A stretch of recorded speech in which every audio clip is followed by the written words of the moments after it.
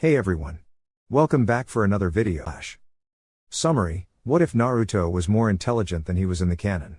What if he was more like his father than his mother, both in looks and personality? Smart and powerful Naruto. Also, feel free to send me any messages over there if you have any questions or even if you just want to chat. Link to all of that will be in the description. Anyways, everyone, enjoy the video. Chapter 1. Naruto Uzumaki was not a normal boy by any means. Naruto Uzumaki wasn't your run-of-the-mill orphan. He was, as every orphan was, without a parent. He was, as every orphan was, lonely. He was, as every orphan was, sad. He wasn't, as almost every orphan was, looked at with pity and kindness, however. No, Naruto Uzumaki was looked at with disdain and hatred. Simply walking down the streets incurred several cruel beatings. He had no idea why, but the entire population of Konohagakure no Sato seemed to hate him.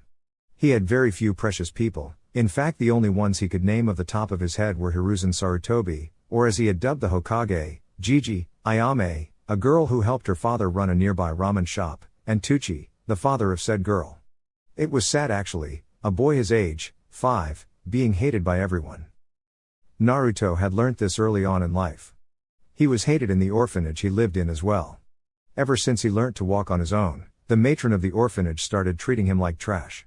He was not allowed to play with the children of his age, and even when he managed to talk to them, they would sneer at him and told him, in no uncertain words, that a monster like him was not welcome in their group.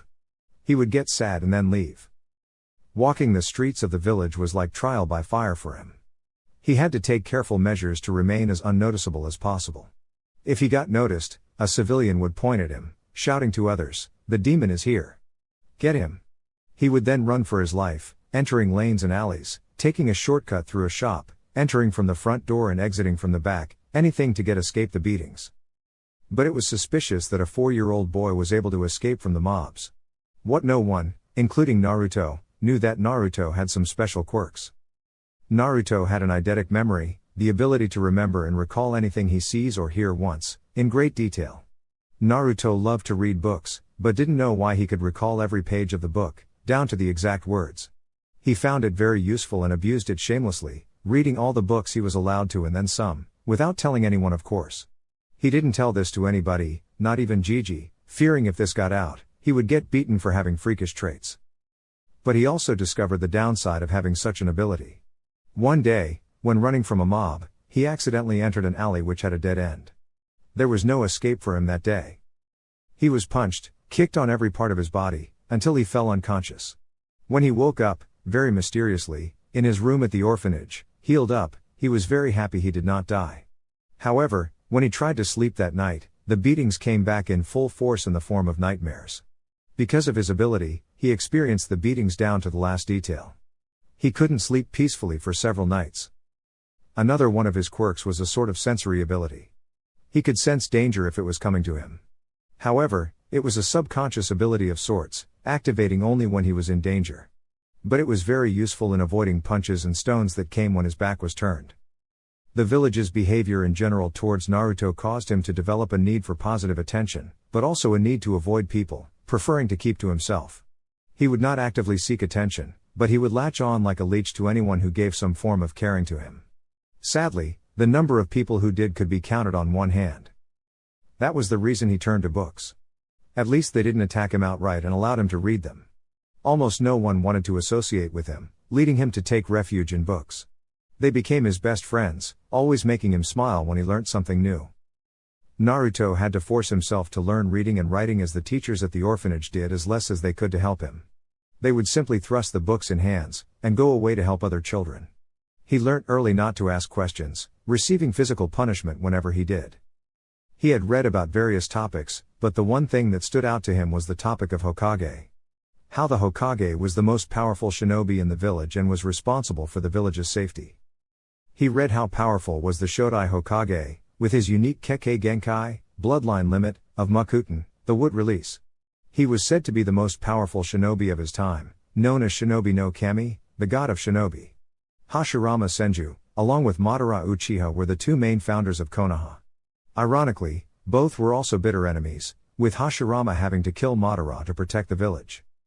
The Nidaime Hokage, Tobirama Senju, was the younger brother of Hashirama.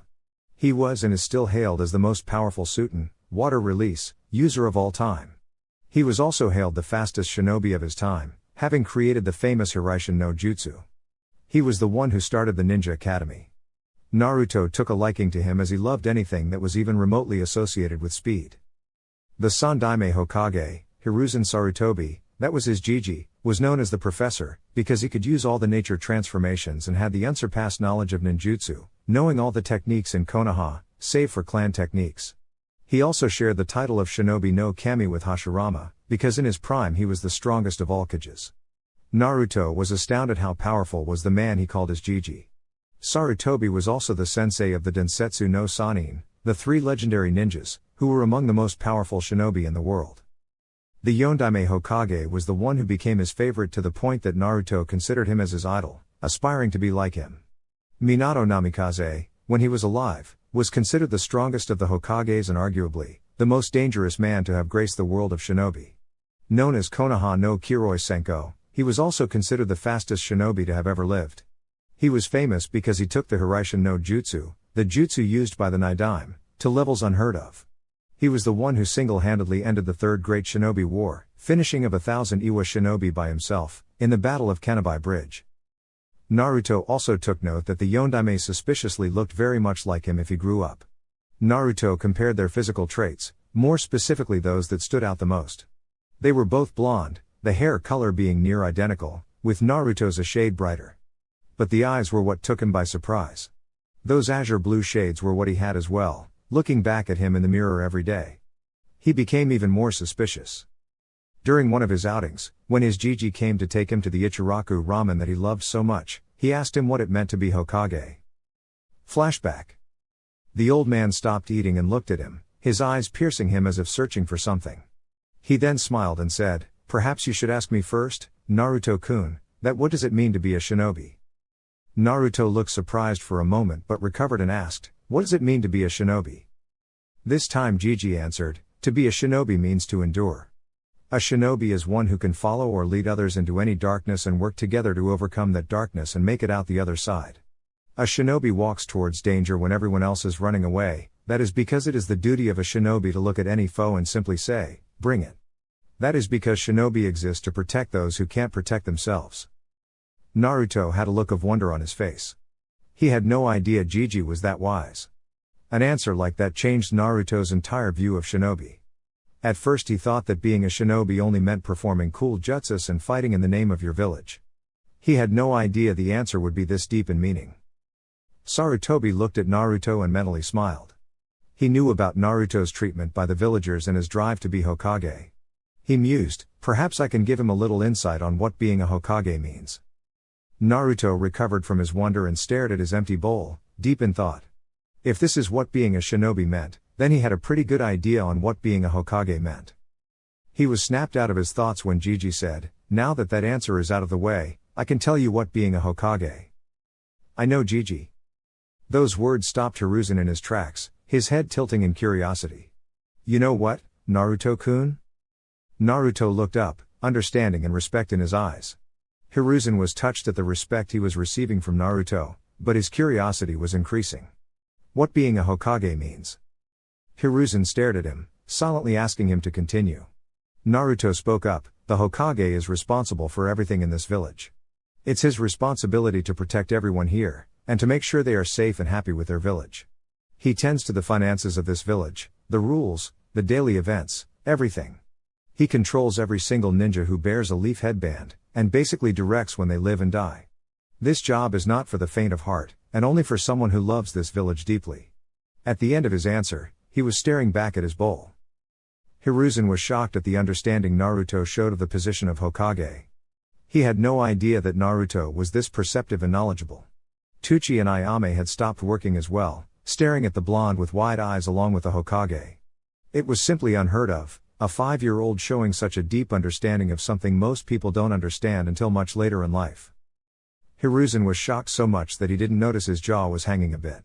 Such a deep perception and insight at such a young age, he thought with wonder. Only one person had showed such understanding like this, and he too was 3 years older. Itachi Uchiha was a prodigy among the likes of Kakashi Hatake and Minato Namikaze. Such a shame he was now a missing nin. Naruto looked up when he felt a hand on his shoulder. Jiji was looking at him with a strange expression. That is exactly what being Hokage means, Naruto-kun. A challenging smile broke out on Naruto's face and he declared, "Then I will become Hokage someday, Jiji. And not just any Hokage. I will be the strongest there will be." Hiruzen chuckled, which soon turned to laughter. The father and daughter on the other side of the counter were also smiling fondly. Naruto frowned. "What? I am serious." He was a little hurt that Jiji saw his declaration as a joke. Hiruzen soon calmed down, smiling fondly at the boy. He remembered another Uzumaki who used to say the same thing. But he had a strong feeling that Naruto would be right. He ruffled Naruto's head. "I know, Naruto-kun, I have no doubt you will." Flashback end. Ever since that day, Naruto studied even more rigorously and beginning physical training as well. Granted, a 4-year-old such as him could not do much, but he did his best. He ran 4 rounds around the village, did every exercise he could think of and practiced his kunai and shuriken jutsu. He took those weapons by sneaking into the practice grounds and collecting them. To his surprise, the art of throwing shuriken and kunai came very naturally to him. He started throwing after taking a book about weapons left behind on a training ground.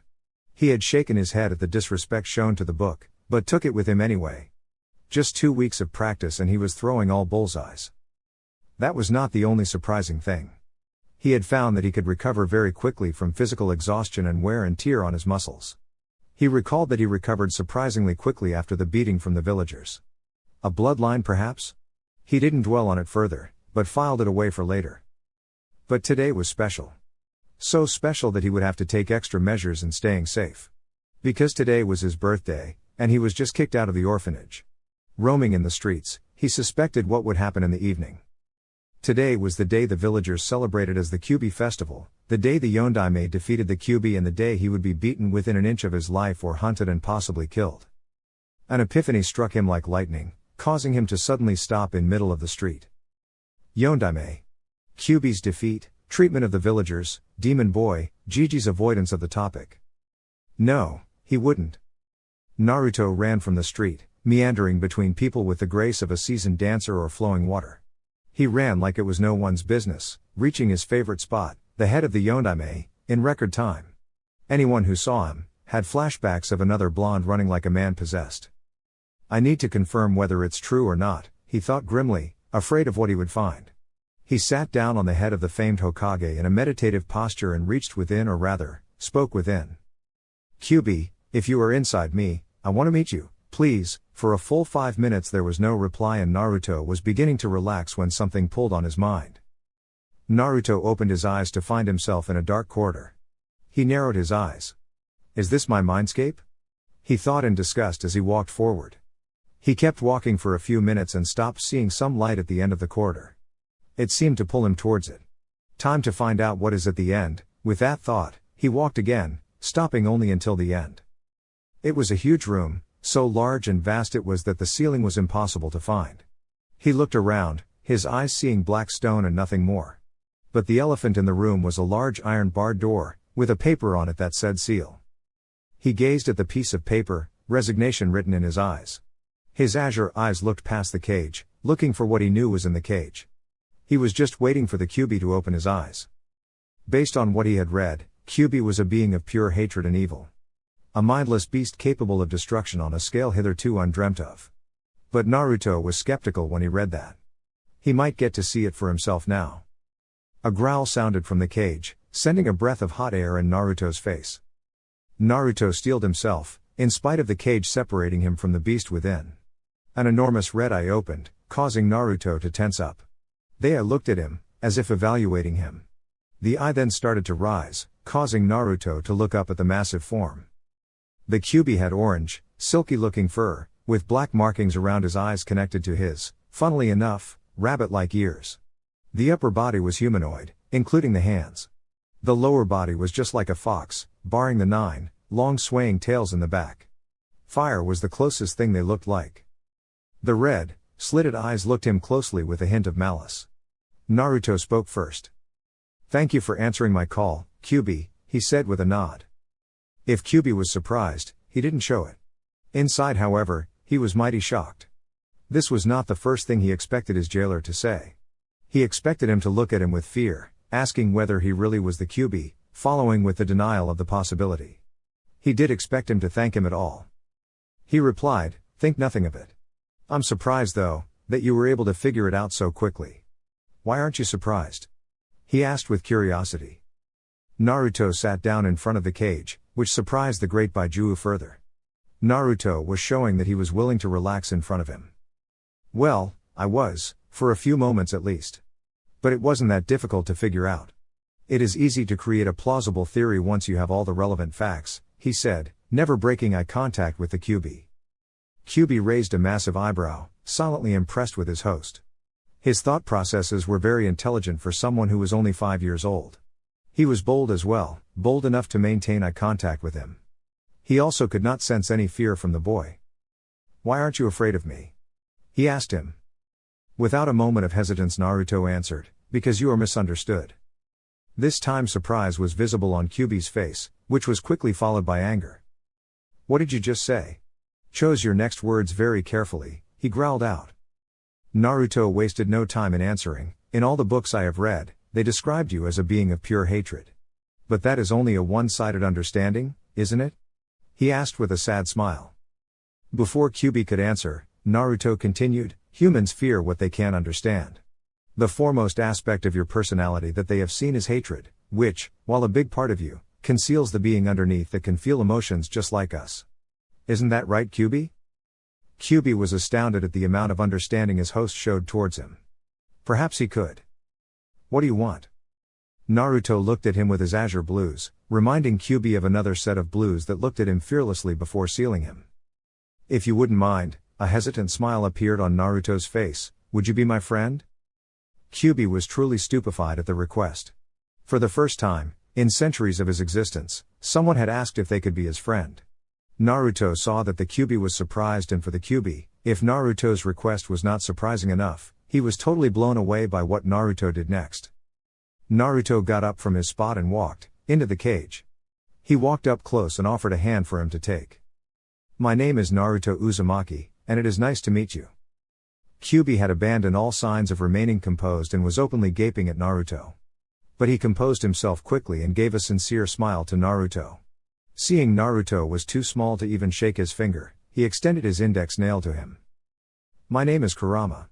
Nice to meet you too, Naruto." Chapter 2.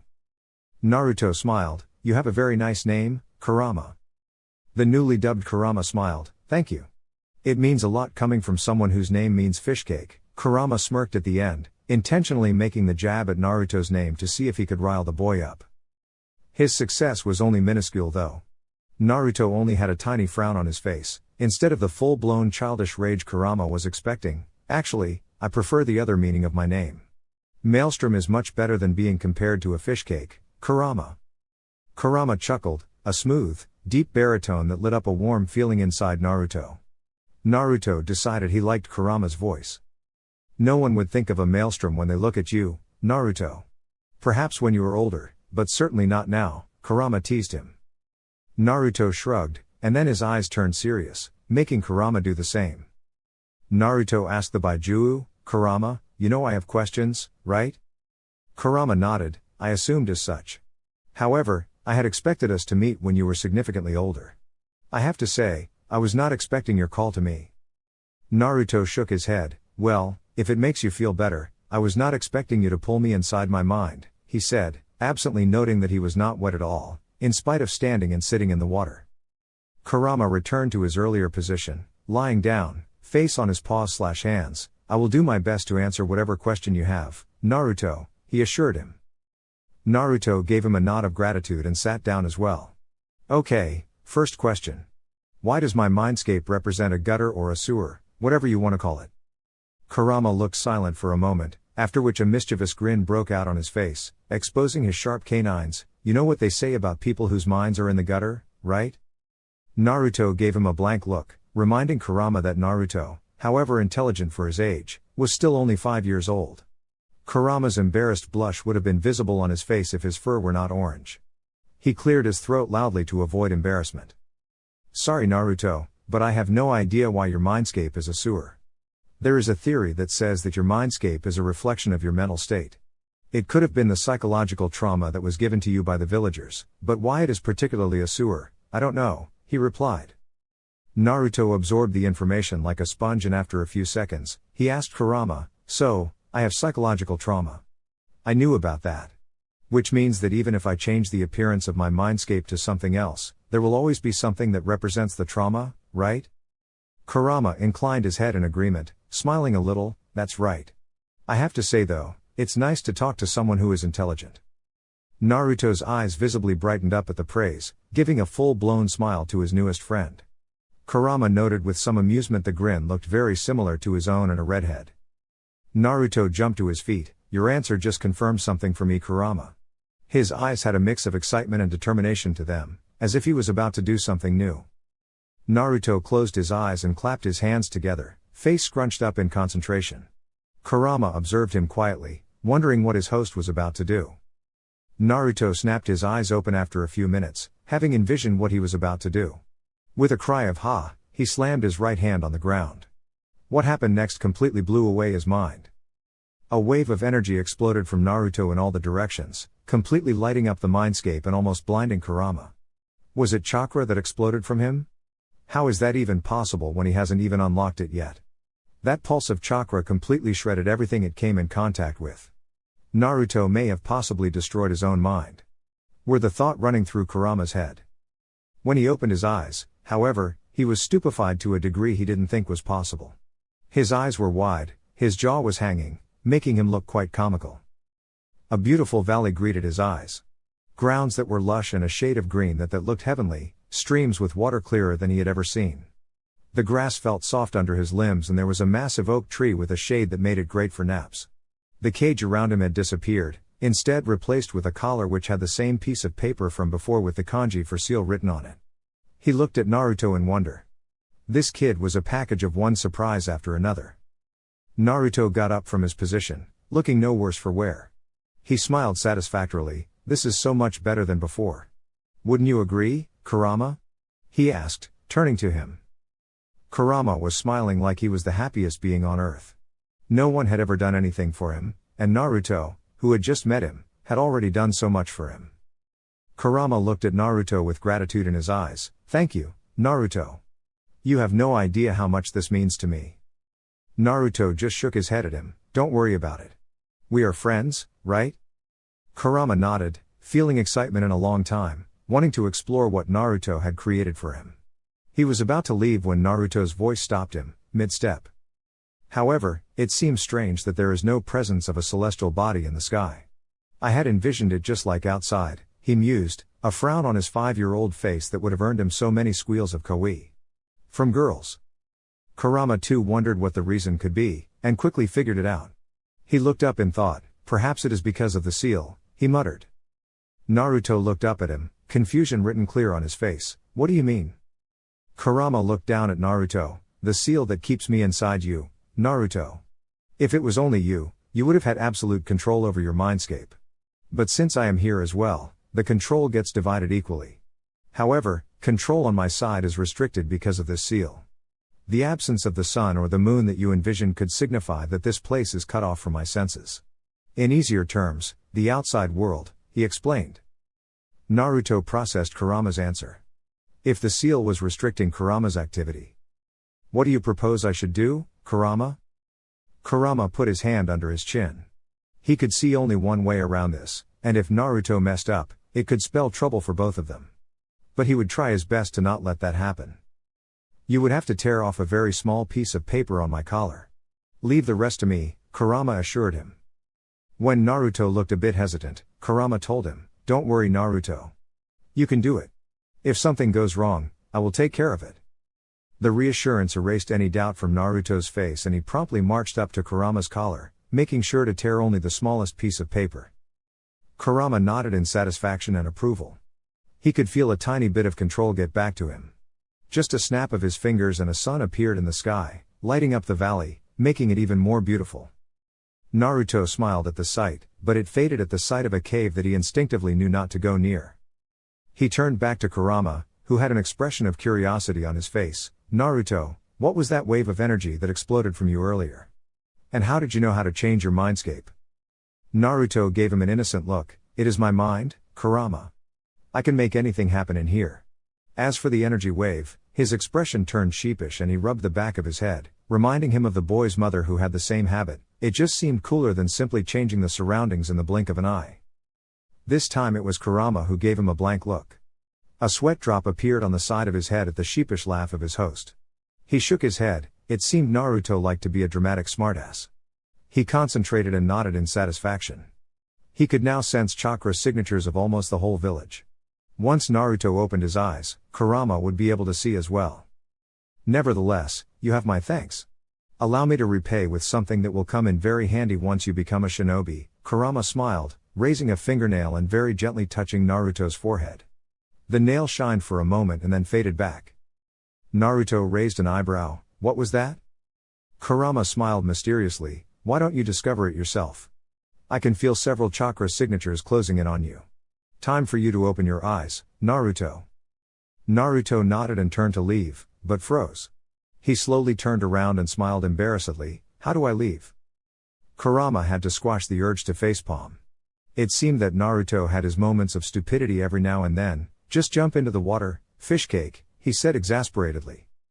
Naruto frowned at Fishcake, but nodded and with a leap that was impossible for any child his age, jumped into the water. Kurama shook his head, amused. It was only because Naruto was in his own mind that he was able to do so. "Perhaps I should have told him that he could get out with just a thought," he mused. Then he removed that thought immediately. "Nah, it's too much fun messing with him."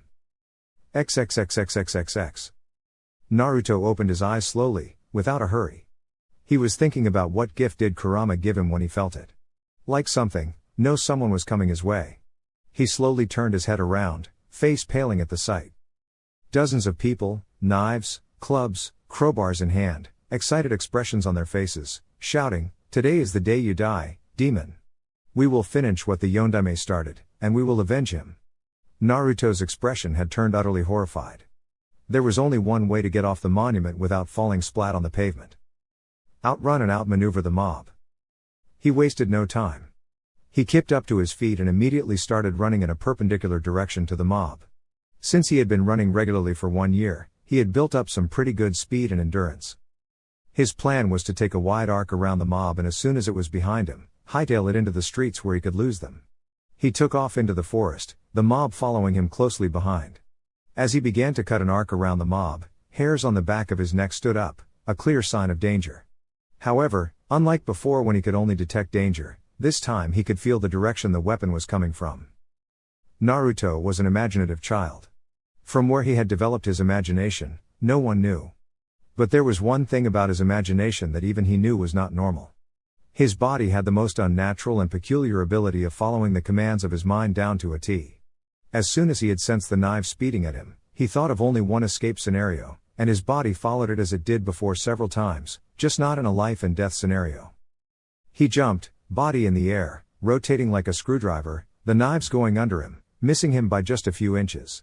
He rolled on the ground to soften his landing, and continued running away, successfully getting the mob behind him and the road in front of him. He managed to get to the streets, where he purposefully chose the market street where he could lose them. He knew the civilians could not do the tricks that he could. He vaulted neatly over several carts without losing momentum, each time increasing the gap between him and the mob. He turned left at an intersection, and jumped up a wall, hanging on the other side until he was sure the sounds of the mob faded away. He jumped back on the road. He took a moment to catch a breath. If he was not mistaken, he had run at full speed for close to 3 miles. Impressive for a 5-year-old, the familiar voice of Kurama sounded in his head. Naruto looked surprised for a moment, but then shook his head. It was probably because of the change that he had done to the seal. He also chalked it up to adrenaline that he had run so far and fast. That was a lot difficult than he had imagined, but he blamed it on his clothes. An orange jumpsuit stuck out like a sore thumb among the masses. It was as if he had stuck a piece of paper behind his back saying, "Kill me." The blonde hair wasn't helping either. But then again, he had nothing else to wear. The keepers at the orphanage looked very satisfied when they had given him the jumpsuit. They probably wanted him to be spotted in case he attempted to hide from a mob. Too bad they underestimated him. So deep he was in his musings that he didn't notice he had entered an area of Konoha no one had taken a stroll in for at least 5 years. He looked when he saw he was standing before the gates of a beautiful mansion. "Naruto, open the gates of the mansion. Let's explore," Kurama's excited voice sounded in his head. Naruto shook his head. "I would be an idiot to even touch the gate. Can't you see all the seals engraved on it?" Kurama insisted. "Do it. Who knows, you might get a surprise." Naruto frowned at the behavior of the fox, but followed his advice anyway. He placed his hand on the seal of the gate and closed his eyes, as if waiting to be blown up. He didn't notice the seals glow slightly. He opened his eyes when nothing happened. Tentatively, he pushed the gate and to his surprise, it opened easily. The seals must be malfunctioning if a strange like me could enter in here, he thought. The mansion was beautiful. It was a traditional 2-story mansion, surrounded by lush, green grounds. There was even a small pond with clear water in front of the house. Whoever this house belongs to must be insanely wealthy, he thought with wonder. Money was something that was rarely available to him. He decided not to dwell on it further. As he approached the front door, he began to think it was a bad idea coming here. What if someone spotted him?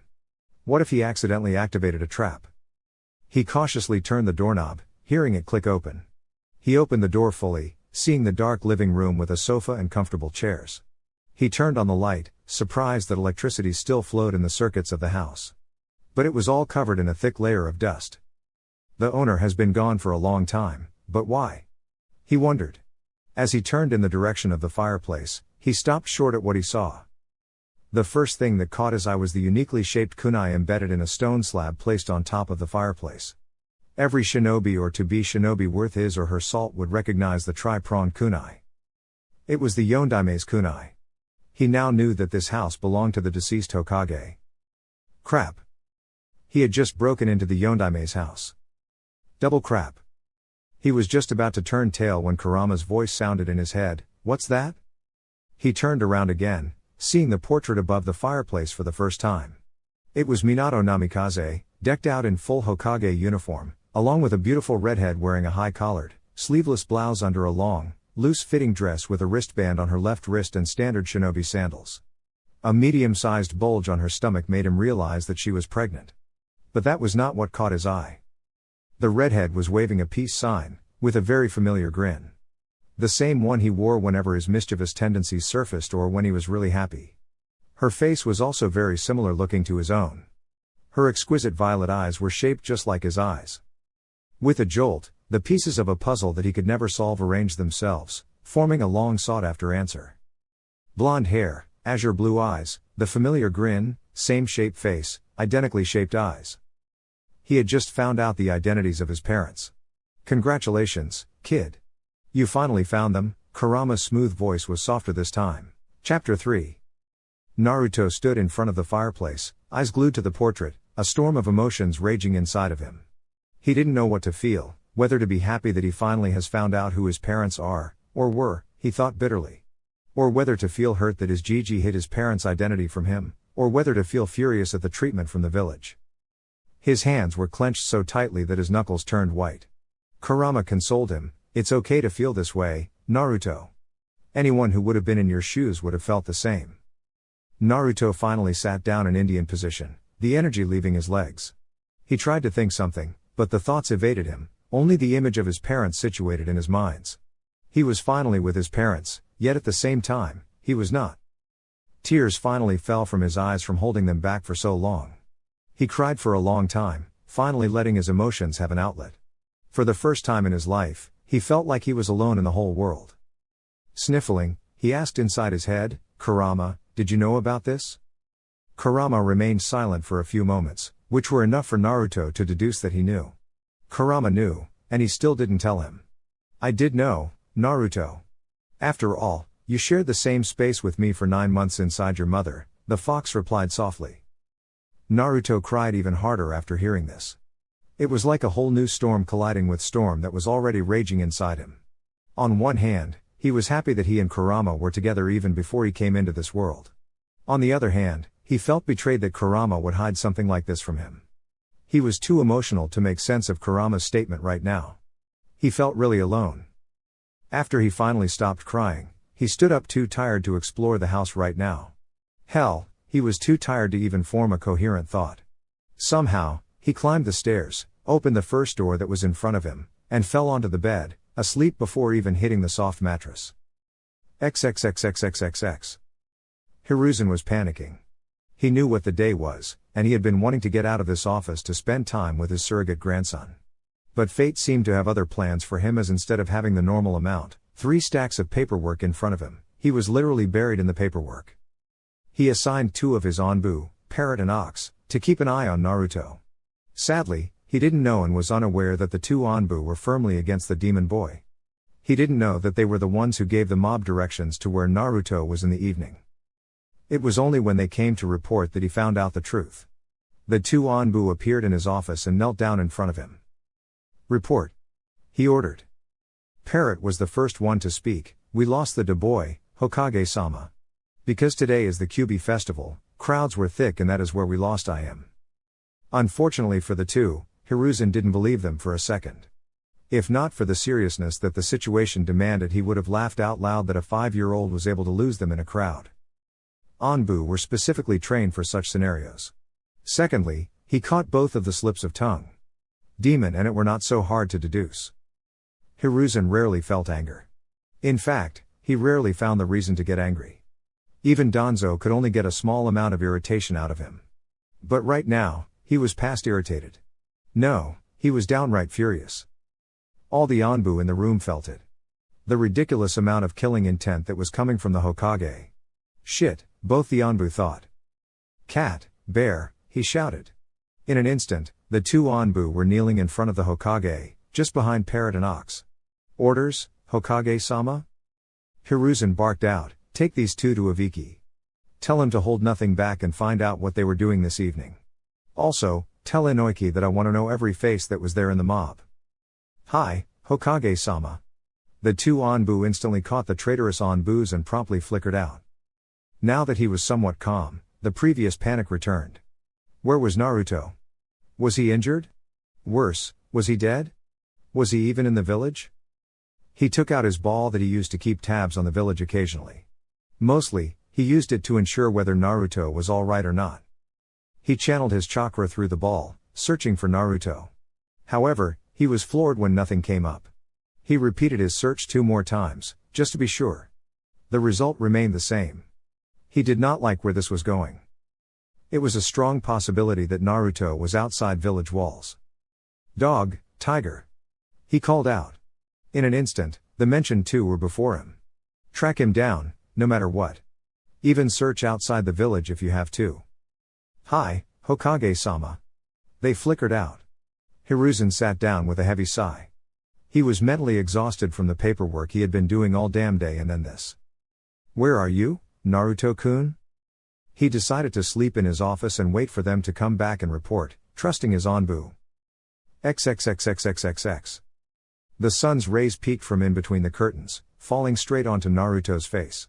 Blearily, he opened his eyes.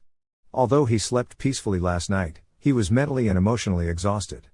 This type of exhaustion was new to him, having never experienced it before. At first, he had no idea where he was, but then last night's memories came back to him. He viciously fought back the tears that threatened to fall out again. "No. I will not cry again. I did enough of that last night," he reminded himself.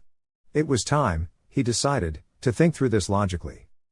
First things first, morning rituals. He got up from the bed and headed to the bathroom. Surprisingly, it was very clean and dust-free, compared to the rest of the house. Weird, he thought before closing the door.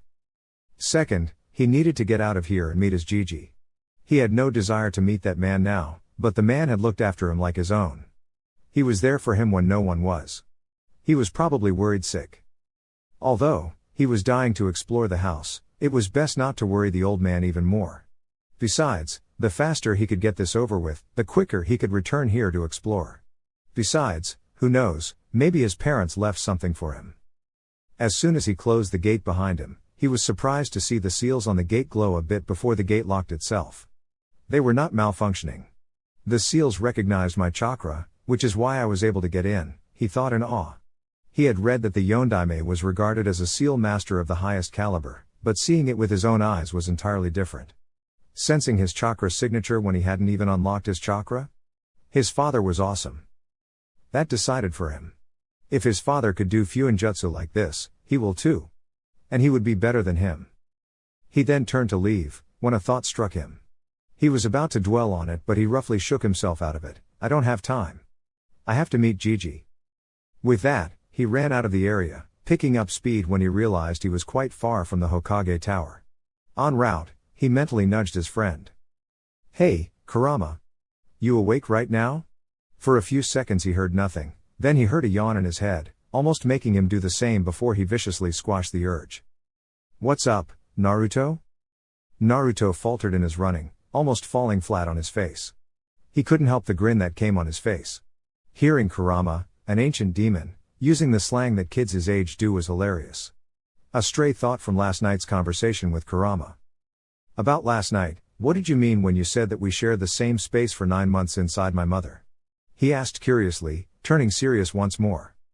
Kurama replied, I meant what I said, Naruto.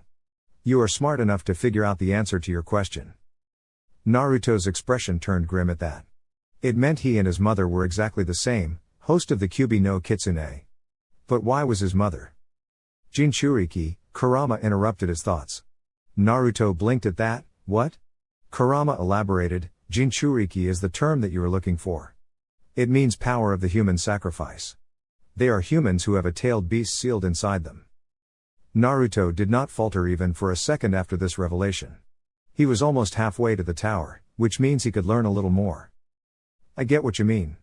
What I don't understand is why my mother was a Jinchuriki before me. Also, what is my mother's name? Why was I made into one? Questions were coming one after the other like water from a running tap. Kurama raised his eyebrows at the onslaught of questions. Whoa. Slow down, Naruto. You have to understand that I cannot answer all of your questions. Naruto was a little peeved at that. Why not? Kurama simply shrugged at that, acting as if he didn't even notice Naruto's anger. Because there is an old man who can answer these questions better than I can. Naruto calmed down at that.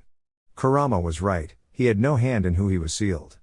Gigi was the Hokage, he was the one who probably knew more about these matters. Another thought struck him, but the tower was within his sight now. Better make this fast, he mused.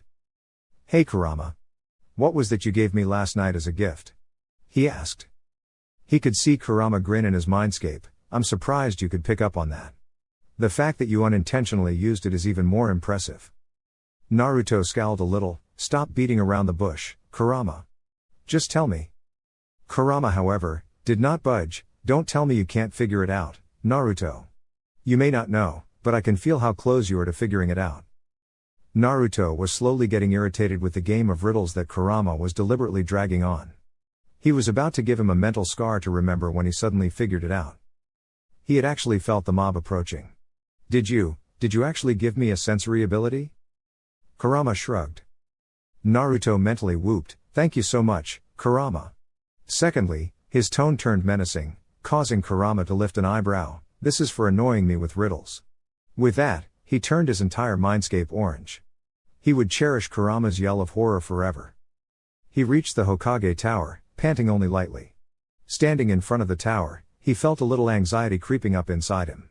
He faced the sky. What is the time, Kurama?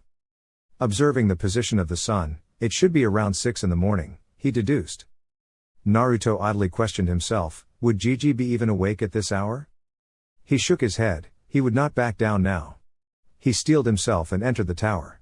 Seeing almost no one in the corridors, he almost turned back, but resolutely thought to himself that he would wait for him.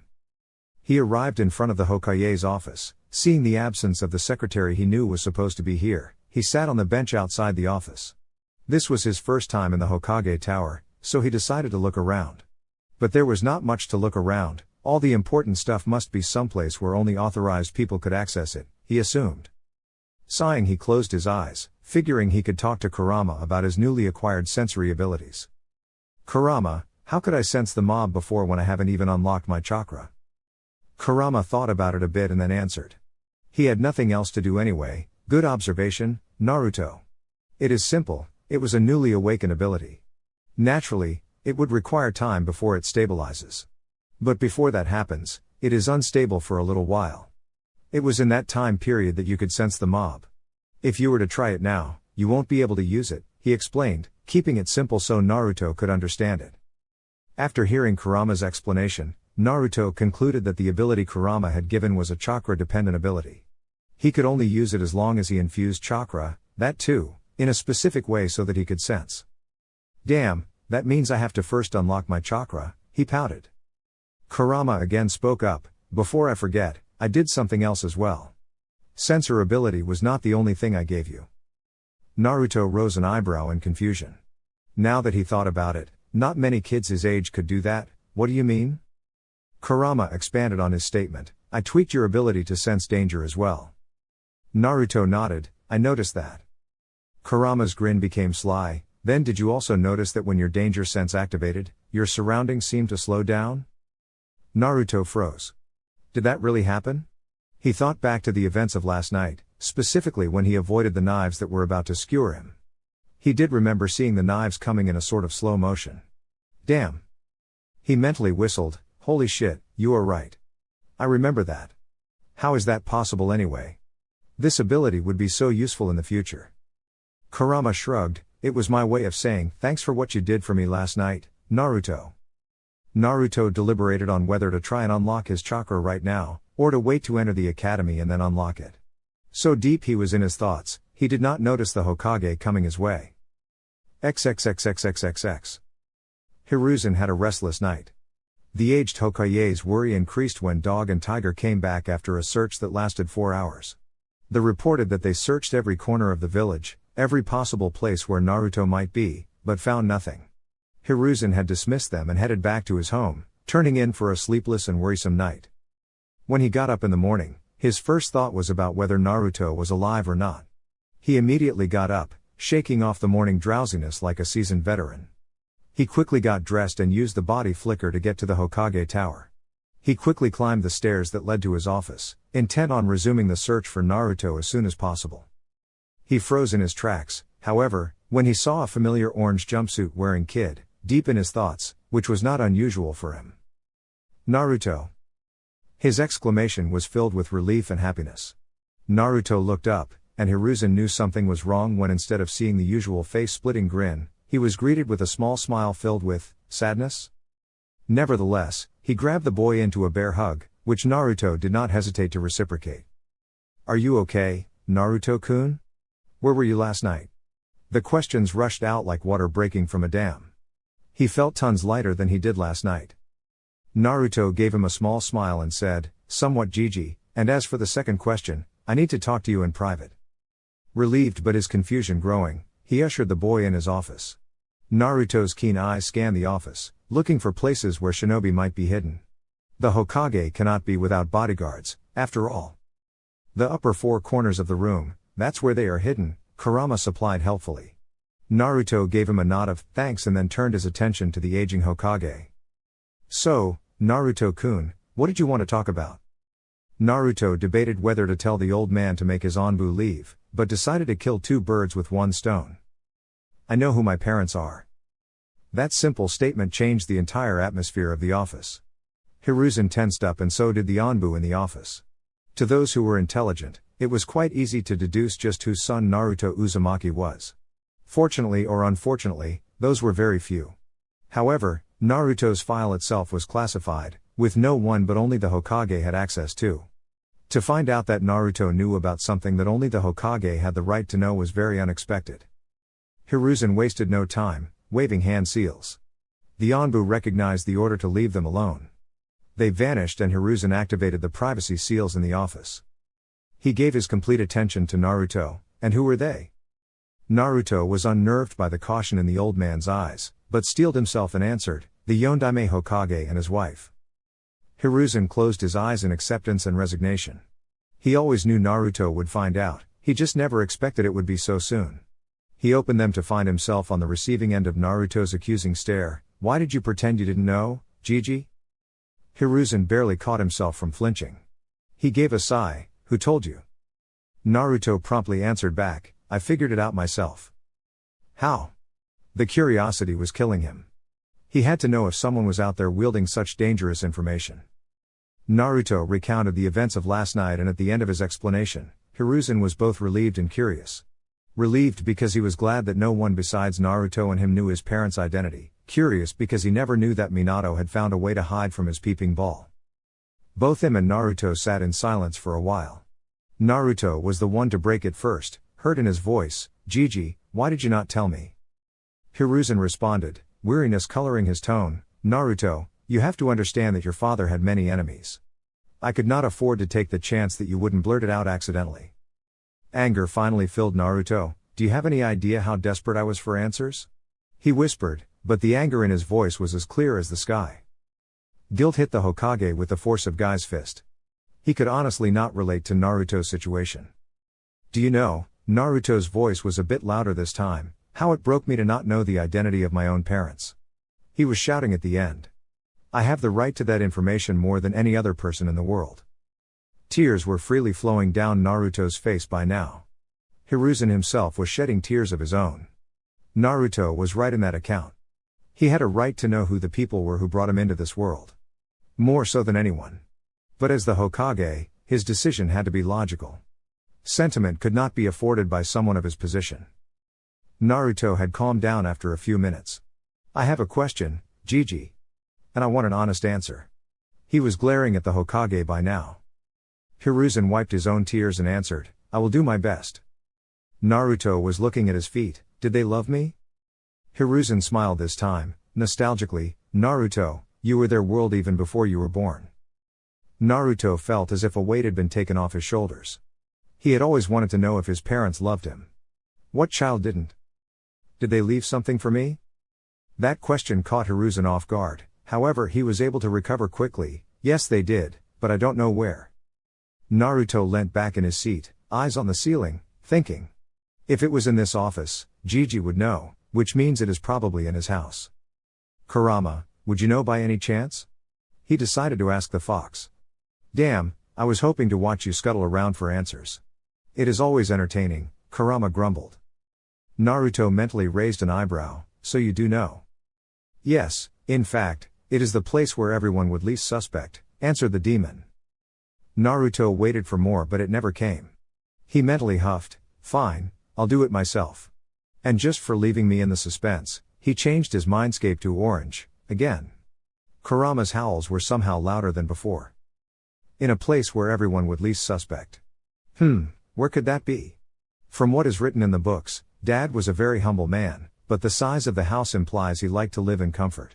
Since he was a seal master, a study where he did his work would also be there. But he would place seals all over it to be safe. Everyone would expect him to keep the important stuff in his study, locked tight, he thought. Like lightning, the answer came to him, causing his eyes to widen slightly. Seals can be broken if someone is skilled enough. But no one expects to find treasure buried right under their noses. Which means what isn't in the study, is right in front of me. The image of his parents' portrait came into his mind. He stood up from the chair with such force that it was knocked backwards. "I know where it is." Hiruzen jumped up at the shout, eyes wide. "Know what, Naruto-kun?" But Naruto was already running towards the window. Hiruzen hurriedly deactivated the privacy seals, just in time. Naruto opened the window, and jumped onto the slope of the Hokage Tower. His speed easily carried him towards the edge of the slope. He executed a perfect cartwheel on the edge, his hands holding on and legs going over in an arc, onto the wall. He then released his hold, falling towards the ground. He rolled perfectly to soften his landing and then ran full throttle, back to the house of his parents. Hiruzen had gone pale as soon as he saw Naruto cartwheeling over the edge and letting go. However, panic gave way to relief when he saw Naruto had landed perfectly and was running away. "That boy will send me to an early grave," he thought as he prepared to follow. He gave the order to stand by to his Anbu as he darted after Naruto. He had to admit, for his age Naruto was unusually fast. He easily caught up to Naruto, who was easily ignoring the stares around him. Hiruzen asked the excited boy, "Naruto-kun, do you mind if I take us there quicker? I know where you are going." Naruto glanced at him and said, "Then pick me up and do it."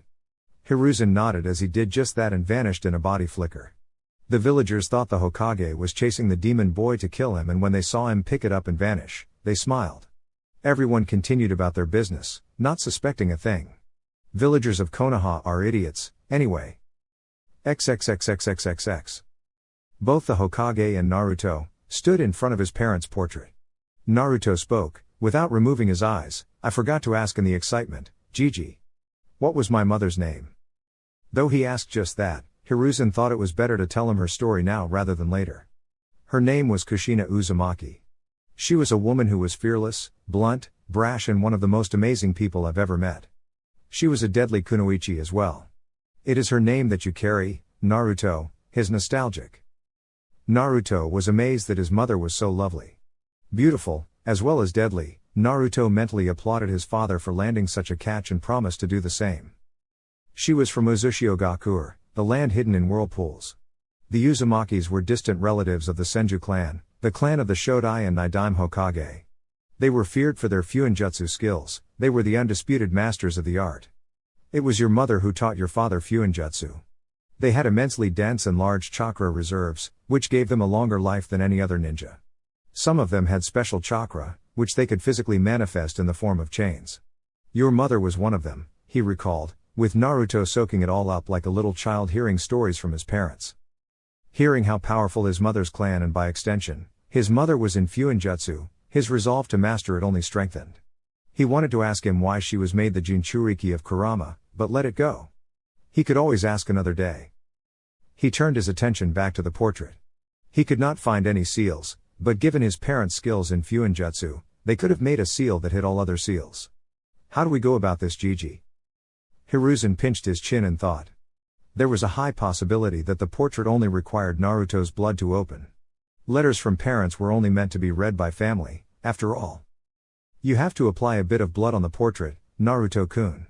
If something such as letters from your parents is there, Minato would trust no one but his blood to read them. He took out a kunai and silently asked Naruto if he could slice his hand. Naruto gave him his hand without protest. Quickly and efficiently, Hiruzen sliced Naruto's thumb, opening up a small cut. Naruto, knowing his fast healing would seal it within seconds, instantly wiped his thumb on the painting before it closed. For a second, nothing happened. Naruto and Hiruzen thought that they might have been wrong, but then the whole frame of the painting lit up, showing intricate seals that only an Uzumaki or Minato would have hopes of understanding. There was a small click, and the portrait pushed out a little. Naruto, more eager than he had ever been in his life, opened the portrait. Inside there was something very unexpected. Chapter 4. Naruto and Hiruzen stared in bewilderment at what met their eyes. There were only 2 envelopes that were there. Naruto was a bit disappointed that there were only 2 envelopes remaining of his parents' legacy, but changed the direction of his thoughts immediately. He was taking something at face value, which he would never do. Perhaps it's the feelings I experienced last night. Emotions are clouding my judgment, he thought. Don't worry about it, Naruto. Feelings and thoughts such as those never truly fade away. You just learn to live with them. Besides, it happens to the best of them, Kurama reassured. Naruto noticed how Kurama excluded himself from the best of them and rose an eyebrow mentally. It does not happen to you? Kurama arrogantly puffed up his chest and declared, of course not. I'm the Kyubi no Kitsune, boy. A being such as I am above such petty things.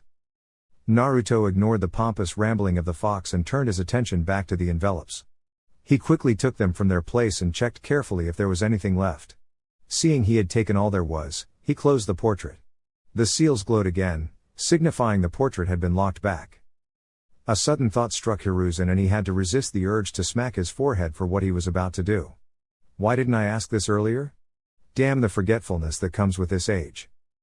Hiruzen felt really bad, but he had to do this right now. Tentatively, he placed his hand on Naruto's shoulder, knocking the boy out of his trance. He was gazing at the envelopes as if they were the most precious things in the world to him, which they were. Naruto-kun, why weren't you at your room in the orphanage yesterday in the evening? He asked slowly, as if afraid to find out the answer to that question. Naruto could not help the flinch that the question brought. When he had told Gigi about how he found out his parents' identity last night, he had conveniently forgot to mention that he had been kicked out by the orphanage. He had hoped that Gigi would not ask him about that. In a mumble that Hiruzen barely understood, the blonde said, "The matron kicked me out yesterday evening." Hiruzen suspected that the matron would have deliberately kept Naruto out of the orphanage last night because of the festival, but did not expect him to be thrown out of the orphanage. White-hot anger flooded his veins that he barely restrained from letting it out as killer intent. How dare they? How dare that woman do such a vile thing, throwing a 5-year-old out, knowing he would be killed? Why is the civilian population of this village so stupid? It's like they don't trust Minato's skills at all. He raged inside his mind. However, he knew he was equally at fault. He should have never announced Naruto's status as the Jinchuriki of the Kyuubi at all. Naruto would have lived comfortably, without experiencing the hatred of the villagers. Naruto watched his Jiji's face carefully, for any signs of anger. Fortunately, years of being a shinobi and Hokage allowed Hiruzen to keep a neutral face, but Naruto could tell from the subconscious tightening of Jiji's hand on his shoulder that he was angry. "I see," was all he said before visibly collecting himself. Now to address the main issue. He looked at Naruto with a grave look on his face. "Naruto-kun, now that is out of the way, we have to find a new place for you to live." The words were out of his mouth before he could stop them. "Not another orphanage, Jiji." Hiruzen stared at the desperate look Naruto was giving him. To be honest, he was scared that one day it would come to this. And surprisingly, he agreed with Naruto. He did not want Naruto to live anywhere he would be hated. Unfortunately, that left only one option. "Naruto-kun, that means you have to live alone," he said, silently wishing he could take the boy in himself. Unfortunately, he could not. The dreaded civilian council was in his way.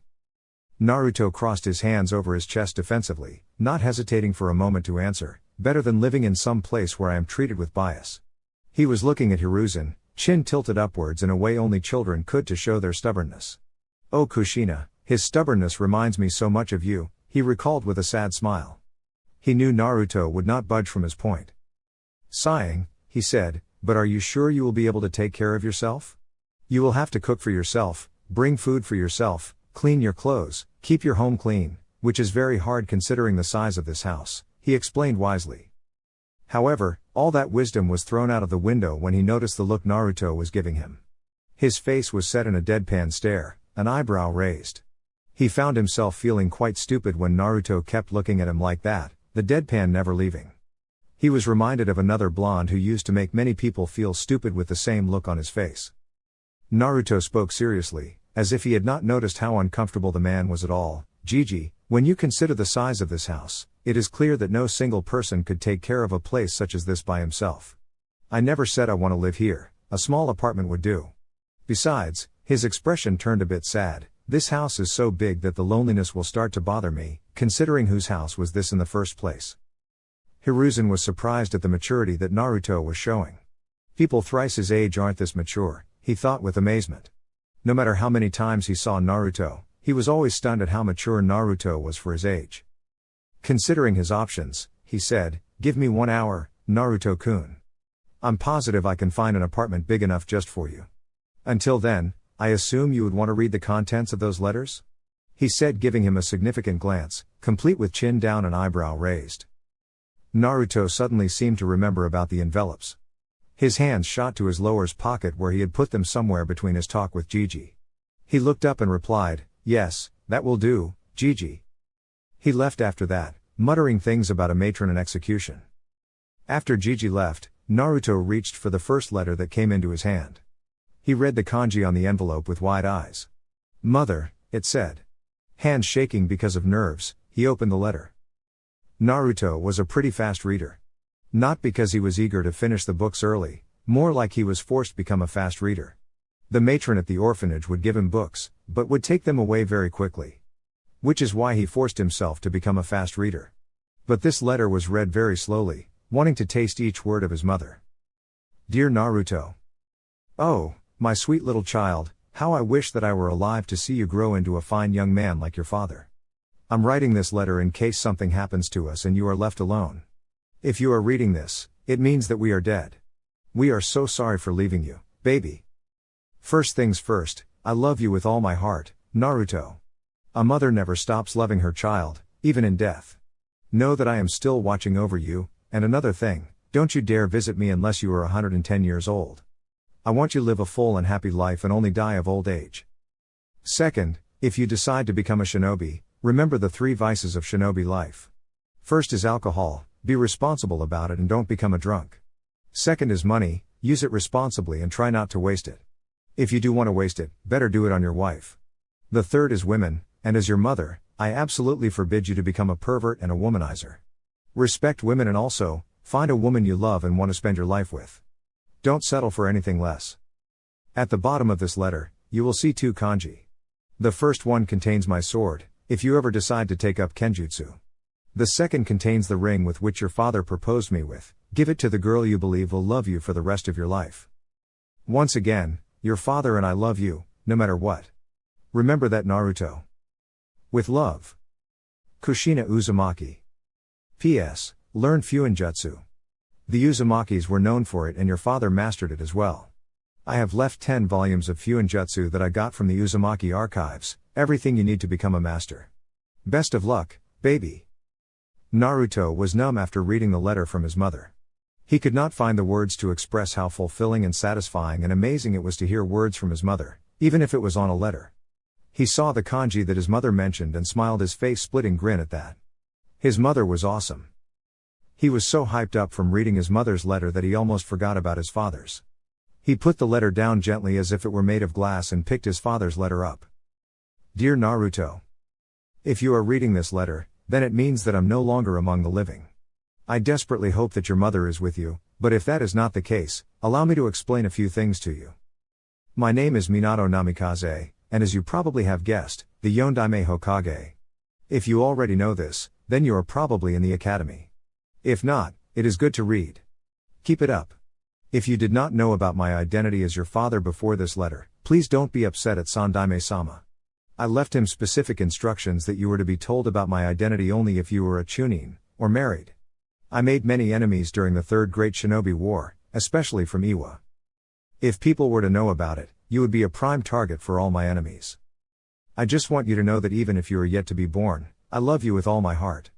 It was the happiest day of my life when your mother announced that she was pregnant with you. Since I was an orphan, I really don't have any special jutsu to give you. But what I have left, I hope you master them. The improved notes I made from scratch in my quest to learn and master Nidaime-sama's Hiraishin no Jutsu are in the first kanji at the bottom of this letter. Also, I leave the Rasengan to you, in hopes that you can complete it, something that I never could. It is in the second kanji. Your mother was Kushina Uzumaki and she was the loveliest and one of the most compassionate women I've ever met in my life. She is perhaps the only one who loves you more than I do. I have left you another surprise in the basement of this house. Something of my own design and perhaps my greatest Fuinjutsu achievement yet, other than mastering the 8 trigram ceiling style. Details are in the basement. Enjoy. With all the love in the world. Dad. Naruto did not know when he had started crying, but he did not care. He could feel his parents' love from the letter, he could almost see them smiling down on him from above. He wiped his tears off, a determined glint in his eyes. He would do his parents proud. He looked up and noticed that only a little over 5 minutes had passed. Good, a lot of time to explore.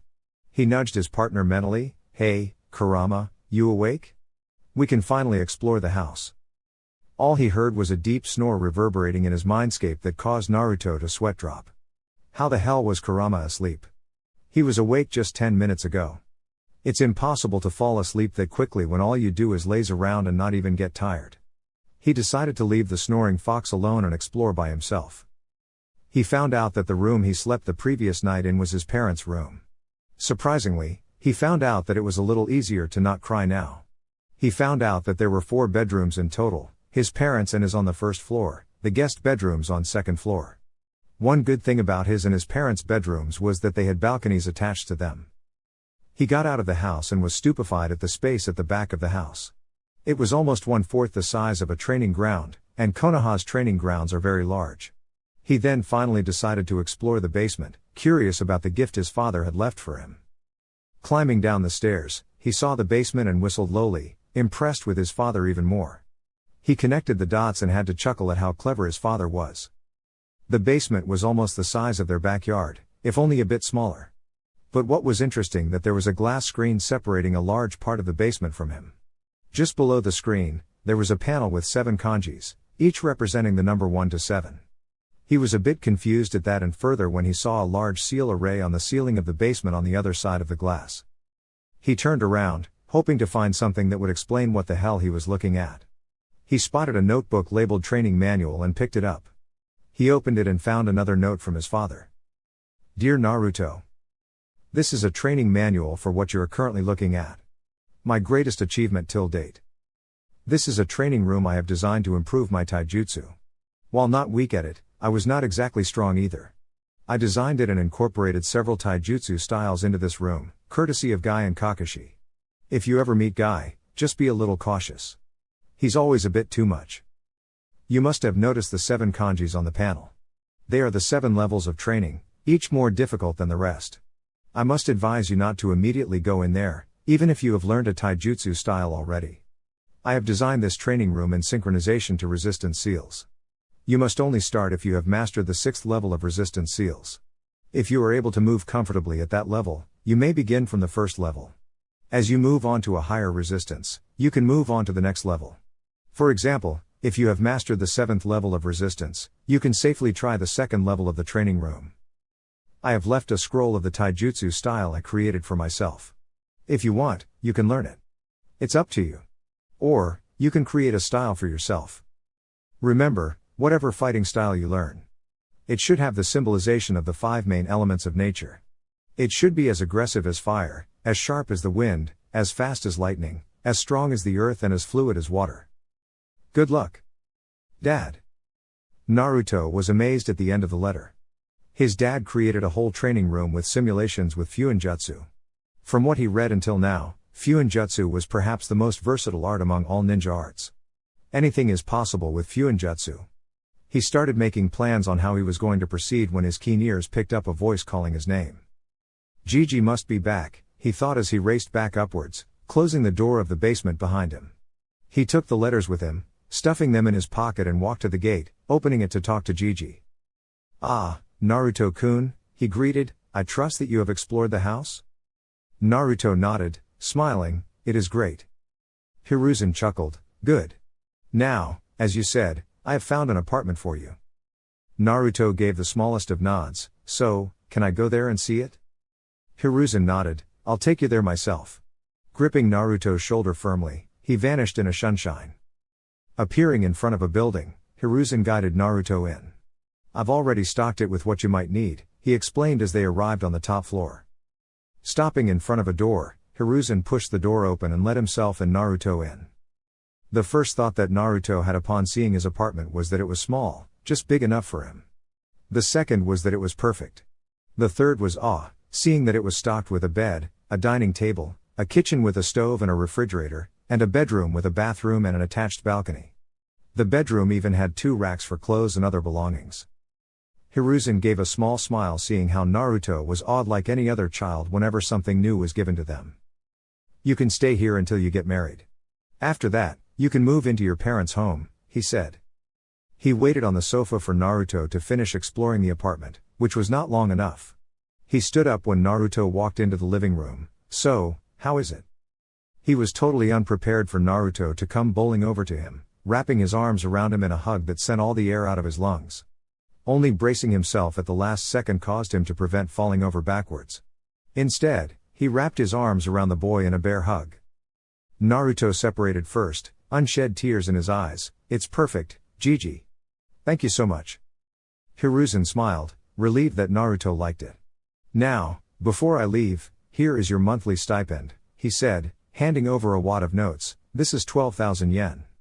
Spend it wisely. Is there anything else you need before I go? Naruto thought for a minute and said, his face the epitome of seriousness, a cooking book would be nice. XXXXXXX. Roaming the streets in the evening, Naruto thought back to the afternoon's conversation.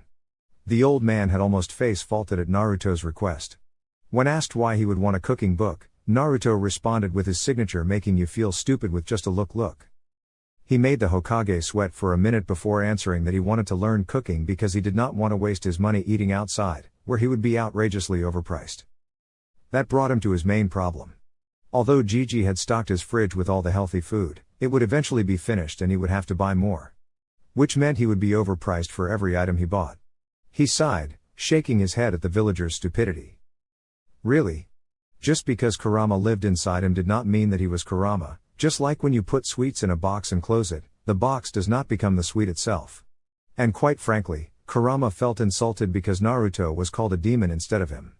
"I am the only demon here, damn it," he always said. That, in turn, reminded him of another matter. He spoke inside, "Hey Kurama. I need your help." It was almost a minute before the Baijuo responded, "With what, brat?" Naruto honestly did not mind Kurama calling him a brat. He would prefer it over Demon Boy any day. Also, it warmed his heart every time he heard it because the fondness in the voice was as clear as daylight. "I need your help in unlocking my chakra," he replied. Kurama, now fully awake from his nap, raised an eyebrow. "Why now? You could unlock it when you enter the academy like everyone else." Resolutely shaking his head, Naruto replied, "No. When I enter the academy, I want to be ahead of everyone else, not with everyone. And if I have to start my training to become a shinobi, with all the materials from dad and mom, I will start now." Kurama released a sigh. He hated it sometimes when Naruto acted like his mother. Kushina was infuriating, the tomato brat that she was. "Okay, head to one of the training fields," he instructed. Naruto nodded before changing directions towards the training fields. He entered the first one he saw, and after ensuring that no one was around, he sat down in Indian position, entering a meditative trance and waiting for a pull into his mindscape from Kurama. He did not have to wait for long, but it did not see a certain purple-haired kunoichi looking at him curiously from the entrance of the training ground. XXXXXXX. Anko Mitarashi was a Tokubutsu Jonin of Konoha, specializing in interrogation and working directly under Ibiki Morino, the famed interrogator of Konoha. She was powerful, after all, being a former apprentice of one of the Densetsu no Sannin, Orochimaru. Just because she was Orochimaru's apprentice meant she was given the kind of treatment that should honestly be reserved for the likes of Orochimaru. She was called the Snake Bitch by the populace of Konoha, but she took it head on and made a fearful reputation for herself, ensuring the villagers kept their distance. She also knew that one another suffered the same treatment at the hands of the villagers. But she was not that stupid to believe that the blonde would be Kyuubi in human form. He intrigued her, the way he endured the hatred of the villagers and never backed down. For a 5-year-old, that was seriously impressive. So when she saw the blonde going towards the training fields, her interest in him was piqued.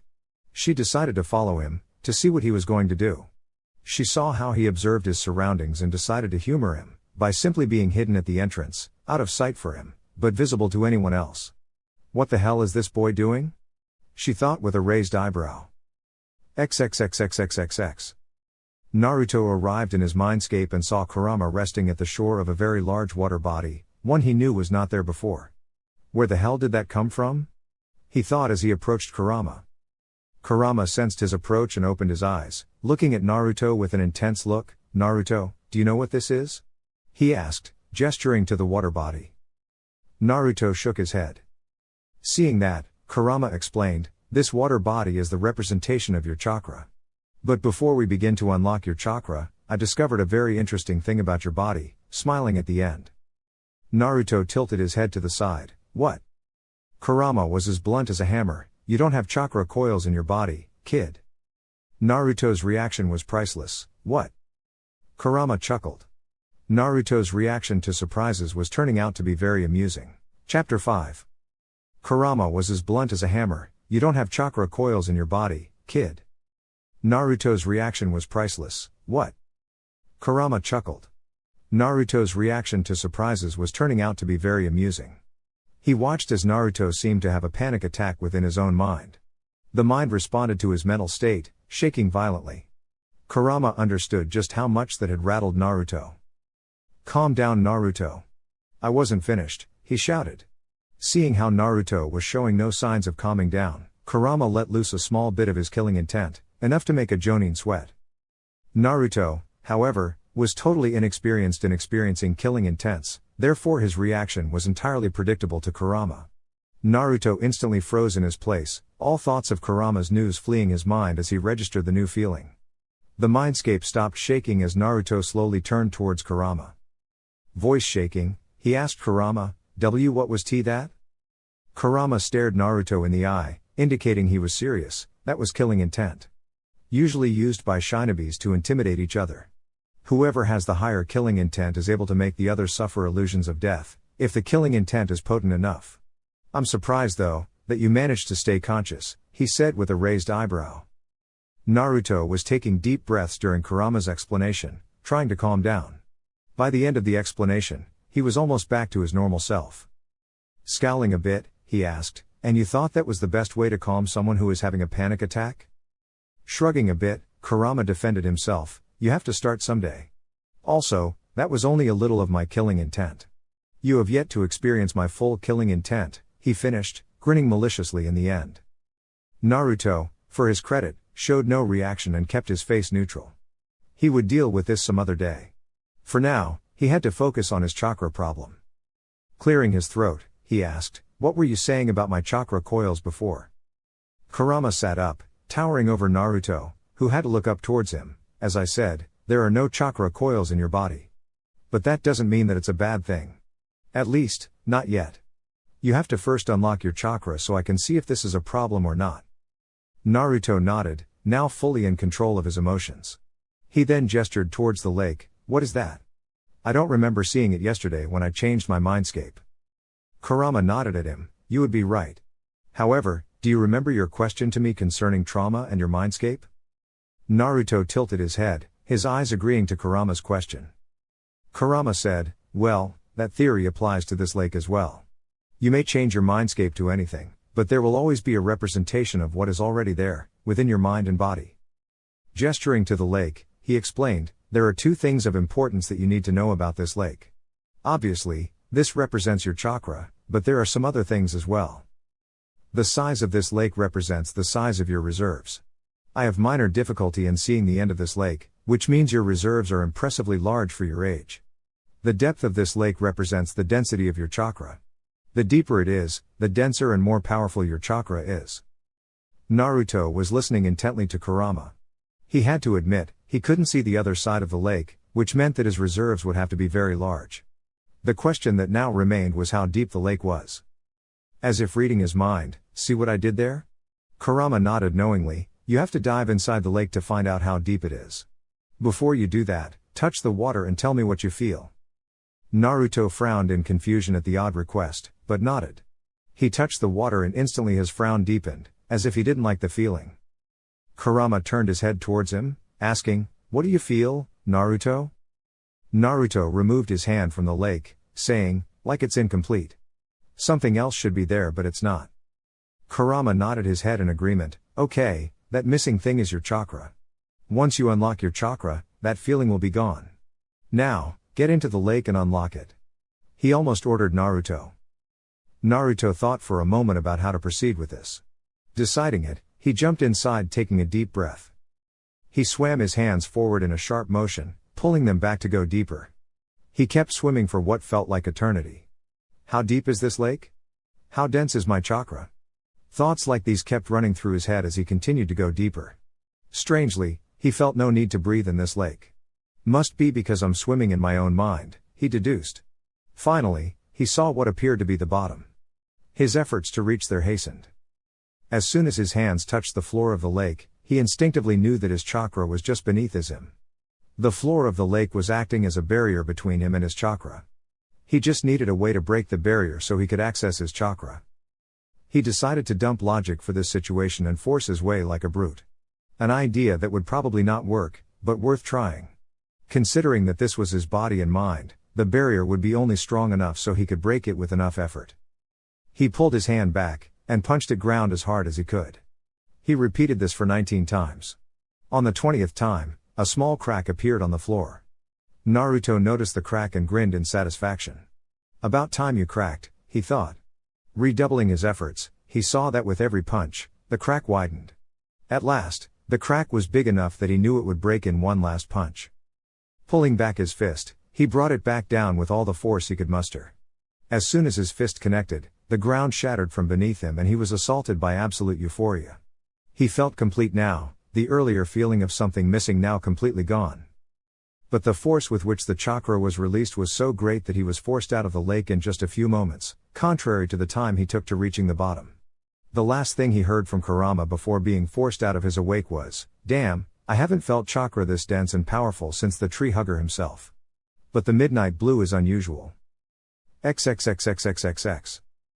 Anko was watching the blonde for almost 20 minutes now. Just what is he hoping to accomplish? she thought. She was getting impatient now.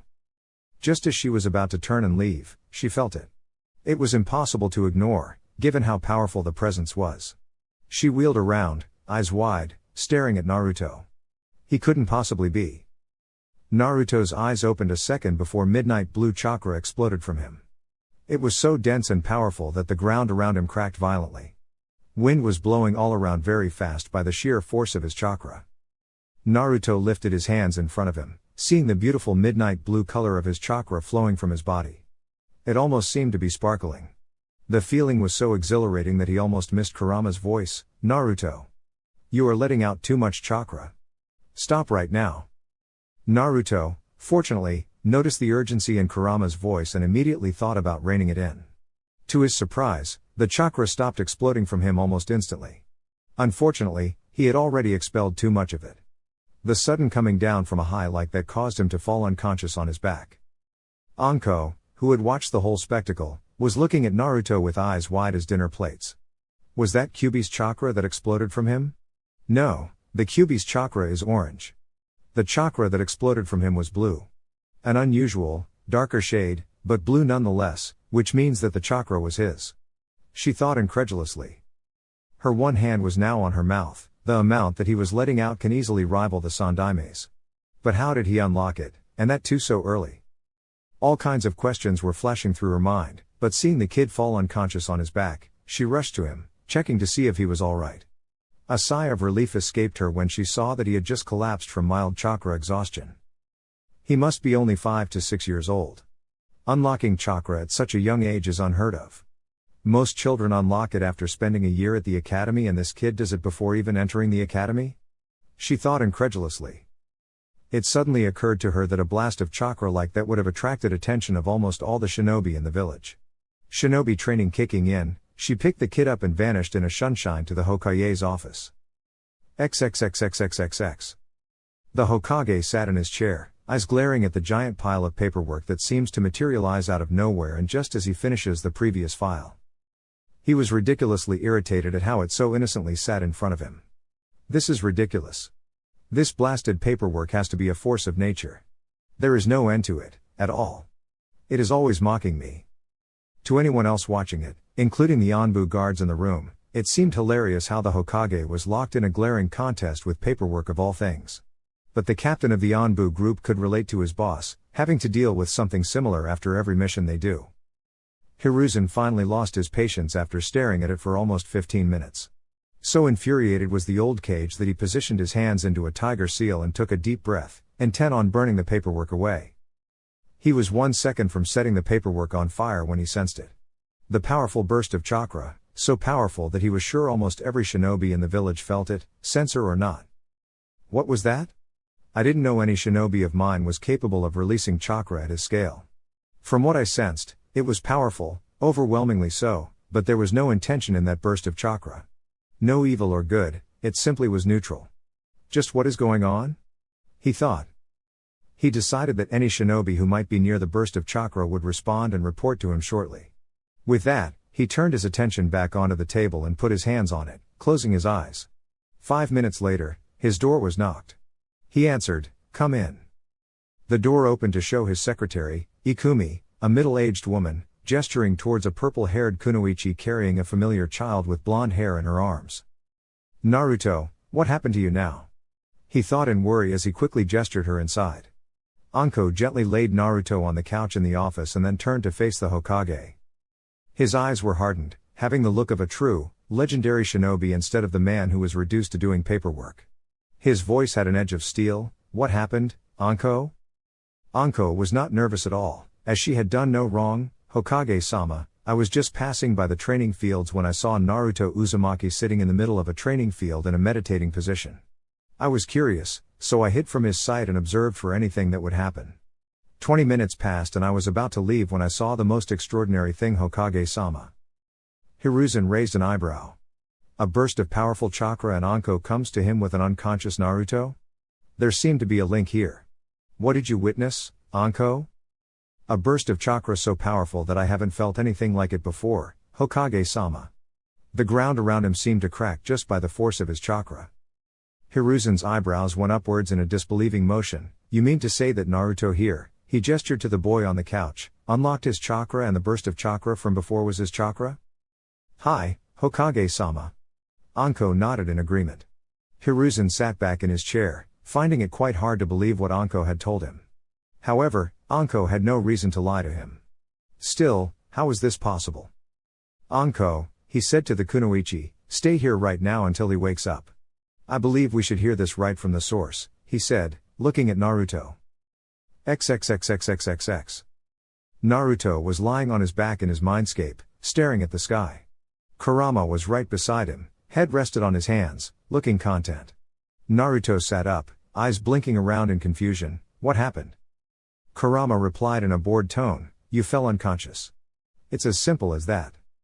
Naruto's eyes widened in realization, I unlocked my chakra. So what does that mean for my body, Kurama? He asked, eager to address the problem of his absence of chakra coils. Kurama glanced at him, I observe the release of your chakra. And I have good news. You can still control your chakra. Naruto seemed to practically melt in relief at that. That is good. I wasn't finished. Kurama's voice brought him back again. Your absence of chakra coils actually makes it easier for you to control your chakra. You can directly control it, without having to rely on chakra coils. Which means, you will actually have excellent chakra control. Hearing this, Naruto started jumping around in joy. He would be able to become a shinobi after all. Moreover, his chakra control would be excellent. Kurama was quick to burst his bubble, however. Continuing in the same lazy tone as before, Kurama said, you were lucky, however. Most people would not be so fortunate as to controlling chakra without chakra coils. Naruto stopped dancing around and turned to Kurama with wide eyes, then why am I different? At this Kurama shrugged and didn't bother to answer, saying only one thing before falling back asleep, start training to use it. With Kurama now asleep, Naruto had nothing to do in his mindscape. Might as well wake up, he thought. He walked up to a stream and promptly fell face first into it. XXXXXXX. It had been over 10 minutes since they were waiting for Naruto to wake up. Anko honestly did not know why the Hokage had asked her to wait in his office. But she had to follow whatever the Hokage said, so she waited, albeit impatiently. Hiruzen on the other hand was contemplating on what to do. He was in his classic thinking pose, elbows on his desk, chin rested on his hands and eyes closed. If what Anko had said was really true and Naruto had really unlocked his chakra, then perhaps it was time to begin Naruto's training. He had thought that Naruto would grow up normally in the academy, but it seemed nothing was normal if it was connected to Naruto. Maybe he could get Anko to train him. Suddenly he heard a groan from where Naruto was laid. His and Anko's eyes snapped to there as Naruto sat up, looking no worse for wear. His eyes seemed confused as he did not seem to recognize where he was. However, as soon as he saw him and Anko, the weariness clouding his eyes suddenly disappeared, replaced by cautiousness. How the hell did I get here? He mumbled as he studied the purple-haired kunoichi. He had never seen her before. The kunoichi spoke in a rude tone, I brought you here after you successfully alerted the entire shinobi force of this village. What the hell were you even doing in the training field, brat? Naruto suddenly remembered that he had unlocked his chakra successfully and did not stop the full-blown grin on his face. Unlocking my chakra, he replied in a cool tone. But how did you know to unlock your chakra, Naruto-kun? Hiruzen asked curiously. A 5-year-old child unlocking their chakra, without any outside help was simply unheard of. Not to mention how powerful the chakra was. Naruto did not think that he would be dragged into the Hokage's office to explain how he unlocked his chakra. He needed time to build up a lie about this.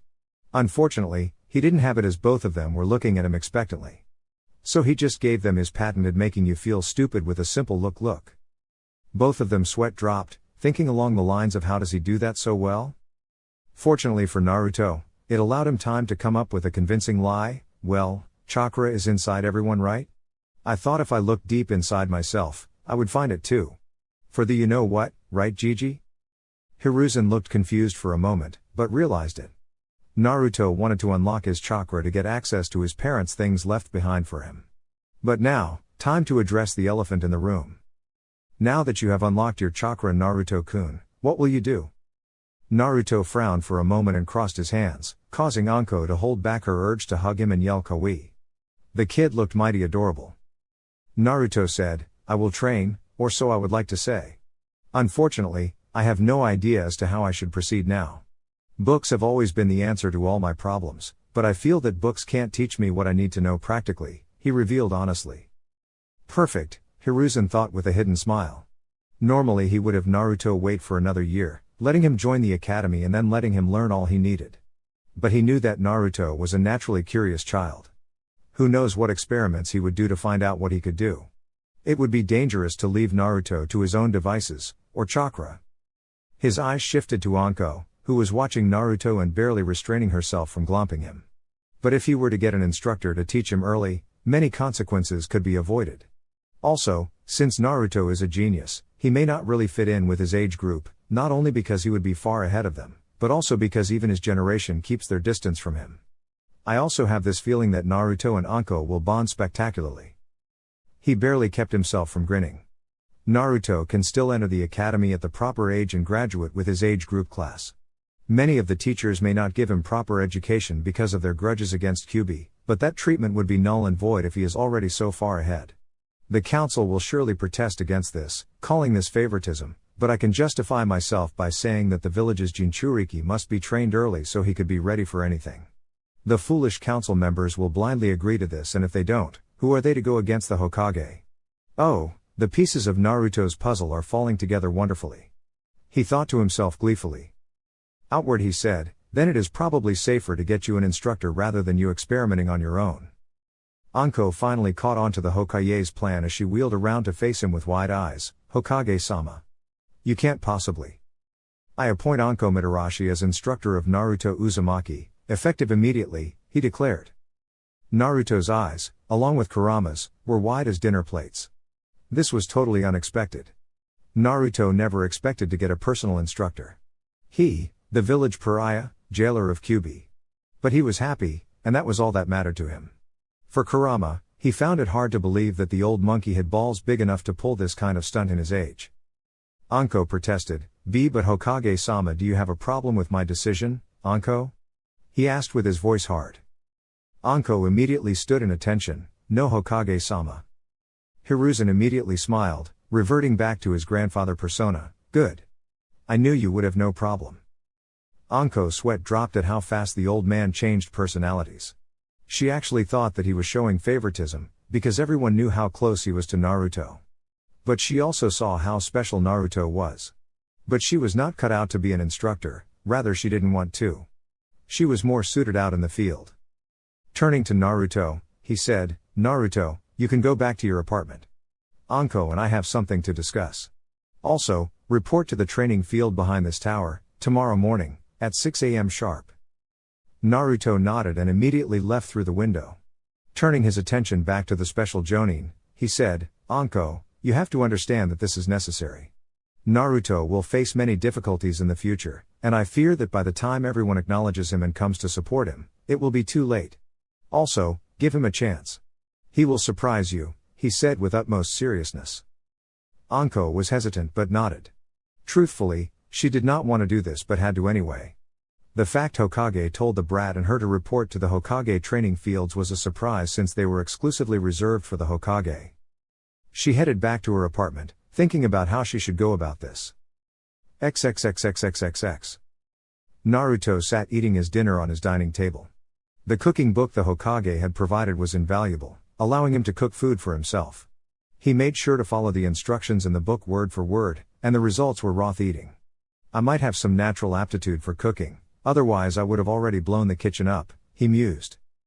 He was eternally grateful for what the old man had done for him. Now that he thought about it, he figured that when he entered the academy 2 years later, some instructors would be prone to discriminate with him. Perhaps this was the way of old man looking out for him in his shinobi life, he thought. He finished the dinner and washed the plates. After that he proceeded to his bedroom and laid down on his bed, closing his eyes. Tomorrow will be interesting indeed. Naruto's eyes opened as soon as the alarm he had set rang. His hand reached out and shut the alarm clock. Waking up at 5:30 in the morning left him plenty of time to get ready. He finished his morning rituals in 10 minutes and dressed in his normal, orange jumpsuit. He went to the fridge and pulled out 2 bananas, peeling one and eating it at comfortable pace, followed by the second. He finished and looked up at the clock. 5:50. Best get going, he thought. He went up and out of the door, making sure to lock it up properly. He hid the key inside the potted plant near the staircase. He exited the building and ran towards the grounds. The sun was just beginning to rise, so the air was still cool as it hit his face. He smiled as he increased the pace and reached the ground with 1 minute to spare. He was surprised to see that just as he had reached the ground, his new teacher also reached at the same time. Her eyes showed surprise at his appearance, but she gestured him to follow her. They arrived in the training ground after Anko said to the guards that they were authorized to use it. Arriving at the middle of the ground, she said, "Sit down, brat. Introduce yourself." Naruto frowned at the way she said it but did it anyway. Naruto Uzumaki, age 5 years, likes are reading and training, dislikes are the people who can't differentiate between a kunai and a sealing scroll, hobbies are none of your business, dream is to become the strongest Hokage ever. He began in a monotone, became slightly rude in the middle and finished it with a grin and a thumbs up. Anko grinned in a savage way after his introduction. Not many people had the guts to be rude to her, but this brat had no problem doing it. Time to instill the fear, she thought maliciously. Grabbing his collar, she jerked him forward until they were nose to nose. In a deadly whisper, she said, "I don't like brats like you who think that just because they are getting special treatment, they are above others." Naruto replied, unfazed, "And just because you are older and more powerful than me doesn't mean you have to be rude." Anko smirked and let go off Naruto, who sat back down. "I like you, kid, which means that I won't go easy on you. Get up and give me 10 rounds of this ground, fast." And so began his training. For a whole 4 weeks, she just concentrated on his physical conditioning. She wanted him to be physically fit for what she was about to mold him into. She was surprised at how obediently Naruto followed her commands. Whatever she told him to do, he did it without question. She ran him into the ground every day. So exhausted he was that as soon as she announced that the training for the day was over, he would collapse onto the ground, unable to move. She always carried him back to his home, and laid him in his bed. She also left him a bento every time, knowing he didn't have the energy to cook. Kurama always woke him up to eat. Naruto thanked her profusely every time, but she always waved him away, saying it was the duty of a sensei to care for the student. She didn't want him to know that she was growing fond of him. That would be embarrassing. Another good thing that both Naruto and Anko didn't know was that every time Naruto came back exhausted, Kurama always healed him up with his chakra. The good thing about this was that after every session, Naruto's muscles would be stronger than before, requiring much more to get exhausted. Today is the day he would learn to control chakra. And he was excited as hell.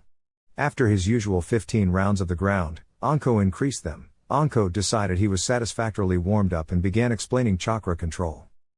"Alright kid, the first step to controlling chakra is to take a leaf and use your chakra to stick it to your forehead like this," she said, demonstrating the exercise.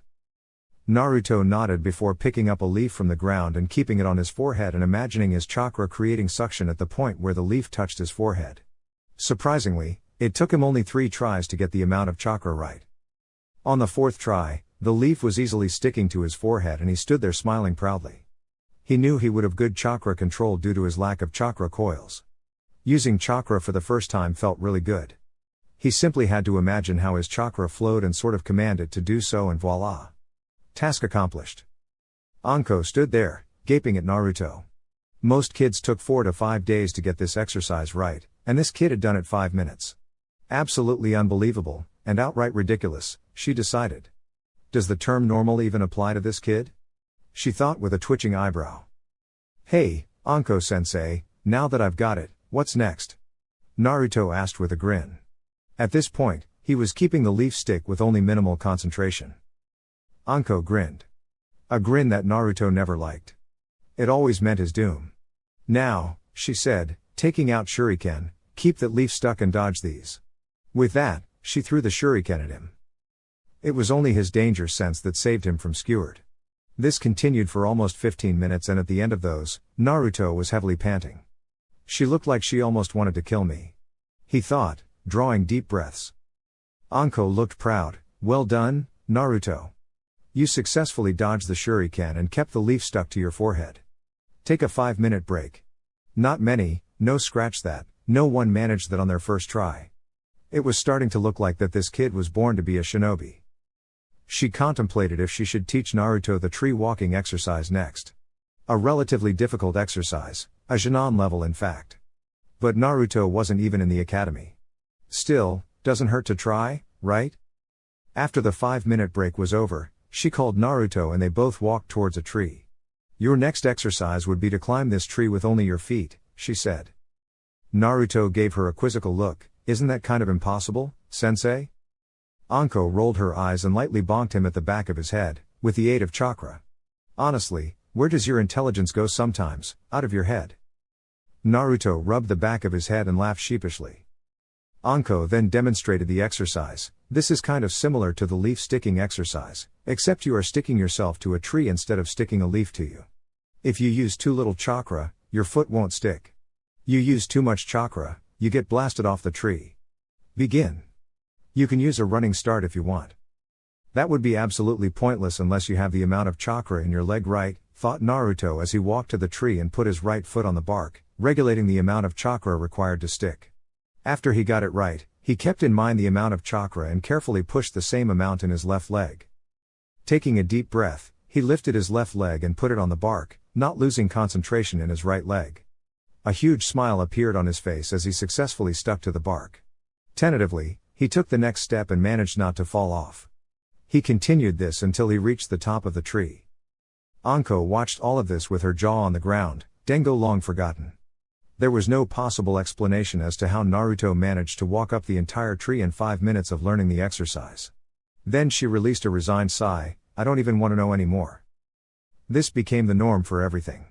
Naruto mastered tree walking in 2 hours, water walking in 4 hours, and spinning a kunai above his hand with his chakra in 1 day, all the while dodging Anko's shuriken and kunai. It was now time to give the monthly report to the Hokage. XXXXXXX. What? He asked blankly. It's true Hokage-sama, Anko insisted. The smoking pipe had long since fallen off his mouth. This had to some kind of genjutsu.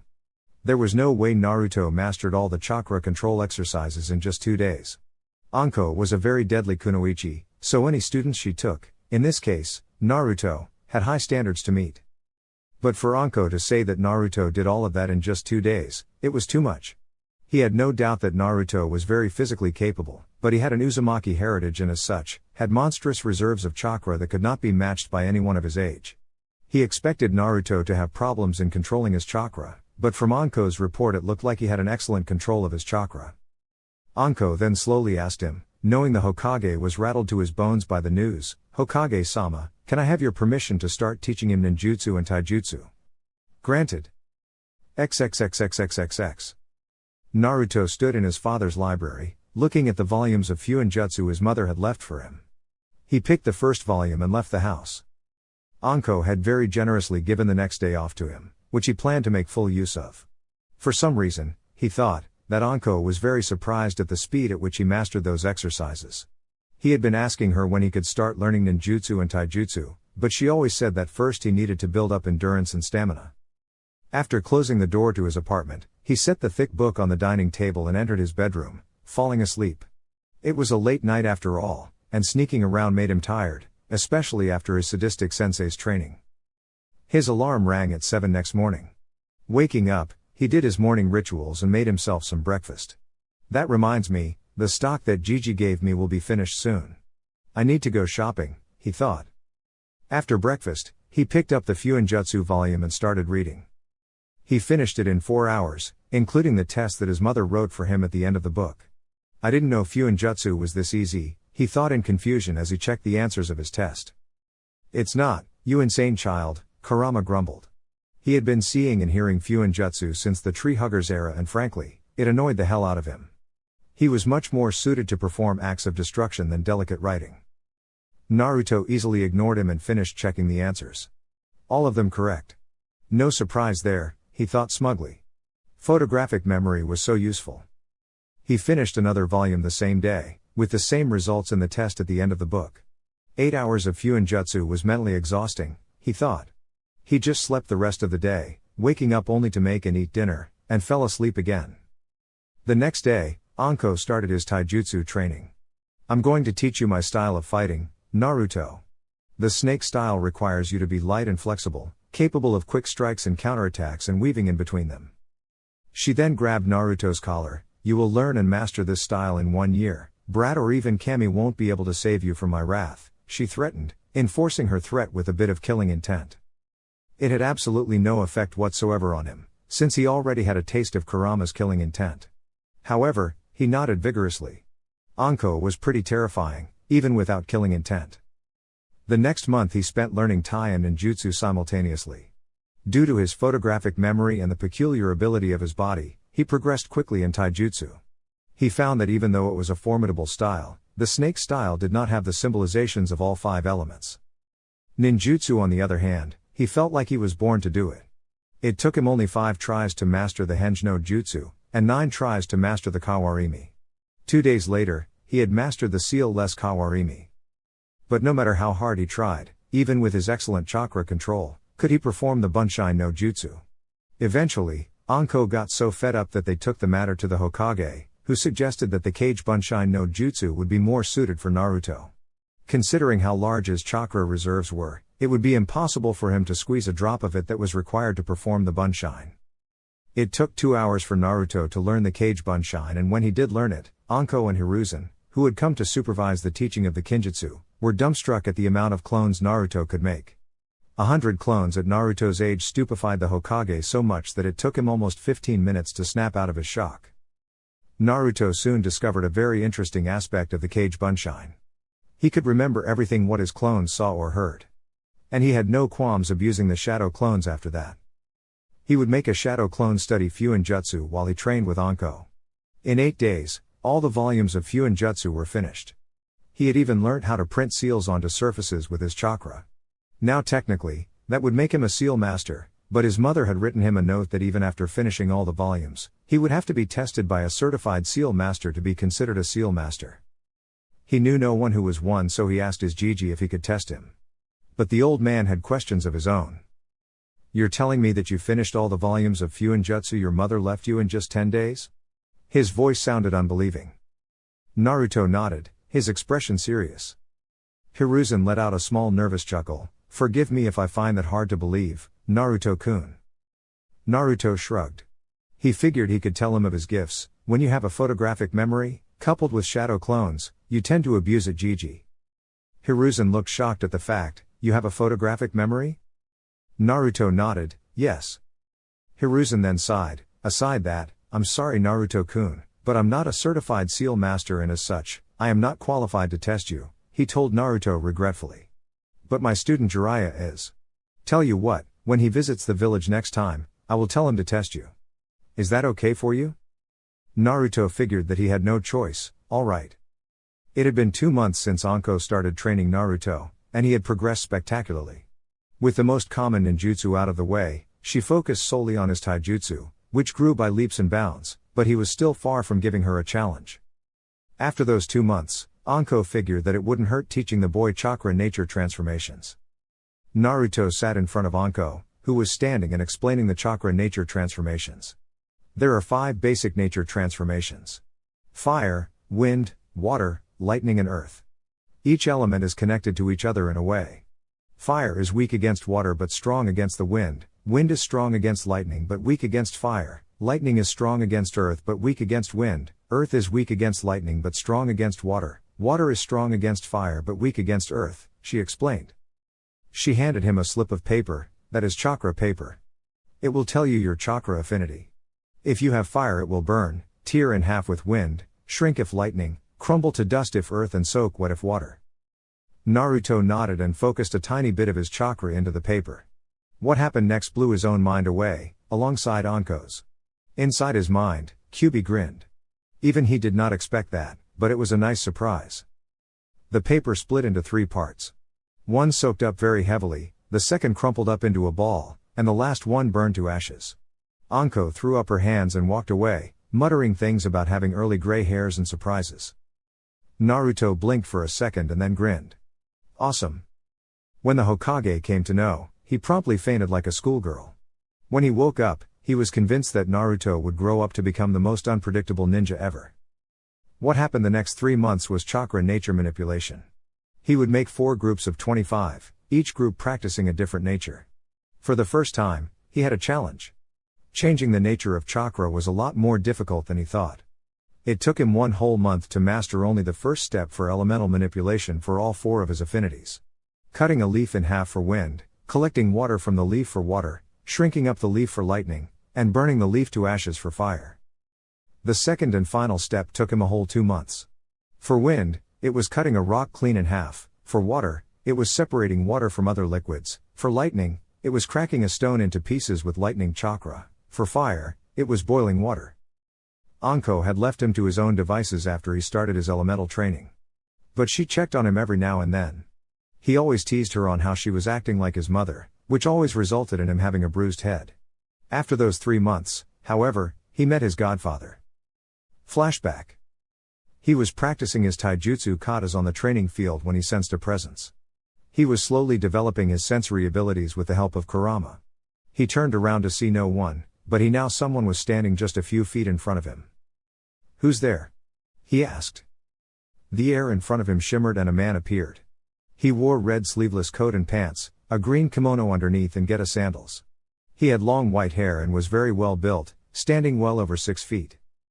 "So you could sense me. Very impressive. Do you know who I am?" Naruto answered as if he wasn't even fazed, "Jiraiya of the Sannin." Jiraiya grinned, "Sensei told me that you mastered all 10 volumes of Fuinjutsu your mother left you in 10 days. I don't believe you," he said in a challenging tone. Inside, however, he was thinking, "Oh Minato, Kushina, if only you could see your son right now," he thought wistfully. Naruto was also having some thoughts. His tone of speaking would suggest that he was familiar with my mother, but how? I know that he was Dad's sensei, which means he also is a Fuinjutsu master. But how close was he? Outward, he shrugged, "Doesn't matter if you do or not. Your job is to test me, nothing else." Jiraiya was a little deflated at how Naruto was acting so detached. He knew that Naruto did not know that he was his godfather, but it still hurt. Reining in his emotions, he spoke. "Let's get this over with then." 3 hours later, he stood in the field, staring at Naruto with a gaping jaw. Naruto was standing there, panting. Jiraiya had tested him on every aspect of Fuinjutsu. Both written test and how he would apply it in battle. Obviously he lost, but Jiraiya was seriously impressed at how the kid was able to apply Fuinjutsu in battle. The versatility was clearly there, along with a touch of unpredictability. What is the result? Both of them turned to the voice that had spoken. The Sandaime Hokage was standing there with a small smile on his face, as if he knew what the answer was. "He passes," Jiraiya replied, still in a daze. Naruto nodded at that and sat down with as much grace he could muster. He promptly fell back after that, asleep before hitting the ground, his last thought being, "I finally became a seal master." Flashback end. Jiraiya had revealed to him after the test that he was his godfather. Initially, he was downright furious that Jiraiya had just abandoned him to the wolves. But after calming down and thinking it through, he realized that Jiraiya had duties outside the village walls, which is why he could not raise him. He did not forgive him, saying he will have to earn his forgiveness. Jiraiya looked relieved at that and promised to make it up to him. Before he knew it, 1 year had passed and it was time for him to enter the academy. Walking along with his Gigi in the school corridors, he wondered if he would be able to make any friends. Stopping in front of a door, his Gigi opened the door, showing a Chunin instructor with a scar on his face and his hair shaped into a pineapple ponytail. "Hokage-sama, is anything wrong?" Hiruzen waved him away. "Nothing at all, Iruka. I just came here to bring Naruto-kun. He will be starting from today." Iruka looked at Naruto and Naruto was instantly able to recognize the look. After all, he had received it many times. Looking into the class, he saw the same look on many of the students' faces. He sighed, "It will be a long 6 years. Chapter 6. Time skip, 6 years. A lone figure was standing on top of the gates of Konoha. He was tall for his age, standing at 5 feet. He was wearing a white and black, half-sleeves jacket with 2 orange stripes on the sleeves, connected to the ones going along his zip which stopped at his chest, his high collar standing up. There was a blue lightning symbol on his back, in the black stripe. He wore a full-sleeves black shirt underneath the jacket with 2 bands, one on his wrists and the other just beneath his elbows. He wore dark blue onbu pants with orange stripes on the side, going all the way to the ankle. He wore simple blue shoes with white soles. Think of the pants like Sasuke's in Road to Ninja, but instead of sandals it's shoes.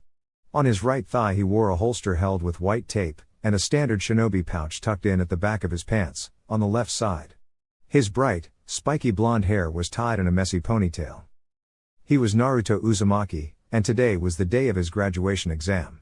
As he stood on top of the gate, he reflected on what he had gone through in the 6 years of academy. Just a few days into the academy told him that he was going to receive the short end of every stick. Even though he had no need to learn the academy taijutsu style, he could tell that the stances taught to him were all wrong. But he gave no indication that he knew this. Theory lessons were roughly the same. The teachers taught the different concepts in the class, but never answered any of his doubts. Instead, they tried to sabotage his answers as much as they could.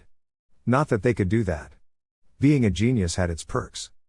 On the bright side, he made a lot of new friends. Friends that he could actually count on. Hinata Hyuga of the Hyuga clan was the first friend she made. He could tell she was an incredibly shy girl who had confidence issues, but a very warm person to befriend. She spoke in the language of stutters, which for some reason, seemed to intensify around him. Her face also turned very red whenever he spoke to her, and she fainted most of the times, which is why he let her do most of the talking. She became his friend after he saved her from bullies. Kuji Akimichi of the Akimichi clan was a chubby boy who always seemed to have some snack in his hand. Kuji had a very big heart once he got to know him through a shared lunch. He was a very caring person, very kind and strong. But he also suffered from lack of self-confidence. He was also very sensitive about his weight, angered very quickly if someone called him fat. Nonetheless, Naruto considered him a dear friend. Shikamaru Nara of the Nara clan was Kuji's best friend, because he was the first one to look past his weight and find who Kuji truly was. He was also incredibly lazy, his catchphrase being troublesome. Along with that, he was probably the most intelligent person Naruto had met. He didn't know Shikamaru's exact IQ, but he knew his lazy friend was high up in that department, even more so than Naruto. Shikamaru was a true genius at shogi, which is where his weakness also lied. He spent most of his time cloud gazing, or playing shogi to sharpen something which was already sharp. He was the epitome of lazy. But Shikamaru and Kuji were Naruto's closest friends. They even took part in the occasional prank that Naruto played. They even enjoyed the punishments they got together after testing their teachers, Iruka Umino's patience. Every moment he spent with them, a strong desire to protect them pulsed in his heart. Kiba Inuzuka of the Inuzuka clan was more of an annoyance that grated on his nerves. He was short-tempered and impulsive, which did not help him at all. He was also headstrong, which was probably the reason he got very easily angered in his spars and made mistakes. He always carried his Ninken, Akamaru, with him at all times. Akamaru was a small puppy who fit in Kiba's jacket. He always responded to Kiba's nonsense and was always on his side. He held a one-sided rivalry with Naruto and Sasuke. Shino Aburame of the Aburame clan was a calm, collected and a mysterious person, a stark contrast to Kiba's personality. He rarely smiled and gave almost no emotion away while speaking. He was always on the side of logic, always having some sort of explanation to his answers. It always drove Kiba nuts when Shino started to preach logic to him. Naruto made friends with him because Shino was also treated like an outcast because of his ability to control insects. Naruto could empathize with him. He sometimes sat with Shino just so he could enjoy the silence. Ino Yamanaka from the Yamanaka clan was a very loud, outspoken girl, and a very devoted fangirl of Sasuke Uchiha. She was also very proud of her appearance, eating less so she could appear more attractive for her Sasuke-kun. She was a very kind-hearted person at heart, but that side of her was rarely seen by Naruto. She also loved gossip and had made her goal to ensure that nothing stayed secret from her. Not someone he trusted right now, but was sure he would later. Sakura Haruno was a civilian girl who was a rival of Ino's for Sasuke's attention. She was highly self-conscious about her large forehead, which she hid behind her pink bangs. She only had eyes for Sasuke, and often tried to ask him out on dates. Of course, she was always denied. But she tried to immediately hit Naruto after every denial, believing it was his fault. Of course, Naruto never allowed her to hit him, but simply avoided her. There were times though, when he suspected she had split personality disorder. He didn't trust her at all. These people were the only ones who were worth acknowledging. The rest of them simply treated him as the rest of the village did. But there was one person who was closest to Naruto's heart out of all of them. Iruka Umino was his class instructor. He at first thought that Iruka was just like the others. But somewhere down the line, when Iruka scolded him for one of his pranks, he was surprised that he cared for him enough to scold him. He then started treating Naruto for who he was, instead of what he contained. He occasionally took Naruto to Ichiraku Ramen to eat his favorite dish and was very kind to him. Naruto always felt that Iruka was perhaps the only person who he felt a familial relationship with aside from the Sandaime. Sasuke Uchiha was, in the simplest terms, a Class A douchebag. He always acted like he was the god's greatest gift to mankind. In short, Naruto was stupefied how arrogant Sasuke was. He always brooded in class, which somehow his fangirls perceived as cool. He had perhaps the strangest personalities Naruto had ever seen. A mixture of superiority and inferiority complex. Naruto hated how Sasuke was labeled a genius, when he really wasn't. Genius was what Naruto would call the Yondaime Hokage, the Nidaime Hokage, Kakashi Hatake, and Itachi Uchiha. Not Sasuke. Sasuke always evaluated new people that he met. If they were weaker than him, he would arrogantly disregard them, feeling they would hold him back. If they were stronger, he would relentlessly try to surpass them, believing he should be their equal, if not stronger. This infuriated Naruto the most. He hated how Sasuke believed that he should have no equals. He knew how Sasuke's clan was massacred in a single night by the prodigy of the Uchiha clan, Itachi. No one knew why he had done it, but it had left Sasuke deeply scarred. Naruto tried to befriend him at first, thinking the lone boy could use a friend. Instead, he was rudely rejected and outright insulted. Sasuke had said that he had no wish to befriend the class clown, who was also the dead last. Since then, Naruto simply stopped interacting with him outside spars, where he forced himself to lose every time. He did not want to reveal all his cards just yet. But on the inside, he had a desire to be acknowledged by him. His training had gone very well in the last 6 years. He had finished his taijutsu training in 1.5 years, with 6 additional months of self-training. After that, Anko had proudly declared him to be a master of the snake-style taijutsu after getting stalemated in a spar with him. It was after this he had started creating his own style, using the snake style as foundation. His own imagination was very useful in creating moves, blocks, strikes that were completely unique to his style. After he had mastered the snake style, he had started to work on his speed and with the help of shadow clones, had drawn resistance seals on his body. It was a bit weird at first, but he quickly got accustomed to it. Currently, he was on the 12th level of the resistance seal. He could have already started using the training simulation, but felt that the time was not right, so he held off until he became a Genin, preferring to spar with Anko. Her help was invaluable in creating his new style, which was very unpredictable, exactly how he wanted it to be. His style had an attack stance, but he preferred to let his opponents attack him first. He had incorporated his danger sense into his style, making it even more efficient. His style was a combination of linear and unpredictability. He would attack whenever he saw the openings and attack however he could. He had based his style so he did not have any restrictions or limitations.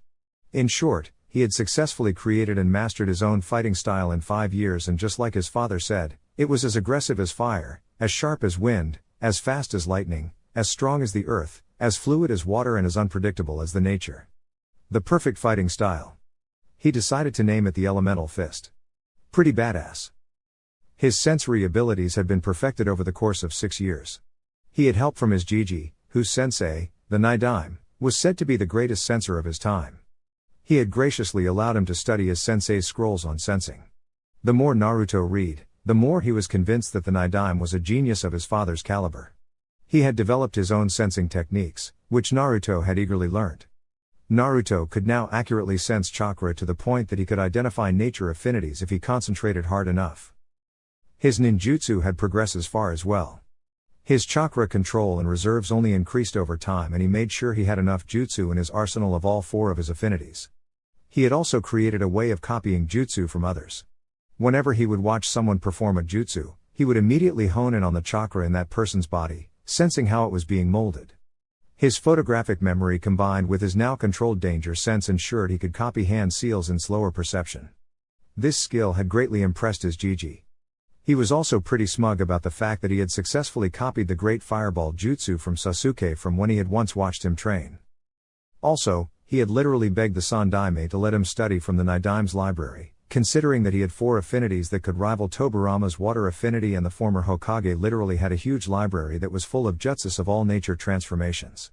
Sarutobi was outraged at his request, but Naruto had reasoned that he had the ability to make use of them. Besides, the Nidaime had no use for them now since he was dead.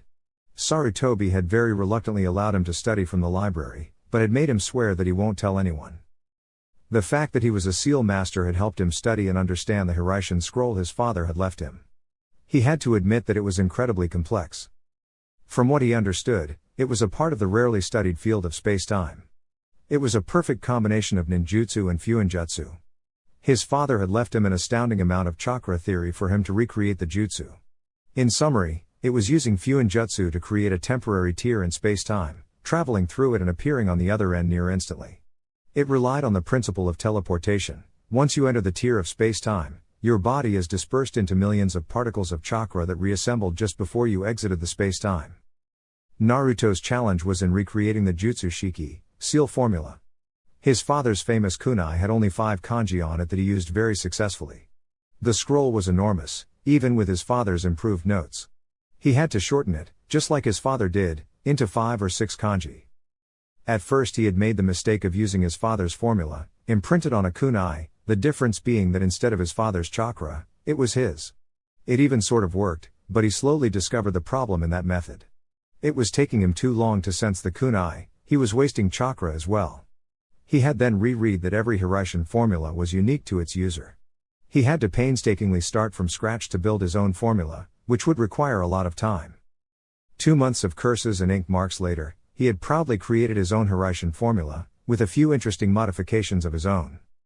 He had modified his formula so that instead of sensing the kunai and forcing yourself into the space-time, which had become easier with his own formula, he maintained a very weak link with whatever he had put his formula in.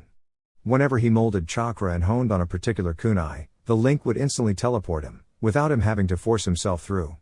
He now required significantly less chakra to use Hiraishin, and sensing the kunai became easier. His formula was 4 kanji symbols forming the phrase, fall down 7 times, stand up 8. It was his proudest creation yet. There was one last modification he had made, but gave credit of it to Kurama. Kurama had very strategically pointed out that he would not be able to use Hiraishin in places where there is water. For 4 days straight, he worked on another formula which would allow his kunai to stick on water surface. When he had finally tried the Flying Thunder God, he was ecstatic. But he also discovered the jutsu's disadvantages. It took time getting used to. It took him 37 successful teleport attempts to end up on the other side without nauseating. He still sucked at genjutsu. No matter how hard he tried, he couldn't perform a single one. But, thanks to his sensory abilities, he could easily break out of one. But this hadn't been tested as of yet. Kurama had very patiently told him that due to the abundance of yang chakra in him, he could never perform genjutsu, which required yin chakra. He had pondered on whether to learn kenjutsu or not, but something inside him, not Kurama, told him that he was not cut out for it. To compensate for it, he had perfected his fighting with dual kunai held in reverse grip. He also knew that he could coat the kunai with wind chakra to sharpen it and lengthen its reach, but had yet to try it out in a real fight. An important thing he had discovered in the last 6 years was that he was alone. He knew that before as well but had no idea how bad it was. Whenever the parents would come pick their children up, they would turn scornful gazes on him. It cut him every time, but he never allowed it to show on his face. He simply covered with a bored, indifferent look. He had developed a technique of his own after learning the Shunshin no Jutsu, just for battle purposes. The Shunshin simply took too much time for his taste, and he did not want to become too reliant on the Hiraishin. Therefore, he created Shunpo, the flash step. He would focus his chakra into his leg and would vanish in a sudden burst of speed. He created this for short distance purposes in a fight. He was probably at low tuning to mid tuning speeds, counting with the resistance seals on. He also had his IQ tested by Gigi. With an IQ of 177, he was one of the rare geniuses that came once in a generation. He was in league with the Yondaime, the Naidaime and Itachi Uchiha. As he stood upon the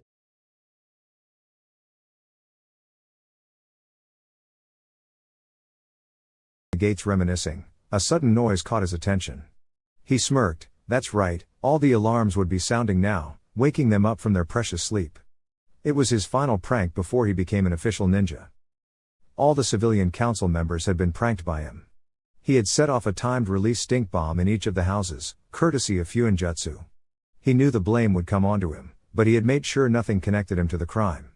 He also knew that the Anbu would be searching for him due to his prankster reputation. Normally he would proudly take credit for his work, but since it was the important people this time, he made sure to have an alibi, which was the academy. He had specifically set them off just 5 minutes before the first bell rang, 10 minutes before which he was already in class usually. He easily sensed the jutsu shiki he had imprinted in the tree outside the academy and silently vanished in a tiny, blue flash. Appearing on the tree, he closed his eyes as if searching for something. The next moment, the air around him shimmered a little. Naruto then puffed into smoke, signifying that he had perfectly substituted with the shadow clone that was sitting inside the class. The class was as usual, very noisy and chaotic. Thankfully, his shadow clone was sitting on the last bench, which meant he did not draw unnecessary attention. As the memories of the clone came to him, he blinked and then scoffed at the stupidity of the people. Did they really think I would keep wearing that orange jumpsuit? The shadow clone had received stares from people in his change of clothes. Sakura had yelled at him to not act like he was cool, but he had ignored it easily, as was his habit. The clock struck 8, and Iruka-sensei entered the classroom followed by Mizuki-sensei. Naruto hated him. Mizuki always tried to fail Naruto in all the tests by casting genjutsu on them, making them appear tougher. But Naruto paid no mind and continued writing the wrong answers to maintain his facade of dead last. He gave no indication that he knew of Mizuki's pathetic ways to fail him. Finally, the class settled down and Mizuki handed out the papers. As he gave it to Naruto, a very ugly sneer appeared on his face, kind of like a sick smile. Naruto looked at his paper and back to Mizuki, who seemed to be glowing with triumph. Naruto sent an "Are you kidding me?" look mixed in a deadpan stare. He then promptly dispelled the genjutsu on the test, making a blank page appear. "So this is your game?" he thought with amusement. Raising his hand, he said in a cool tone that perfectly matched his facial expression of bored indifference, "Mizuki-sensei, I believe that you put this blank page here by mistake." Mizuki's thunderous expression almost made him smirk, but he reined it in with experience. He came up to Naruto, a smile straining his face. "Thanks for pointing it out, Naruto. Good thing you spotted it, otherwise you would have failed," he said, placing the real test on his desk. Turning back, a furious expression came across his face. How did the demon spot the genjutsu? He never could do it before. Usually when tests were conducted, Naruto would purposely answer so he barely passed or failed. But today, he decided to let his intelligence shine through. He could hold back a little less today. He finished the paper with 20 minutes to spare, but kept the appearance of writing as to avoid suspicion. He could see that Sakura and Sasuke had also finished roughly at the same time. It was not surprising since Sakura was considered the class bookworm and Sasuke was quite intelligent. Everyone else finished at roughly at same time around. After collecting their papers, Iruka-sensei called out, "All right everyone, next section will be weapons. Proceed to the practice fields." Naruto waited in the crowd for his turn. Since it was alphabetical order, he was pretty much in the last. He watched as Sasuke's turn came and observed as Sasuke hit all the 10 bullseyes for kunai and shuriken, save for one. 9 bullseyes out of 10 was the highest score yet. Finally, it was his turn. He went in front of the crowd and to the box where the shuriken were kept. He took 5 of them out and holding 3 in his left hand and 2 in his right, threw them all simultaneously. He watched as they all hit bullseye with boredom, as if he did this every day. He proceeded to do the same with kunai. The whole class was shocked and gaping at what they saw. Naruto Uzumaki, the class clown and dead last, had beaten Sasuke Uchiha's score very easily. The said Uchiha was frowning heavily, not liking that the dead last of the class had beaten his score, that too looking as if he was barely concentrating. Iruka was shocked as well. Naruto never displayed such skill before. "Gee, good job, Naruto. You have the highest score in the class," he complimented, before moving on to the next student, not noticing that Mizuki was barely keeping himself from strangling the blonde. The said blonde turned in his direction and gave a smirk, infuriating him even more. After the weapons part of the exams was over, Iruka called out, "Everyone, gather around for the taijutsu portion of this exam." Naruto frowned minutely at this. Every time they practiced taijutsu, he was always up against Sasuke, no doubt because Mizuki wanted to see him lose. This time would be no different. He was right. "Sasuke Uchiha and Naruto Uzumaki, please enter the ring," Mizuki announced almost gleefully. He was fully prepared to see Naruto beaten down and if he was lucky, he could fail him. "Beat Baka Naruto, Sasuke-kun," Sakura screeched, causing many people to cover their ears. Ino supported her by shouting as well, "Show him you're the best, Sasuke-kun." Naruto could have sworn that he saw blood coming out of Akamaru's ears. Almost no one cheered for him, but his sensitive ears caught a soft-spoken voice saying, "Gee, good luck, and Naruto-kun." He smiled in thanks at Hinata, who fainted at his smile. He then turned his attention towards Sasuke, the same bored look from before back on his face. Sasuke stepped in with a serious frown, still feeling upset that the Dobi of all people beat him. Naruto still had the infuriating look of bored indifference on his face, as if he barely considered Sasuke a challenge. Sasuke almost snarled, "That Dobi is mocking me." "Hajime," Mizuki called out and jumped out of the ring. Sasuke slid into his clan's fighting style, the Interceptor Fist. Since it mainly relied on the Sharingan, he could not use it to his full potential. "But I don't need the Sharingan to beat Dobi of all people," he thought smugly. But wasn't prepared for what came to him. Naruto was contemplating whether he should end this quickly or prolong it, just to see how angry he could get Sasuke. "Nah, I'll end this quick," he thought. He would use every advantage he could get. It was his fighting style after all. He stood in a semi-ready stance, watching as Sasuke did not bother to enter his until the signal to begin was given. "Got him," he thought with a mental smirk. As soon as the signal was given, Naruto didn't waste any time to get into a stance. Sasuke had provided an opening, and he would fully use it. He used the speed he had built up all over the years to get into Sasuke's guard in an instant. One moment Naruto was standing opposite to him, another moment he was kneeing Sasuke's chin, very painfully. The force of the blow was such that Sasuke was thrown right out of the ring. Even though he recovered midair and was able to soften his landing, a furious expression was on his face. Kurama was heartily laughing inside his mind, pleased to see Sasuke getting his ass handed to him. The class was silent for a moment. Naruto had beaten Sasuke a second time, that too in just one move. Then came the accusations, "Naruto cheated, Iruka-sensei. There's no way Baka Naruto can beat Sasuke-kun. He cheated, Iruka-sensei." Iruka was getting fed up at how the fangirls were shouting ridiculous and useless accusations. He could see what Naruto had used was pure speed, and nothing else. "Shut up. Naruto has not cheated. If anyone knows better, speak up." Naruto was watching the drama unfold with hands crossed across his chest, amusement dancing in his eyes. He almost laughed when Sakura, the ever-devout fangirl, screeched, "Iruka-sensei. There's no way Baka Naruto could beat Sasuke-kun. Therefore he must have cheated." "That's a very logical reason, isn't it?" Naruto thought with sarcasm.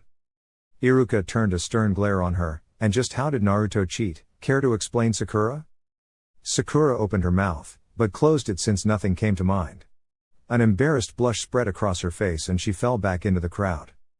Iruka nodded and called out, "Everyone head inside for the ninjutsu portion." Mizuki was looking like someone shit in his breakfast and made him eat it. "Don't you get so smug, demon. I will fail you somehow," he thought angrily. They headed into their class and everyone sat down, keeping their distance from Naruto, who had gone to the back of the class and had pulled out a book to read. "All right, you will all sit here until we call out your name. When we do, come into the next room for your exam," Iruka said before calling the first student. Sasuke had long since gone back to brooding again, though this time he had a faint aura of anger around him. "How is the Dobi so good? I never saw any signs of skill in him, and every time he was the last in class, so why was he able to beat me that easily? It doesn't make any sense," he thought furiously. Soon enough, it was Sasuke's turn. He went out of the door and returned 5 minutes, a Hitai ate on his head. He smirked in the direction of Naruto, but grit his teeth when he saw that Naruto wasn't even paying attention to his surroundings. He was too engrossed in his little book. "This book is very interesting," he thought as he read the tips and tricks of Fuinjutsu written by his parents. So engrossed he was that he almost missed his name being called out. He snapped his book shut and put it in his pocket. He then proceeded into the next room. Iruka and Mizuki were sitting on chairs, a desk in front of them. Mizuki watched with barely hidden glee. "Today you will fail, demon." "All right, Naruto, perform the Henge no Jutsu," Iruka instructed. Naruto nodded and formed the ram seal. A puff of smoke later, the Yondaime Hokage was standing in front of them. Iruka smiled. Naruto was full of surprises today. "Very good, Naruto. Now perform the Kawarimi no Jutsu." Naruto nodded, and a second later, Mizuki was sitting on the ground, wondering how he came there. A second later, he turned furious eyes onto Naruto, who was looking a little too innocent. "I'm sorry, sensei, are you okay?" he asked, with fake concern in his voice. Mizuki got up and brushed himself. "I'm okay, Naruto, don't worry," he said with gritted teeth. Iruka nodded approvingly. "Excellent, Naruto, you performed it without smoke and without seals too. You get extra points for that." He looked up from the paper and said, "Lastly, perform the Bunshin no Jutsu." There was some fear in his voice.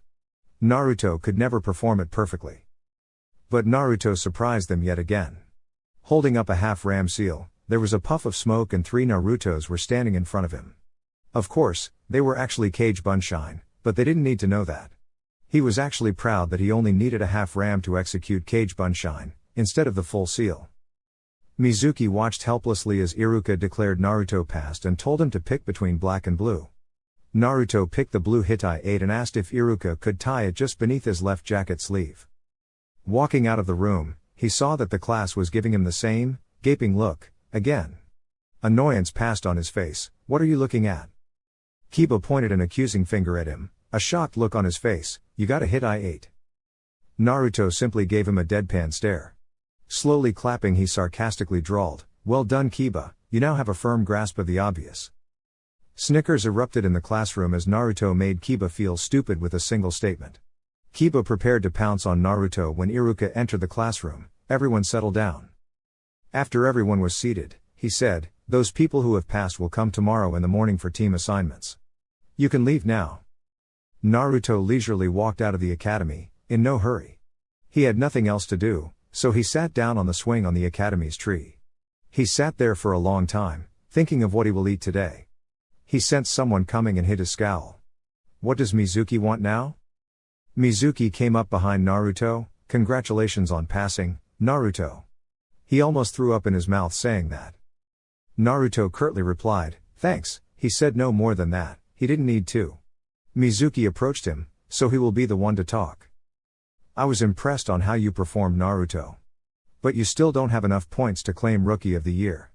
I will offer you a special test, if you're interested in that title," he said. Naruto just looked at the man. "What a fucking idiot," Kurama helpfully supplied. But Naruto wanted to see where this was going. "Really, Mizuki-sensei?" he hopefully asked. Mizuki smiled at how easily he fooled the demon. "Yeah.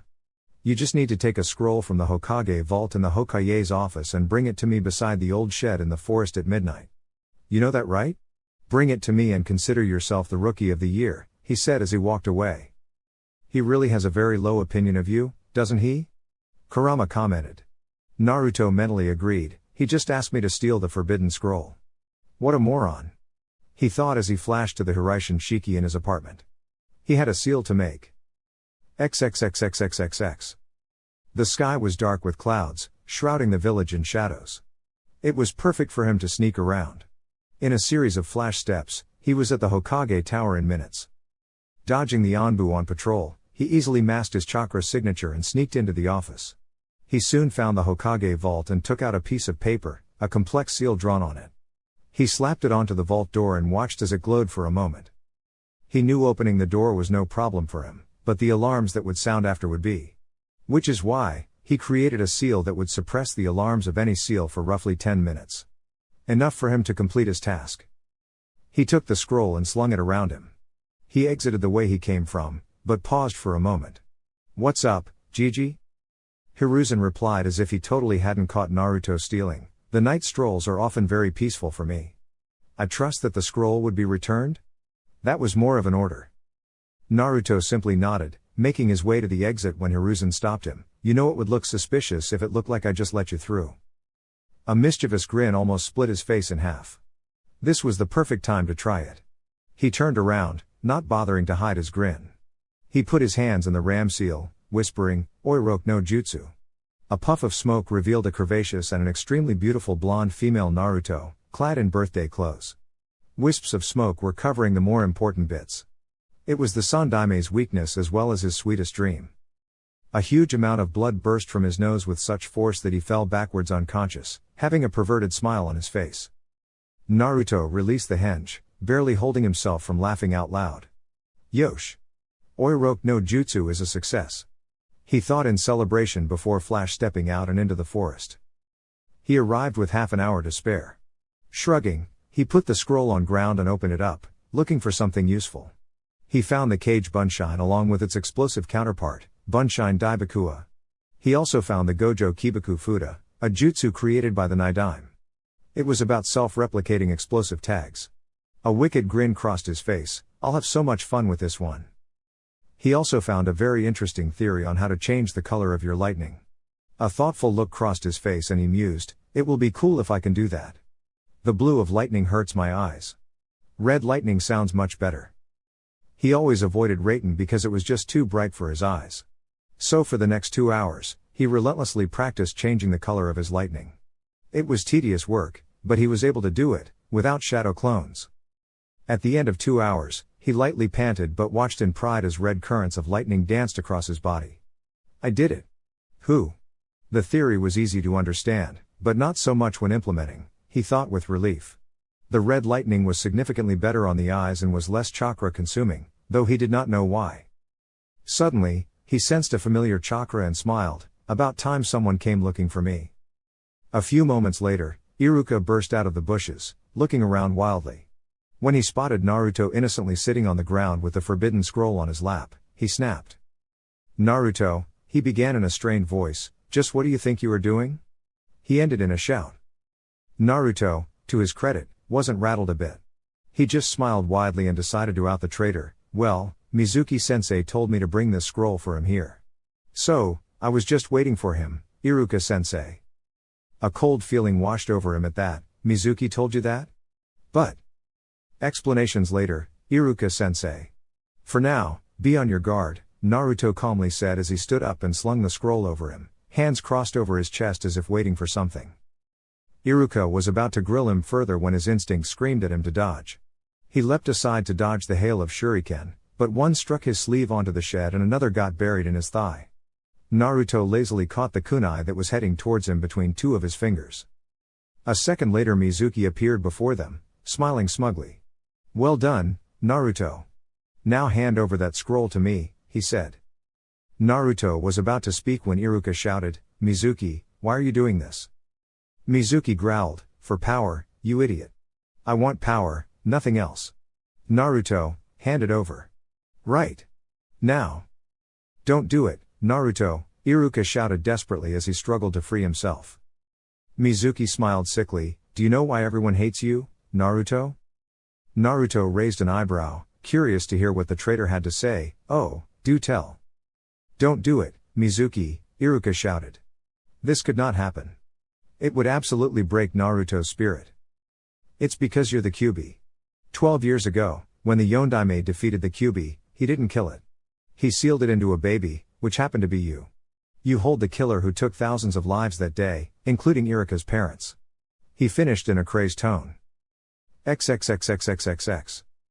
Hiruzen, who was watching from his ball, had gone pale. This isn't good. That idiot Mizuki has told Naruto of the secret.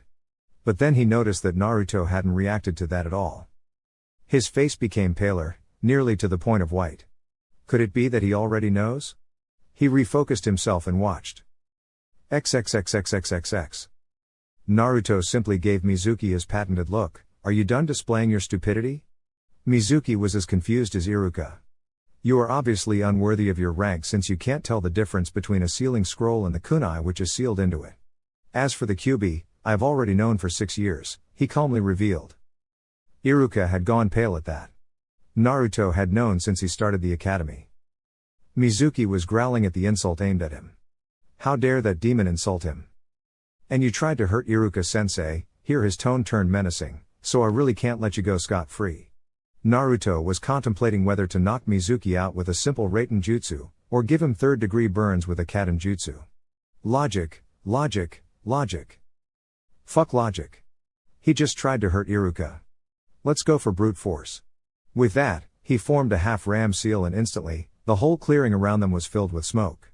As soon as the smoke cleared up, Mizuki became paler than he already was. Hundreds of Naruto surrounded him. Every inch of the clearing was covered by a Naruto, each of them looking at him with those menacing blue eyes. He had a sudden realization, same as Iruka. The clones he created in the exam were shadow clones. Let's go. One of them shouted and together, the whole army of Naruto descended upon him. Naruto walked up to Iruka, all the while listening to the sounds of bones cracking and breaking. He dispelled the clones and hid a small wince at the memories. Mizuki was literally a broken man now, in both the ways. Naruto knelt down beside Iruka, freeing him easily and helping him up. Iruka had a confused expression on his face. Naruto, do you? Yeah, I know about him. We're actually very good friends, he revealed nonchalantly, laughing at the horror on Iruka's face. In a much gentler tone, he said, now let's get you to the hospital, sensei. That thigh wound won't heal itself. In a flash step, they disappeared. XXXXXXX.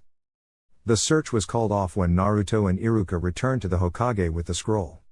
The Hokage commended them for stopping Mizuki from escaping the village with the scroll. He also gave Naruto a B-rank mission pay, as well as a B-rank mission on his record. He wanted to ask him about him knowing the Kyuubi, but decided that now wasn't the best time, so he let him go. Thanking his Jiji, he exited the tower and instantly flashed to the Hiraishin formula in his apartment. He took off his clothes and fell onto the bed in his boxers. Pulling the covers on him, he smiled and closed his eyes. His shinobi life was off to a great start. Tomorrow will be interesting. Chapter 7. Naruto had a hard time sleeping that night, but he could hardly be blamed. He was officially a ninja. On top of that, he would meet his new teammates tomorrow, but he had a bad feeling about that. He tried to ignore it, which was easier done than said. The feeling was easily buried beneath the excitement he was feeling. Over the years, his body had an internalized clock, which was very beneficial health-wise, but unfortunately did not allow him to sleep more than 7 hours, no matter how much he wanted to. At 5 in the morning, his eyes would snap open by themselves, his body having sufficiently rested itself and ready for the day. As was the case today. Which is why he was so confused when he woke up at his regular time of 5 in the morning, not feeling any tiredness from the events of last night. While not complaining at the lack of tiredness, irritation slowly took hold of him, making him frown deeply. By all means, he should have easily slept till 9 in the morning. One late arrival to class wouldn't hurt him at all. No use whining about it. Best start my day with the usual, he mentally grumbled and got out of bed. Quickly finishing his morning rituals and dressing up, he took 2 bananas and gobbled them up. He figured his irritation would be gone by the end of his morning run. Inside his mind, Kurama was trying to keep his sniggers from echoing in Naruto's mind. He had initially decided to let Naruto rest because of his late night, but his sense of mischief decided to manifest itself and he changed his decision. He let a larger amount of his chakra than usual in Naruto's body, just enough so Naruto would wake up at his usual time instead of his natural 7 hours. Stepping outside, Naruto felt the slightly chilly air of the morning. The sky was still dark, but it was perfect for him. A sudden thought struck to him, how about I run with my resistance seals off today? Get used to the normal speed. What do you say, Kurama? Kurama gave a yawn that reverberated through Naruto's mind. He forcefully clenched his jaw to prevent his own from happening. Kurama replied, it's a good idea. You should get used to running without seals every once in a while, Naruto. Otherwise, you wouldn't be able to control your own speed. You would just speed past the place you intend to stop. Naruto nodded, agreeing with Kurama. He wondered if his father had the same problems, but pushed those thoughts aside. Best get used to it gradually, he thought. Making a ram seal, he lowered the resistance seal on his body from level 12 to 6. The change was immediate, he felt really light and like the amount of energy in his body had doubled. He started running and was surprised at his own speed. Kurama had been frighteningly accurate, he was currently running at a speed which children would call close to sprinting, and the worrying part about the whole thing was, he wasn't even controlling it. At the end of this run, I will get used to this, he determinedly thought. It took him almost 5 rounds of the village to get used to it, and by the end of 5 rounds, he was comfortably running at the speed he usually ran, not having any feeling of being tired at all. I wonder if this feeling can be compared to freedom, he thought with a smile. Running without a care in the world, feeling as if nothing is holding you back. Eventually, he decided to sprint all out, and once he started feeling tired, he would run without any resistance, getting used to running without it. After another 1.5 lap of sprinting, he began panting and figured that the time was right to release the seal. He was just about to do it when he saw something ahead of him. He was closing on a person wearing a, oh god, is that a spandex jumpsuit? He was very much grossed out by the sight and figured overtaking the person was in his best interest. Instantly releasing the seal, he shot forward once more, having not increased his pace by himself at all. He was soon running neck to neck with a kid probably his own age who had a shining, bowl-cut hairstyle and huge eyebrows which looked more like caterpillars, bandages wrapped up his forearms and his hit-8 wrapped as a belt. He also wore orange leg warmers. The kid glanced towards him and flashed a brilliant smile of white teeth shining like metal. He spoke in a loud voice, "A very youthful morning to you. May I know who you are?" Naruto rose an eyebrow at the loud voice. Perhaps this is his normal way of speaking, he mused. Somehow, a quiet voice did not suit this kid. "And what is with the youthful morning?" Outward he said, "Good morning. It is nice to see someone else running at this time. My name is Naruto, by the way." He expected the usual frown of disgust and hate, but he did not expect the kid to react, "My name is Rock Lee, Naruto-kun. You seem like a very youthful person, running at this speed in the early morning. You are clearly basking in the springtime of youth." Naruto stared at him as if he was speaking an entirely different language, which he probably was because he didn't understand a word of what he said. Inside his mind, Kurama had kept his eyes shut tightly. He had already scarred his mind by seeing Lee. He did not want to go insane from seeing him in motion. Naruto did the only thing he could without upsetting the boy. "Hey, Lee. How about we talk later? I'm in a bit of hurry." Saying that, he sprinted ahead at full speed, leaving Lee to taste his dust. He felt bad about leaving him like that because there was a chance that that boy would be his future comrade, but he wanted to get used to his mannerisms slowly. The youth coming from Lee terrified him. Lee stared at the dust with wide eyes. Stars seemed to twinkle around him. "What youth? To be faster than me with my weights off. Guy-sensei will be so surprised when he hears of this." Shouting this, he ran off in his own cloud of dust. Naruto ran full sprint until he reached his house. Climbing up the stairs, he thought about what he had observed while talking to Lee. While the bandages covered almost whole of his forearms, the fingertips were exposed. And they were scratched and bruised, heavily. That indicated that Lee trained his ass off every day. He also sensed Lee's chakra, which was so low that someone would mistake him for a civilian. Which probably indicated that Lee was running on pure speed, without any chakra. That meant Lee was a pure taijutsu type fighter. The amount of hard work it must have taken to achieve that speed. "Lee has my utmost respect for his hard work," he thought with admiration. Kurama agreed, "A genius of hard work, he truly is." Taking a quick shower, he dressed in his clothes from yesterday and quickly ate a cup of instant ramen, justifying it as a good day and easily ignoring Kurama's exasperated shake of head and adjusted his hit-8 beneath his left shoulder. Taking a final look in the mirror, he nodded to himself and left his apartment. Hopping on the rooftops gave him a rare sense of thrill, which not many shinobi felt because of it being unusual for them. But many shinobi did not perform tricks on the rooftops as well. The flips and every sort of cartwheel he could think of were performed with the highest level of precision. His every landing, flip, roll was perfectly executed. The people below stared at him, some were the usual glares, while a few of them had expressions of awe. It was rare for them to see performing such tricks on rooftops with such expertise. Of course, Naruto was too lost in the thrill to notice. Before long he had reached the academy. As he walked through the gates, a sense of apprehension gripped him. A familiar bad feeling from the last night gripped him again. With every step, the feeling seemed to intensify a little. He shook his head a little, trying to shake the feeling off. Today will go well, he assured himself. XXXXXXX. Hiruzen looked at the jonin assembled in his office. Each of them would be assigned a team of Genin. He had to choose carefully who received which team. The future of Konoha had to be handled extremely carefully. He glanced at the jonin standing at the right-hand side end of the line. Kakashi was sort of glaring at the old Hokage. Usually, he would be late to the meeting by a good 3 hours unless he was receiving a B-rank mission or higher, but the Hokage had threatened to burn his Icha collection, even his hidden collection. So he was forced to attend on time. But that did not prevent him from glaring at the Hokage. Hiruzen distributed the first 6 teams and asked them to leave, before turning his attention to the more important teams. Team 7 would be led by you, Kakashi, he said, giving the jonin a nod.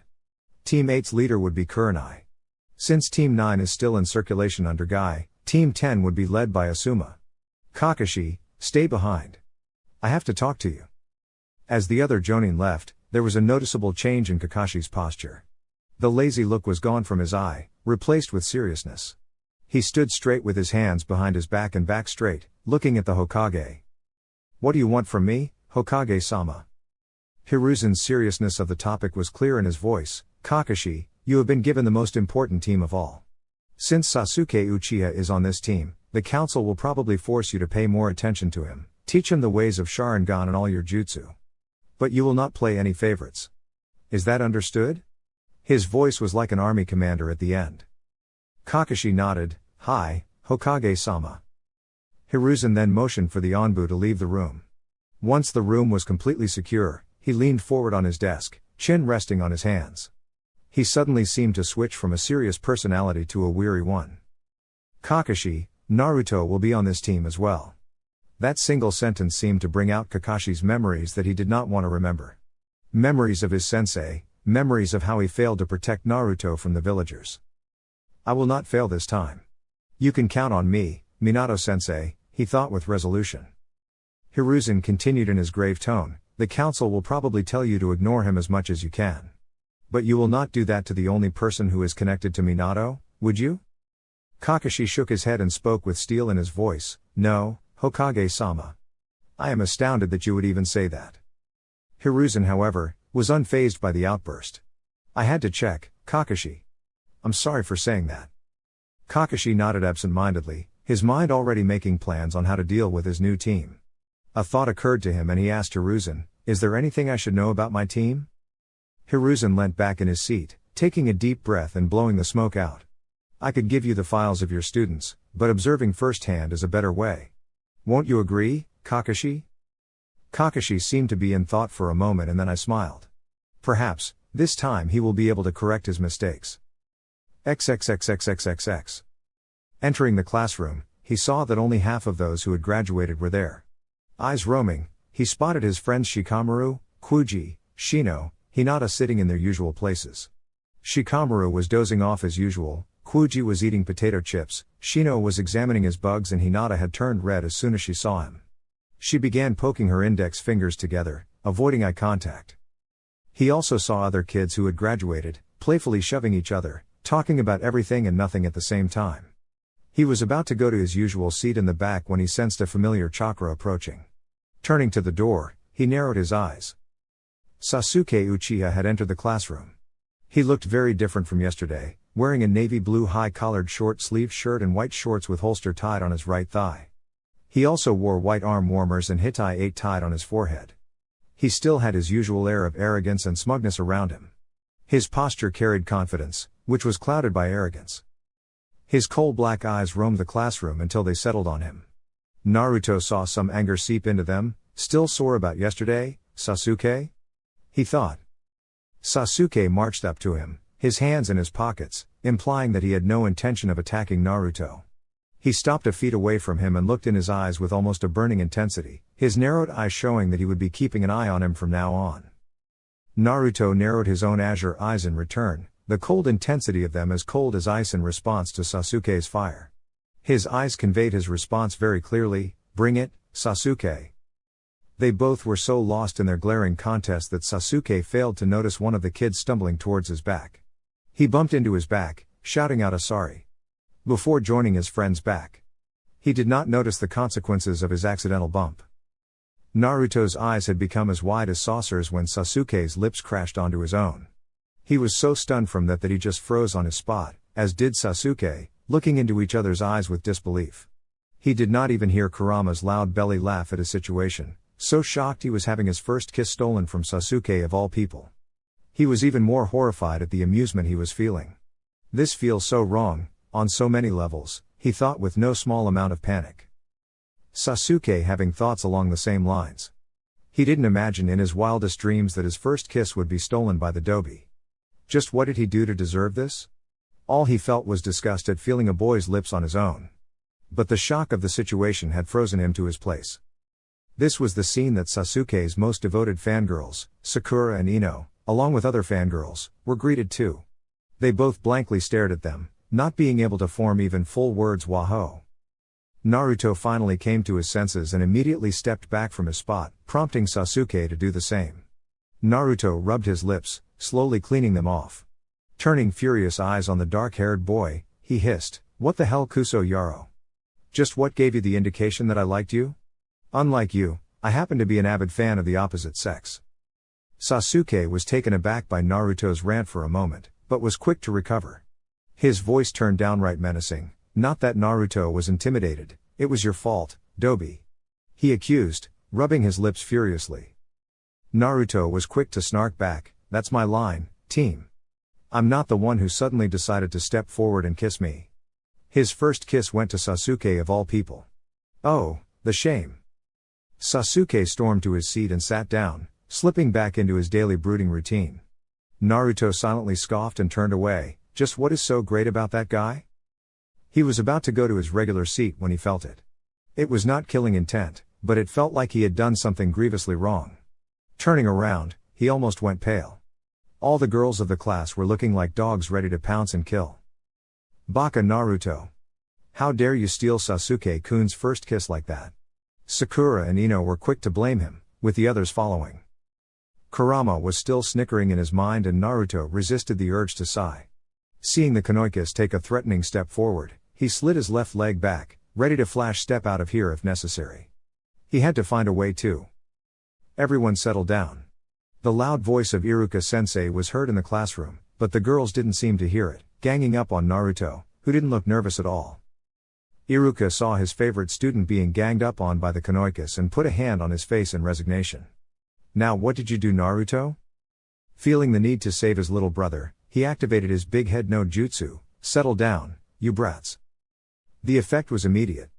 All the girls were seated so fast they almost looked like they were teleporting. However, Naruto was immune to Iruka's jutsu for a long time and so, he calmly walked up to his usual seat and sat down, looking out of the window with a bored look. Iruka looked around the room and started his attendance. Aburame Shino. Here. Akimichi Kuji. Here sensei. The roll call continued but Naruto simply wasn't paying attention since his name was last anyways. Uzumaki Naruto.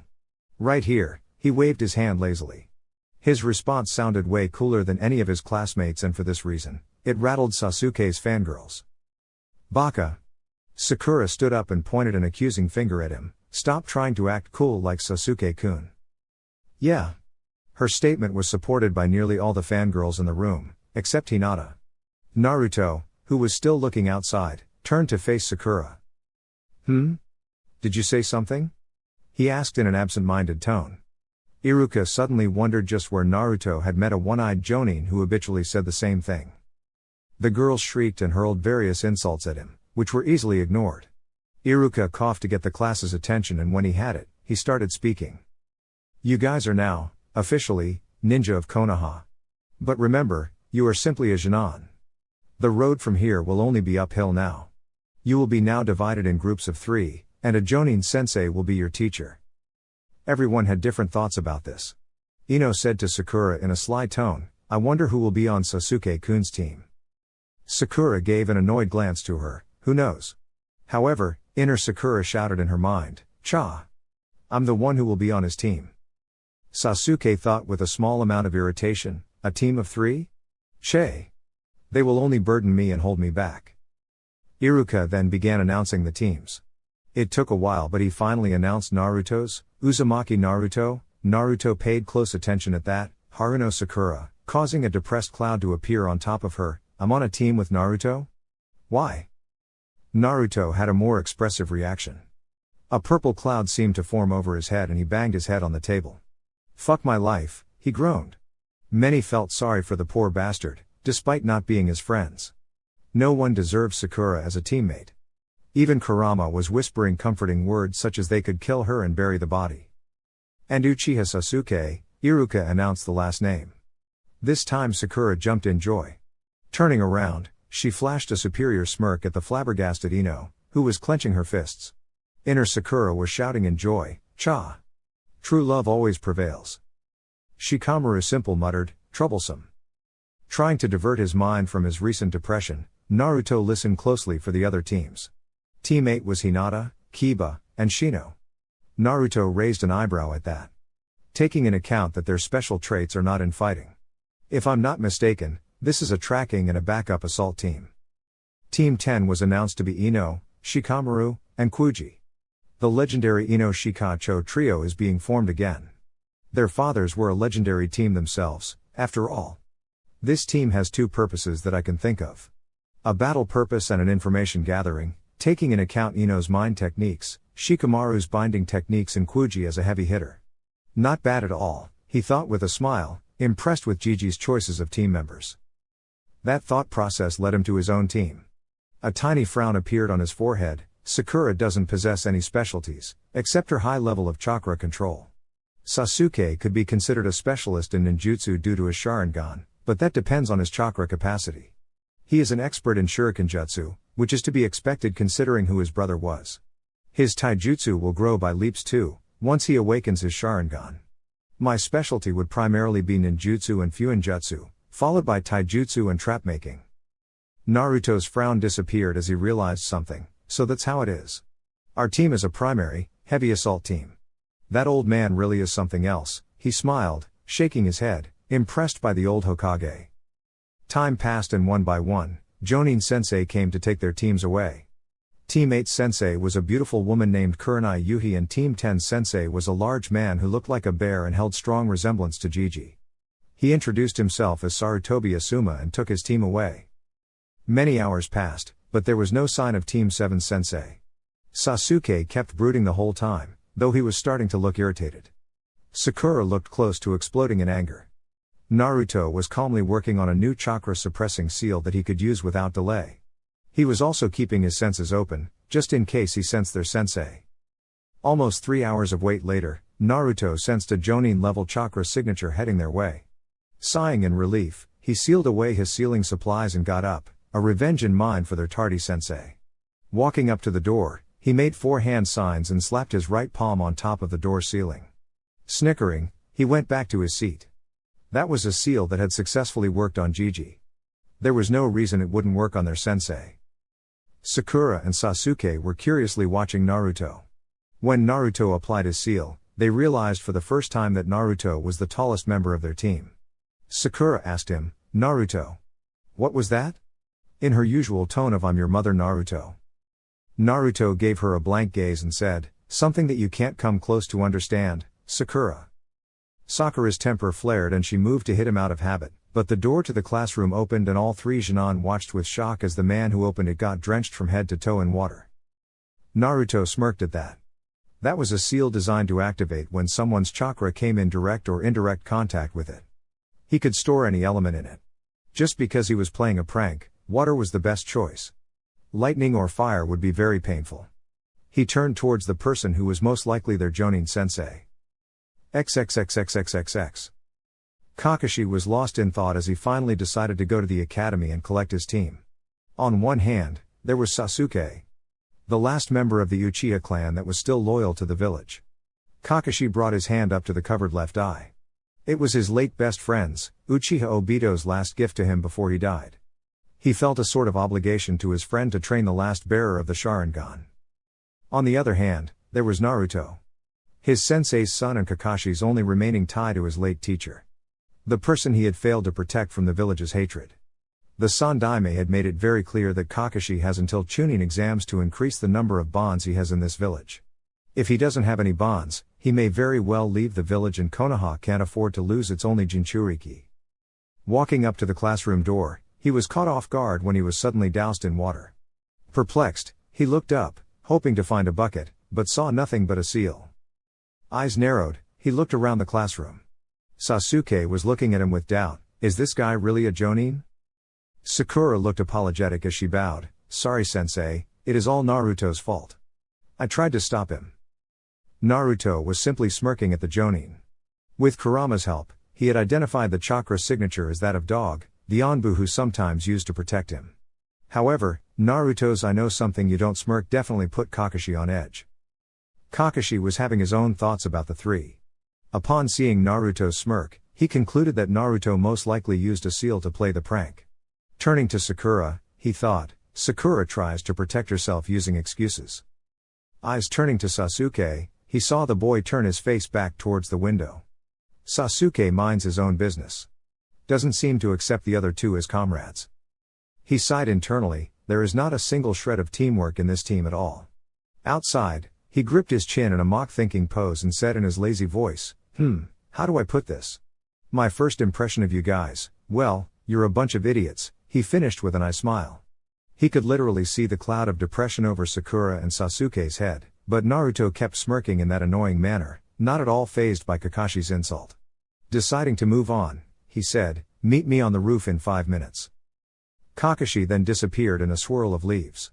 Startled by the sudden exit, Sasuke and Sakura scrambled and rushed to the roof, the latter scampering after the former. Naruto sighed. It was a good thing that he didn't have to hide his skills anymore. Grabbing the edge of the window, he swung his feet onto the wall and leisurely walked up it. Kakashi was as usual, buried nose deep in his porn when he felt it. Looking down curiously, he contained his surprise on seeing Naruto walk up to him. The boy was displaying a skill that not many people showed before graduating. "Yo sensei." Naruto waved with a smile. Kakashi had nothing to say, so he waved back, "Yo." It really made him feel like an idiot. Naruto walked past him and sat down on the steps in front of Kakashi. Just as he sat down, Sasuke and Sakura burst through the door, eyes widening when they saw Naruto had already reached ahead of them and was sitting nonchalantly. Sasuke's eyes narrowed. How did the Dobi reach ahead of me? Now that I think about it, I didn't see him following me and Sakura. So how did he get here? Sakura was in a similar state of surprise, but did not think much of it. She immediately sat down beside Sasuke, hearts in her eyes. Kakashi closed his book with a snap and said in his ever-lazy tone, "All right, why don't you introduce yourselves? You can start first, Pinkerbell." Sakura scowled at Pinkerbell and spoke up, "Why don't you go first and show us how it's done, sensei?" Kakashi pointed a finger at himself, "Me? My name is Hatake Kakashi. I have many likes and dislikes. My dreams are none of your business. And you are too young to hear my hobbies." He finished and glanced at Sakura, motioning to continue. All the three Genin sweat dropped. All we learned was his name. Sakura began speaking, "I am Haruno Sakura. She glanced at Sasuke and blushed. "My hobbies are," she blushed harder, "my dream is," she squealed this team, making Naruto shake his head in disgust. Sasuke showed no reaction. Kakashi asked, "Dislikes?" Sakura was quick to scowl, "Ino pig and baka Naruto." Kakashi thought with a resigned sigh, "I just had to get a fangirl." He motioned Sasuke to begin, "You next, Emo." Sasuke scowled like Sakura at the nickname, but spoke, "Uchiha Sasuke. I have few likes and many dislikes. I have a dream, ambition to kill a certain man and restore my clan." Sakura was looking at Sasuke with hearts in her eyes and thinking, "Sasuke-kun is so cool." Naruto was thinking, doesn't he know that to restore his clan he needs girls and for girls he needs some personality? Kakashi had narrowed his eye a little, as I had thought. He motioned for Naruto to begin, "You next, Blondie." Naruto was not at all offended at his nickname and spoke with a small smile, "The name's Uzumaki Naruto. I like ramen and spending time with Iruka-sensei. I dislike the 3 minutes it takes for ramen to cook. My hobbies are training and experimenting with Fuinjutsu. My dream," his smile became a full-blown grin, "is to become the strongest Hokage ever." Kakashi smiled slightly. His hobbies are a bit unusual, but he has certainly grown up in an interesting way. He then said, "All right. All of you are unique and have your own ideals. We will start our duties from tomorrow. But there is something that the four of us have to do first." The deadpan in his voice was unmistakable. Naruto tilted his head ever so slightly. "What would that be, sensei?" "Survival exercise," Kakashi replied seriously. "But we already did enough of it in the academy, sensei," Sakura said with a frown. Kakashi chuckled, "This time, it's different because I'm your opponent." "What's so funny?" Sasuke asked, a little irritated. "It's your reaction you hear this. Of the 27 graduates, only 9 will be made Genin. The rest will go back to the academy. As a matter of fact, the failure rate is over 66%. As Kakashi predicted, everyone's eyes went wide at that, Sakura going as far as to gaping. Kakashi laughed and said, "Told you you'd freak out." Naruto then deduced with narrowed eyes, "Then it is quite clear that the graduation test was just to select those who have the potential to become Genin, isn't it?" Kakashi raised an eyebrow. That was quite perceptive of him. "Looks like you have a lot of secrets, Naruto-kun." He easily ignored Sakura shouting at Naruto for trying to act cool like Sasuke. "Anyways, meet me on Training Ground 7, tomorrow morning 5 o'clock. Skip breakfast if you don't want to throw up." He vanished in a leaf sunshine after that. For a while, none of them moved, thinking of the man's advice. Naruto got up first, walking over to the railing. He prepared to leap over, but stopped, turning around and asking, "Hey, you want to come and have lunch, get to know each other since we are teammates now?" Sasuke snorted in disdain and walked away, Sakura following him like a puppy. She followed Sasuke's lead and shouted, "Yeah right, like anyone would want to eat with you, loser." She then engaged in her daily habit of asking Sasuke for a date. Kurama was smirking, "She's the one to talk about weak." Naruto simply replied, "It's not worth wasting our thoughts like that, Kurama. Besides, at least I tried. It's always the thought that counts." He leapt over the railing and sprinted to his usual training ground to do his training for the day. Perhaps he could even find Anko and persuade her to spar with him. XXXXXXX. Naruto laid on his bed, hands tucked behind his bed and eyes up at the ceiling. Anko was tough as usual, and she was even kind enough to let him know that he had some openings in his fighting. By that, he meant she used those openings to leave nice, big bruises. He was not worried about that though, because he had already closed those openings. Right now, he was mentally conversing with Kurama. "How much do I let loose tomorrow, Kurama? The Hiraishin is not an option. That will only be revealed in the Chunin exams and not before. You can reveal 3 or 4 jutsus that you have, but not your red lightning. You can scare Kakashi brat with your flash step though. A bit of Fuin jutsu will do as well. Oh, and make sure to use the great fireball. I want to see the look on Uchiha's face," Kurama replied after thinking for a bit, snickering in the end. Naruto ignored that suggestion. "Which means lightning jutsus are out. I can go all out in taijutsu. If I don't, Sasuke will be quick to call me out on that and I don't need any of that. Besides, it was clever of Kakashi-sensei to purposely mislead us into fighting on an empty stomach, don't you think?" He smirked. Kurama smirked in return, "Don't make the mistake of underestimating him, Naruto. Kakashi is a very strong shinobi, strong enough to be feared across all shinobi nations in the Third Great War. He is not lacking in the mental department at all." Naruto mentally nodded, acknowledging Kurama's advice. Closing his eyes, he fell into a deep sleep. Tomorrow would be interesting. Again. XXXXXXX. Glancing out of the apartment he lived in, Sasuke was thankful for the silence the night provided. "I will pass the exercise myself.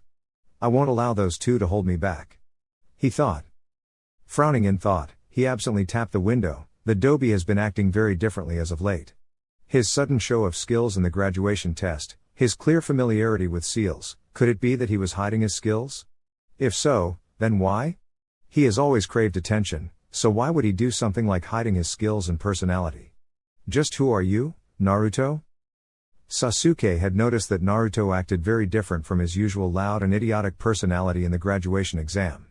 He was calm and collected, more so than Sasuke usually was. He was also understandably jealous of Naruto's newly discovered skills. Sasuke had been training his ass off since the massacre in order to become strong enough. Strong enough to kill him. Not many people had the ability to see underneath, not even Sasuke, but he could tell that Naruto was hiding a lot of his abilities. He would make Naruto tell him, because he deserved it more than anyone else, least of all the Dobi. XXXXXXX. Naruto's eyes opened at 5 o'clock, according to his body clock. "This is the time by which I am supposed to be on the training field," he thought as he got up to do his morning rituals. As he was brushing his teeth, he began thinking about Kakashi's behavior yesterday. Our sensei was late by over 3 hours to meet us and he didn't even look sorry about that. What's to say he won't do this today? He thought as he wiped his mouth. Going to the kitchen, he leisurely began preparing 4 omelets. As he cracked the eggs, he scoffed, "Skip breakfast if we didn't want to throw up?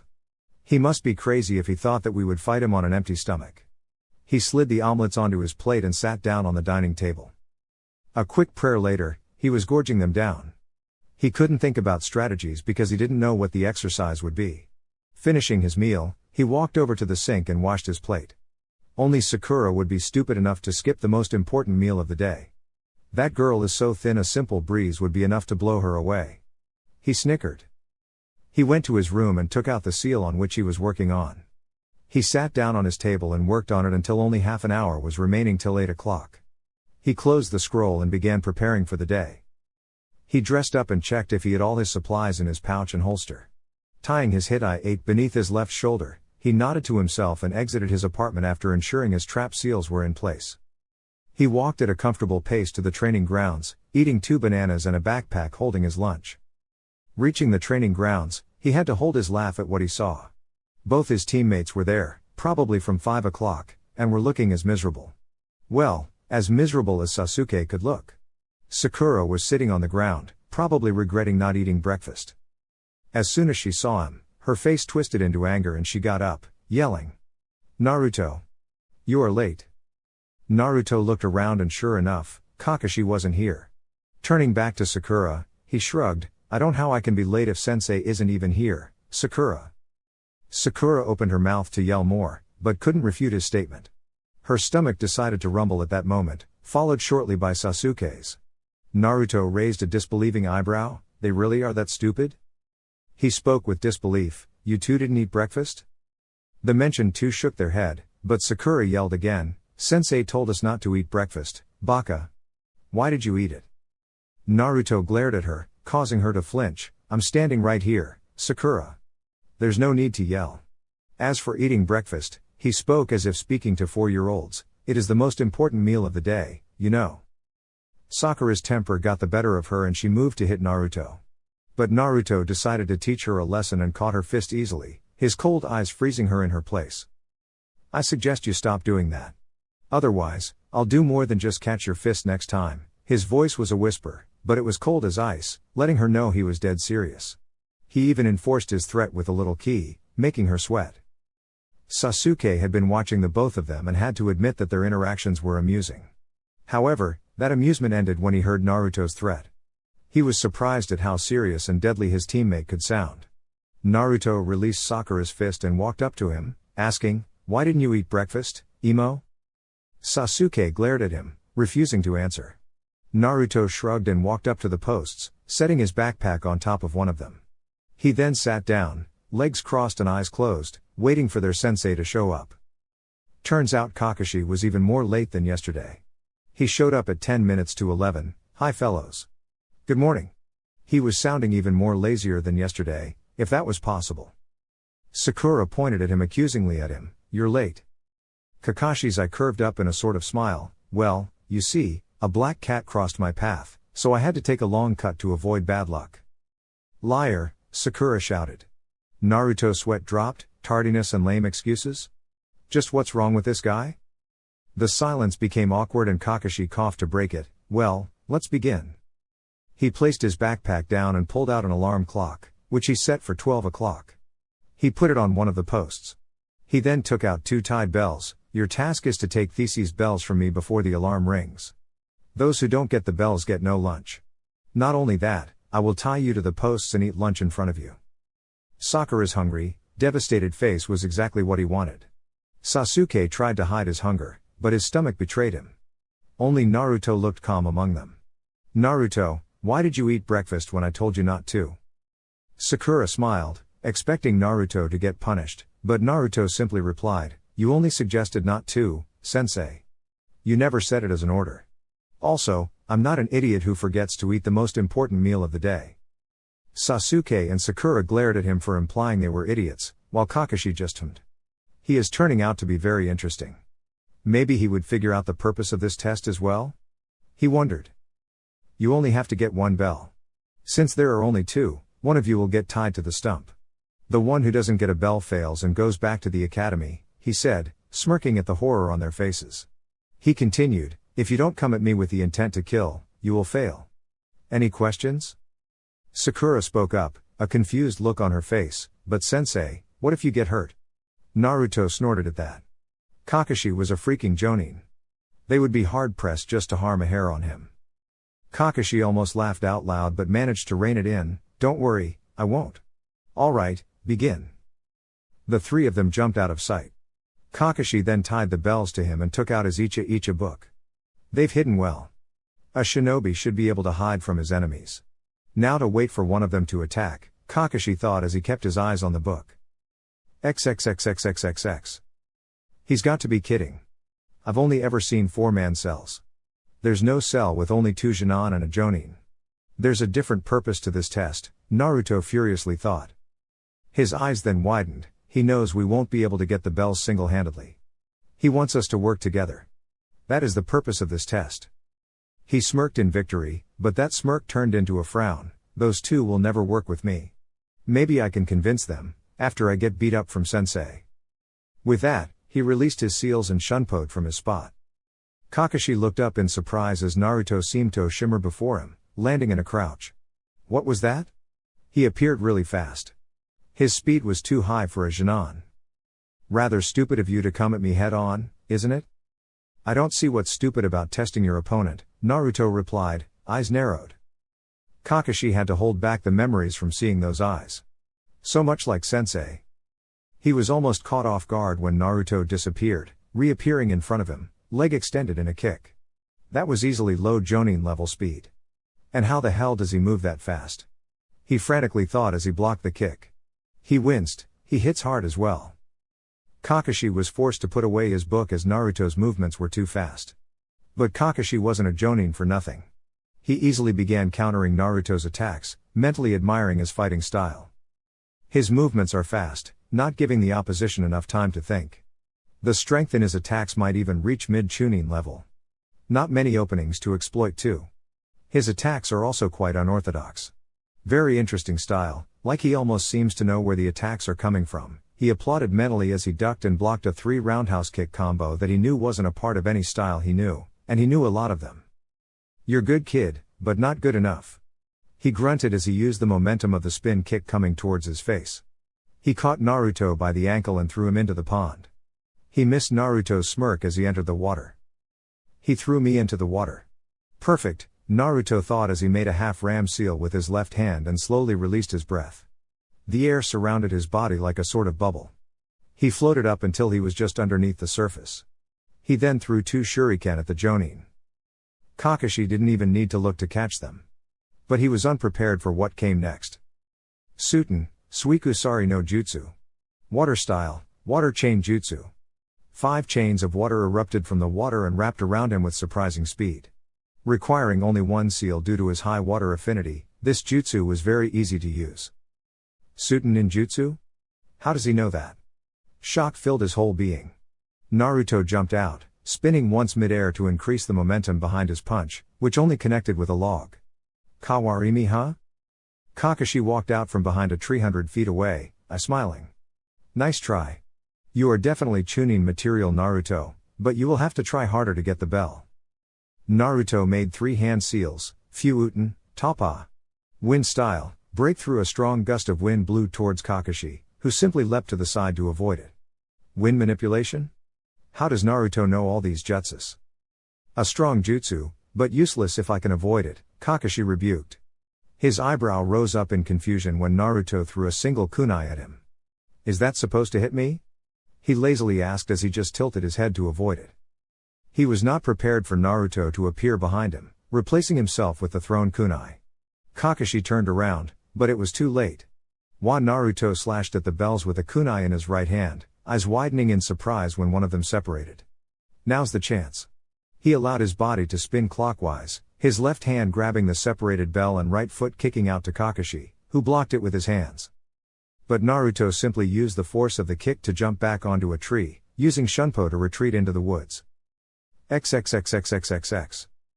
Sasuke and Sakura were shell-shocked. They were not expecting Naruto's taijutsu to be this good. He was matching their sensei strike for strike, even adding his own attacks.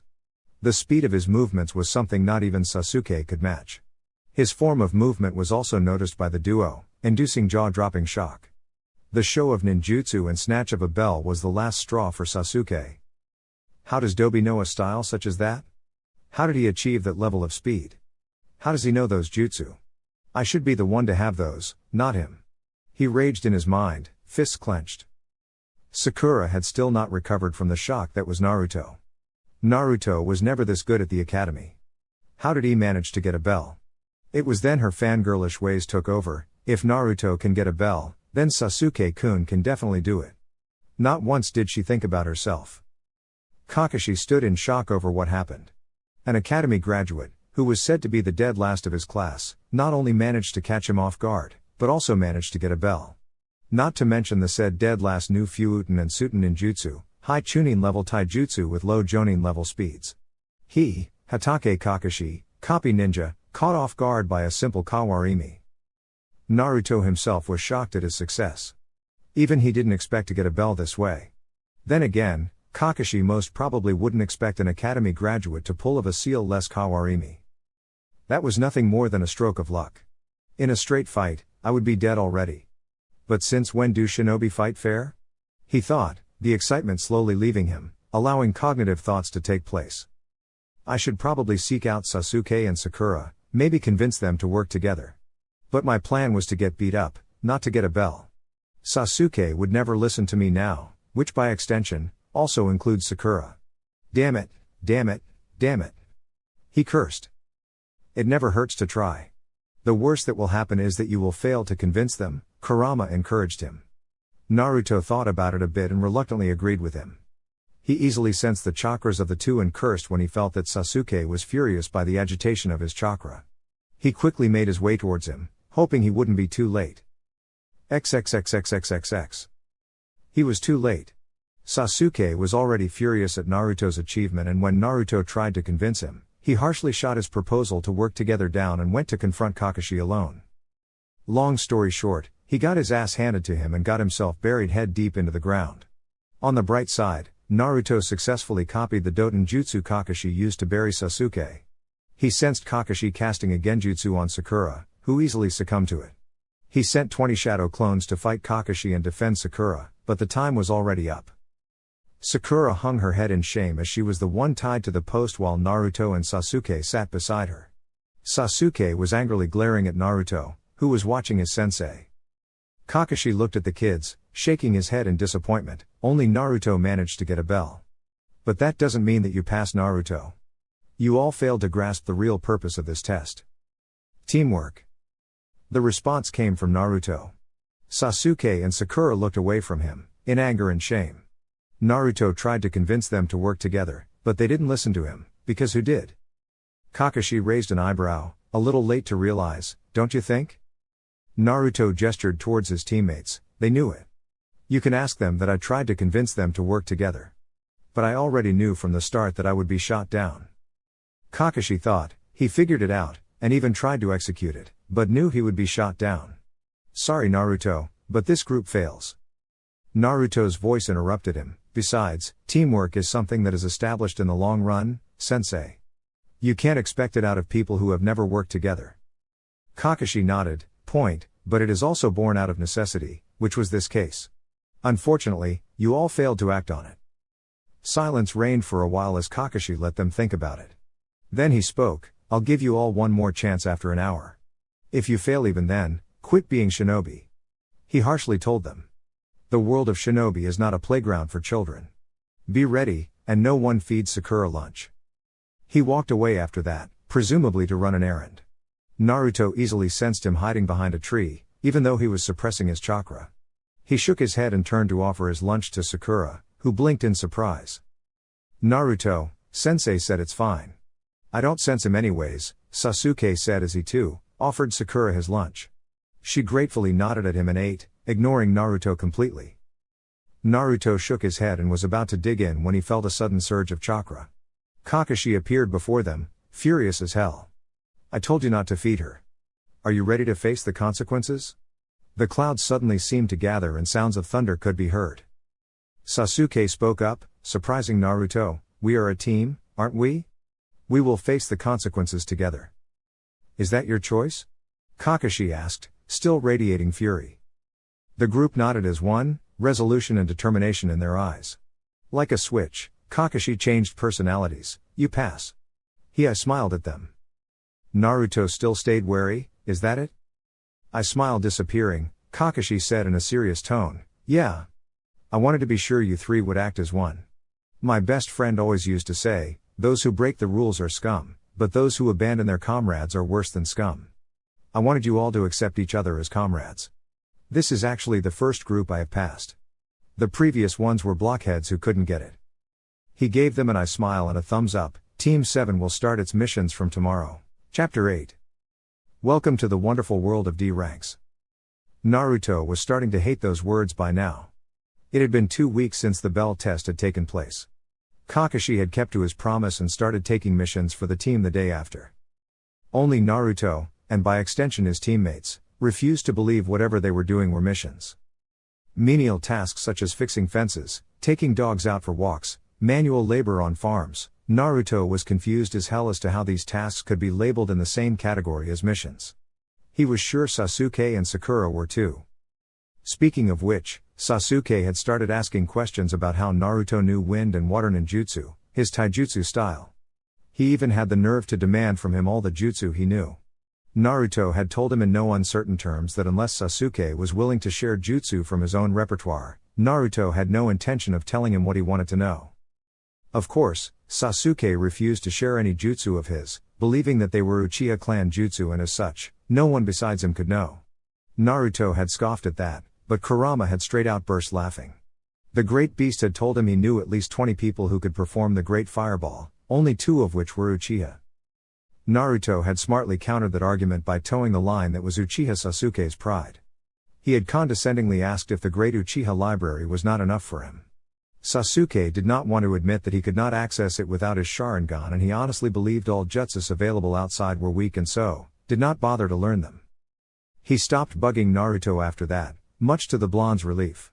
However, Sakura had started bugging him on Sasuke's behalf to get him to hand over the jutsus, saying that a loser like him does not deserve them. Naruto was quick in shutting her up, turning her own argument against her. He had smartly questioned her if she was implying he was weak. Sakura, unaware of what she was putting her foot into, scoffed and replied that she was not implying, she knew he was weak. After that, everything went smooth like butter. Naruto replied that if he was weak, then by extension, the jutsu he used were also weak. And Sasuke wouldn't love Sakura if she handed him weak jutsus, right? Sakura had adopted a worried frown at his question and seemed to come to the conclusion that he was right. She did not once question why Naruto accepted himself as weak, which was opposite of what he had displayed in the Bell test. Regardless, after mocking him some more, she went back to Sasuke, who ignored her as usual. Kakashi-sensei was also onto him, but he was a lot more cautious in his approach.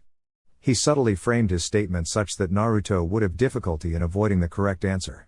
But Naruto knew that if it got out he had received training from an early age, Sasuke might throw one of his tantrums, which would then result in the civilian council removing him from the ninja program. No, thank you. Naruto, while subtle talking was not one of his strengths, decided that he would avoid talking to Kakashi outside of missions and training. Speaking of training, Naruto tried out the taijutsu simulation his father left for him. Needless to say, he was excited as hell when he fought the first level.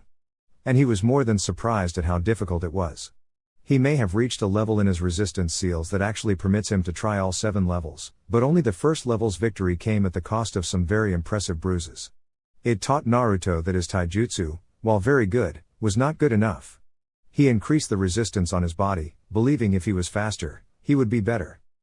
He tried the second level after a week and was pleased to note that the number of bruises he got were significantly less. A sign of improvement, he also learned a water and a lightning jutsu as well. A very interesting thing he learned about his red lightning was that it was very versatile and easy to use. He could mold it into anything with ease, almost like it was an extension of his body. But enough of that. Right now, they were on a mission. A mission Naruto had absolutely no problem in failing. The mission to capture Tora, the feudal lord's wife's cat. It was a mission that always managed to give Naruto goosebumps. He could swear on his ramen that the old man was a sadist. He could see the joy at their pain in his eyes every time the mission to capture the blasted cat was handed out. So far they had already caught it 5 times. This was the 6th. And he was ready to tear his hair out. This is Kakashi, everyone copy? Sakura here, copy. Sasuke here, copy. Naruto here, copy. Does everyone have eyes on target? Naruto responded, I have clear eyes on target. Just waiting for the go. Alright, go. A flash step later and Naruto had Tora secured in his arms. She was thrashing around, but he could care less. Got him, Kakashi-sensei. Turning to the cat, he pressed 2 fingers onto the cat's forehead and removed them, revealing a kanji for sleep. Tora fell asleep instantly. His teammates landed beside him, irritated expressions on their face which Kakashi expertly ignored and asked Naruto through radio, does it have the red ribbon on the right ear? Surprisingly, it was Sakura who replied, "Yes, Red Ribbon is there. Can we go now?" Naruto couldn't fault her for being so infuriated. He looked over to Sasuke and saw him return to his normal brooding expression, but his clenched fists told otherwise. Kakashi landed beside his team, eyes scrunched up in that annoying eye smile of his. "Well done Team 7. Capturing Tora is a success." Naruto quietly mumbled, "Again." He seriously wanted to start doing actual missions. XXXXXXX. After they returned to the mission hall, Kakashi asked for another D-ranked mission, much to his team's protests. The Sandaime scrolled through the missions. Let's see. There is a fence that needs painting, weeding to be done, dogs to be walked. How about a real mission this time, Gigi? Like a C rank? He asked the Hokage, tired of doing the chores these people called missions. Sakura was quick to scold Naruto. "Naruto. Show respect to Hokage-sama." Surprisingly, she didn't try to hit him. Must have scared her back there, he mused. "Naruto." Iruka spoke with a frown, "You can't demand missions like that. Jonin teams have to do D-rank missions for 2 to 3 months before they get qualified for C ranks. And even then they're Jonin-sensei." Hiruzen cut Iruka off with a gentle chuckle, "It's okay, Sakura-chan. He has called me that ever since he was little." Sakura's eyes widened a bit in surprise, as did Sasuke's. They didn't know Naruto was so close to the Hokage to the extent of calling the man a grandfather figure. Hiruzen turned towards Kakashi. "Kakashi, do you think your team is ready for a C-rank mission?" Kakashi thought about it a bit. Naruto, Sasuke and Sakura's teamwork had progressed at a slow rate, but he can say that their teamwork had become decent. One development worth mentioning was that Sasuke now held a one-sided rivalry with Naruto. With Naruto starting to hide less of his abilities, it became even more clearer that he had Sasuke outmatched in ninjutsu because of his wider repertoire of jutsus, not to mention that Naruto had shown he could use 3 elements and had monstrous chakra reserves due to being a Jinchuriki and an Uzumaki, easily dwarfing Sasuke's reserves. Fuinjutsu already gave Naruto an edge that Kakashi knew Sasuke would not be able to match. The Jonin suspected Naruto was hiding a lot more, but didn't call him out on it. He kept a close eye on Naruto during the D ranks, but Naruto held his edge. He didn't give the two boys any chance to spar, knowing that because of Sasuke's inability to accept someone, especially Naruto, was stronger than him would cause the spar to escalate into something much serious. Kakashi was not dumb enough to take that chance. Anyway, Naruto had unintentionally become Sasuke's reason to get stronger. Kakashi reasoned that Sasuke held his brother, Itachi, in a much higher position than Naruto and wanted to become stronger than Naruto, so he could finally kill him. Another positive development was that Sasuke didn't completely alienate himself from his teammates. He held a strange companionship with Naruto, deeming the boy tolerable. Maybe it was because Naruto had metamorphically extended a hand of friendship towards the lone Uchiha by displaying a bit of what he was capable of, and Sasuke respected those who had power. Taking all of this into consideration, Kakashi finally spoke. "Hi, I believe they are ready, Hokage-sama." All 3 Jonin had different reactions to this. Sakura sighed in relief, not wanting to do D ranks anymore. Naruto pumped his fist, exclaiming yes. Finally. Even Sasuke smirked a bit. He felt doing D ranks held him back from getting stronger. Maybe getting some real-world experience like encountering bandits and foreign shinobi would make him stronger, he mused. Hiruzen nodded and browsed through the pile in front of him. "Let's see. Found it. Simple escort and protection mission to Wave Country. Your client is a bridge builder named Tazuna who wants you to protect him until he completes building his bridge in Wave." Kakashi took the scroll. "Mission accepted, Hokage-sama." Hokage then turned to Iruka. "Send Tazuna inside." Iruka nodded and went out of the room, returning 2 minutes later with an old man wearing a straw hat and holding a bottle which obviously contained alcohol. Naruto wrinkled his nose. The odor was not pleasant at all. Tazuna looked at the team of Jonin and slurred, "These are the brats that are supposed to protect me? I paid for real ninja protection." "Funny of you to say that, considering you didn't even notice me move," a voice came from behind him. Tazuna whipped around with wide eyes, but couldn't spot the owner of the voice. "Over here, you drunkard," the same voice drawled, making the man whip around again, eyes locking onto a mop of blonde hair. Intense blue eyes stared back at him, silently mocking him and his earlier statement. Kakashi intervened before Naruto could scare Tazuna even more. "Naruto, please don't scare the client, he reprimanded in his usual lazy voice, which didn't sound like a reprimand at all. Kakashi-sensei, you're no fun at all, Naruto sighed despondently, walking back to his place beside Sasuke. Kakashi assured the builder, you have nothing to be afraid of, Tazuna-san. My Genin are among some of the best upcoming ninjas of this village. We can easily take care of a few bandits. Instead of making the man relax, Tazuna tensed up a bit at the word bandits. Naruto narrowed his eyes a bit at that. Protection from a Jonin would be enough to make anyone relax, so Tazuna tensing up didn't make sense. He's hiding, or more probably, withholding some information, Naruto. Be on your guard, Kurama advised. He too noticed Tazuna's tensing up.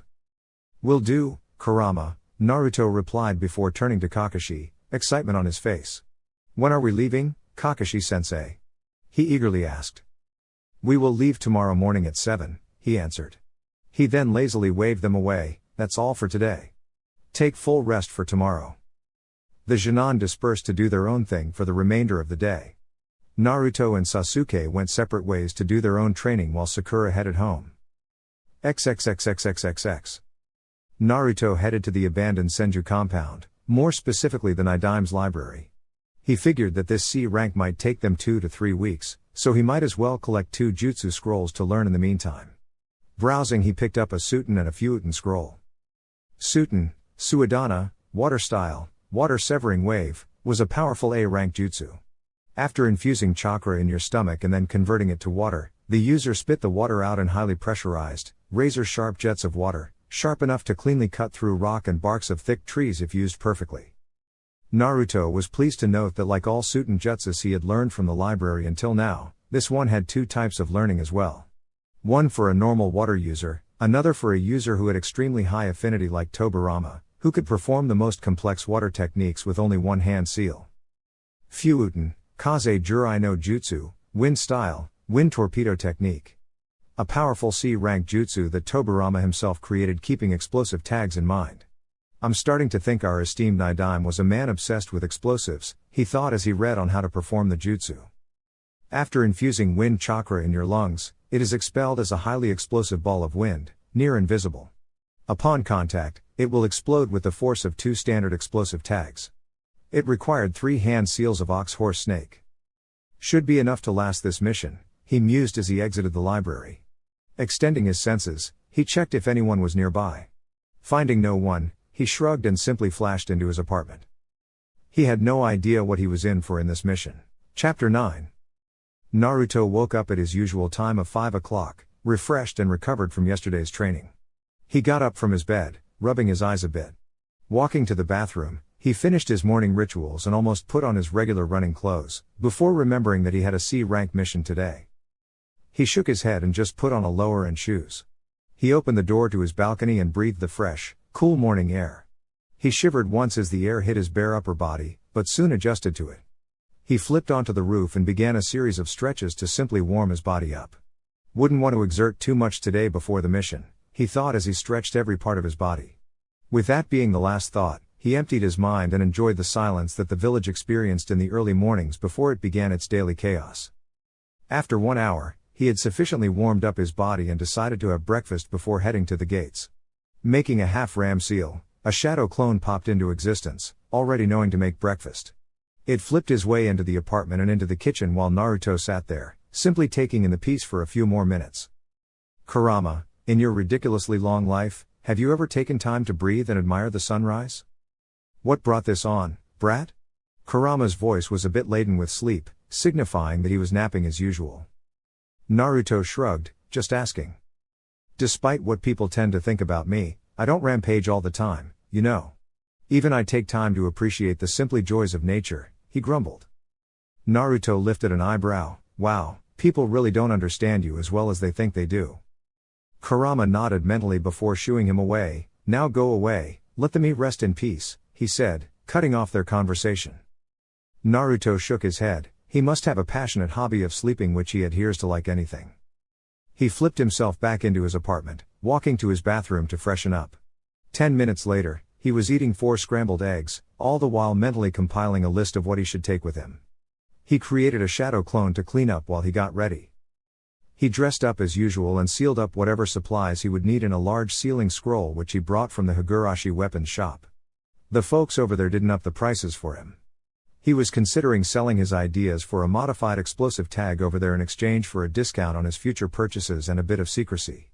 After all, he also needed those in the future. After double-checking everything, he picked up his scroll, slung it around him and walked out of his apartment. He activated the trap seals which he had designed himself. While he knew no one had any reason to come to his apartment, he couldn't help but create them, just to test himself. With that, he flashed the Hiraishin seal on top of the gates of Konoha. XXXXXXX. Kakashi, Sakura and Sasuke each had different thoughts concerning this mission. Kakashi didn't lose his sleep over it, figuring this would be a normal C-rank mission. Truthfully, he didn't think his team was ready to take on a C rank. While Naruto and Sasuke had established a sort of friendship, this would be the first time their coordination would be tested. Naruto was clearly skilled. His taijutsu was between Michunin to high Chunin level, but Kakashi suspected Naruto had some sort of seal, probably weight or resistance, on his body to increase his overall speed and strength. Naruto hit it well, but the occasional stumble in places where there was no reason to stumble gave him the idea of speed and strength increasing seals. Naruto already had an effective arsenal of jutsus at his disposal. Kakashi deduced that Naruto must have very high chakra control to perform the jutsus that he did. While he only witnessed them in the Bell test, he saw enough to put together that Naruto had no problem in ninjutsu. He also knew that he didn't have to worry about Naruto succumbing to chakra exhaustion, considering his status as Jinchuriki of the Kyuubi and an Uzumaki. Fuinjutsu was a branch of the ninja arts that not many chose to explore, considering how complex and vast it was. However, Naruto had already shown his proficiency with seals. It wasn't hard to believe that Naruto would use seals, knowing who his parents were. Sasuke was also skilled, but outclassed by Naruto. The boy had a loner personality, but had mellowed a bit in the last 2 months. Kakashi knew that the credit went to Naruto, who knew exactly how to push the Uchiha's buttons and had somehow created a bond of friendship between them. The boy's taijutsu was good, but he could only go so far without the Sharingan. Kakashi didn't worry about it, knowing that once Sasuke awakened it, he would close the gap between him and Naruto. While the Sharingan was an excellent tool to use for ninjutsu, it really depended on the size of the person's chakra reserves. And he didn't even need to speak about Sasuke's proficiency in using ninja tools. Sakura was perhaps the only problem in Team 7. Her actions leaned more towards an obsessed fangirl than a kunoichi focused on her career. She would always be asking Sasuke out for dates, leading Kakashi to consider if the girl only became kunoichi to get close to Sasuke. She wasn't physically strong, did not know any useful jutsu, proficiency with ninja tools was mediocre at best and tried to make others feel bad to make herself feel better, as was the case with her and Naruto. Thankfully, Naruto seemed to be well versed in the art of ignoring Sakura. The only good thing about her was that she had excellent chakra control and intelligence, but that was of no use to her if she couldn't find a way to apply it on the battlefield. He had only taken this C rank to show his team that the ninja world wasn't as easy and forgiving as it seemed. They hadn't even experienced their first kills, though that could change if they came across bandits. Sasuke had his normal, neutral expression on his face as he walked to the gates for his mission. His thoughts, however, were anything but neutral. Sasuke couldn't understand Uzumaki Naruto, no matter how he tried. Every time he thought he had figured Naruto out, the blonde would seemingly switch angles and leave Sasuke confused again. At first glance, he gave off the impression of a clown, but that quickly changed on the day of the graduation exam. Since then, Sasuke kept a close eye on Naruto. On the day of the Bell test, Sasuke had been outraged at the skill that was displayed by the blonde. He suspected Naruto's taijutsu was at par, if not greater than his own. But to engage in a spar with a Jonin, attacking and countering all attacks with a precision and fluidity Sasuke did not possess, was enough to ignite jealousy inside Sasuke. His ninjutsu was something Sasuke did not expect, but didn't exactly know why he was upset about it. So he didn't think much about it. Sasuke had somewhat expected Fuinjutsu and immense chakra reserves from Naruto, having read up on the Uzumaki clan and their prowess in the art. He could accept that, but that was not the most surprising thing that happened to him. He had thought that Naruto would hold a grudge against him for how Sasuke treated him at the academy, but instead of giving him the same treatment, Naruto had extended a hand of friendship towards him, telling him that he was willing to put aside the differences between them in order to work together. At first, Sasuke had refused, firm on his belief that he will be only held back. But Naruto persisted, to the point that Sasuke agreed if only to get him to shut up. And it was, alright, to work with him. Naruto invited him to occasionally have ramen with him at Ichiraku's. Sasuke had accepted every time, desperate to piece together the puzzle of Naruto. They usually talked about their training schedules, more like Sasuke wanted to know how Naruto became so strong. They talked about their childhoods, surprising Sasuke just how similar they were. Sometimes, they just complained about Sakura, with Naruto rambling and Sasuke pitching in every 5 minutes. And the weird thing about these meetings, it became easier to talk to him every time. Sasuke was now pretty sure that he did not consider Naruto as a weakling to be dismissed at the first glance, but rather as a scale to measure himself against. He respected him, he wanted to become as strong as Naruto, in hopes that he would surpass him and finally become powerful enough to kill his brother. He had accepted Naruto as a comrade, for now. Sakura happily made her way to the gates, Sasuke being the main thought on her mind. She was sad how Sasuke always denied her a date, but kept her spirits high, just in case he decided to accept the next time. But in the past 2 months she had spent with her team, she was witness to some rather troubling developments. The first was that she was forced to accept that she could not use Naruto as a step to boost her confidence anymore. He had made it very clear that he would not tolerate her picking on him anymore.